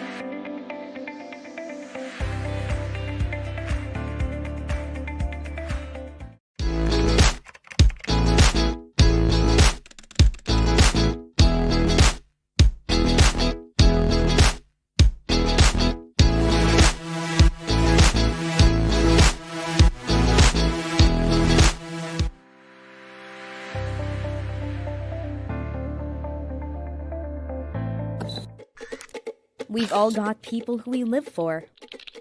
We work hard for them today to provide them with a better tomorrow. One of the best ways to secure our loved one's future is to get insured. At Sun Life, we've made insurance easy to avail by bringing our products closer to you. Now, you can get insured via Lazada in just a few steps. Meet Sun Life Deals. Digital, easy, affordable life insurance. This is the Sun Life Armor Suite. Life Armor is a life insurance plan that costs only 100 pesos and gives you 25,000 pesos coverage for 1 year. Personal Accident Armor costs only 60 pesos and gives you 50,000 pesos worth of accidental death and dismemberment benefits good for 1 year. Our Family Armor packages let you insure yourself and your loved ones for as low as 200 pesos. These accident insurance plans also give you accidental medical reimbursement benefits. Choose from any of our 4 packages. Family Armor 1 provides coverage for you and your children, while Family Armor 2 protects you, your spouse, and your children. Family Armor 3 is great for insuring yourself and your parents. And Family Armor 4 protects you, your parents, and your children. Every Family Armor package gives you 50,000 pesos coverage and 2,500 pesos accidental medical reimbursement coverage. Your spouse or parents will get 25,000 pesos coverage, while your children will get 12,500 pesos worth of coverage good for 1 year. Enjoy insurance made easy with Sun Life deals. Visit the Sun Life Lazada page today to get your own digital, easy, and affordable life insurance.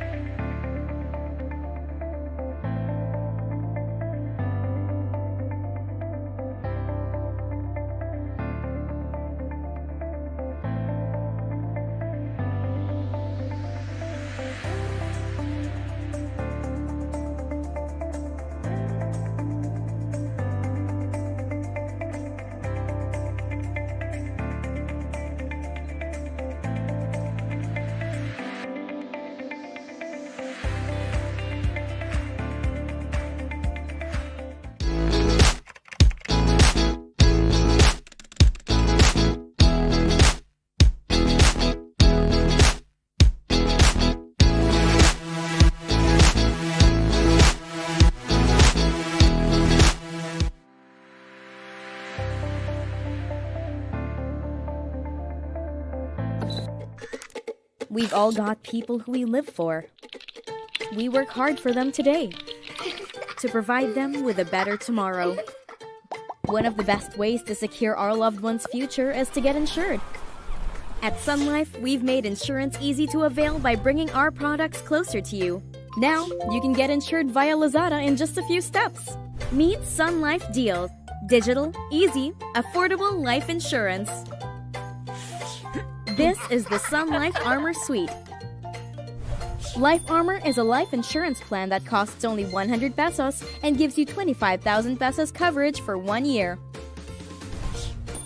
Personal Accident Armor costs only 60 pesos and gives you 50,000 pesos worth of accidental death and dismemberment benefits good for 1 year. Our Family Armor packages let you insure yourself and your loved ones for as low as 200 pesos. These accident insurance plans also give you accidental medical reimbursement benefits. Choose from any of our 4 packages. Family Armor 1 provides coverage for you and your children,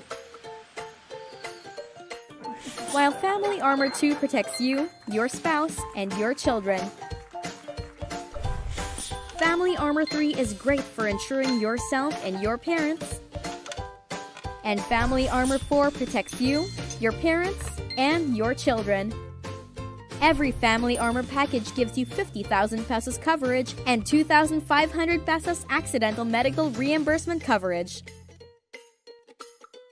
Your spouse or parents will get 25,000 pesos coverage, while your children will get 12,500 pesos worth of coverage good for 1 year. Enjoy insurance made easy with Sun Life deals. Visit the Sun Life Lazada page today to get your own digital, easy, and affordable life insurance.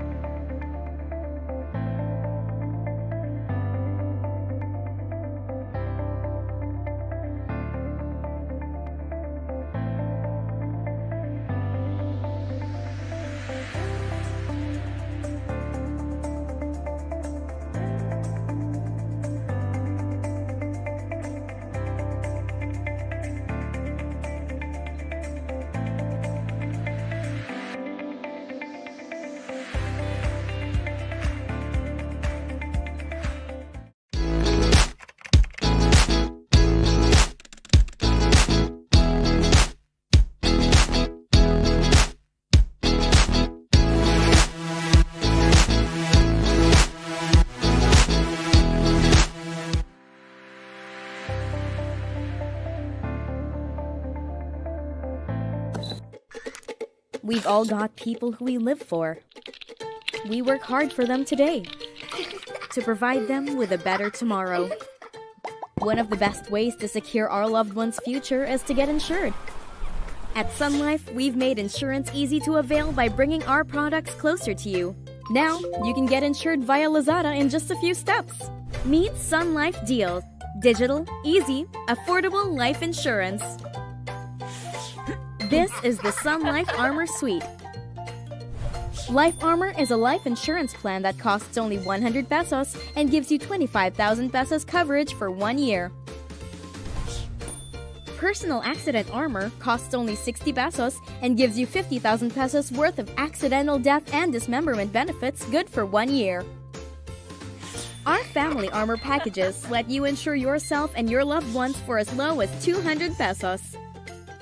These accident insurance plans also give you accidental medical reimbursement benefits. Choose from any of our 4 packages. Family Armor 1 provides coverage for you and your children, while Family Armor 2 protects you, your spouse, and your children. Family Armor 3 is great for insuring yourself and your parents. And Family Armor 4 protects you, your parents, and your children. Every Family Armor package gives you 50,000 pesos coverage and 2,500 pesos accidental medical reimbursement coverage. Your spouse or parents will get 25,000 pesos coverage, while your children will get 12,500 pesos worth of coverage good for 1 year. Enjoy insurance made easy with Sun Life deals. Visit the Sun Life Lazada page today to get your own digital, easy, and affordable life insurance.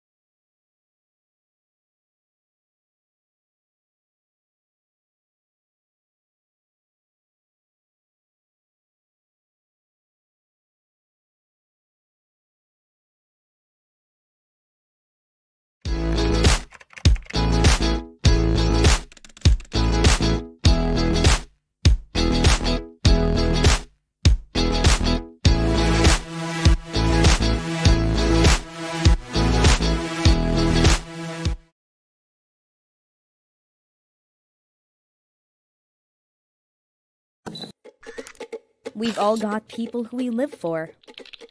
We work hard for them today to provide them with a better tomorrow. One of the best ways to secure our loved ones' future is to get insured. At Sun Life, we've made insurance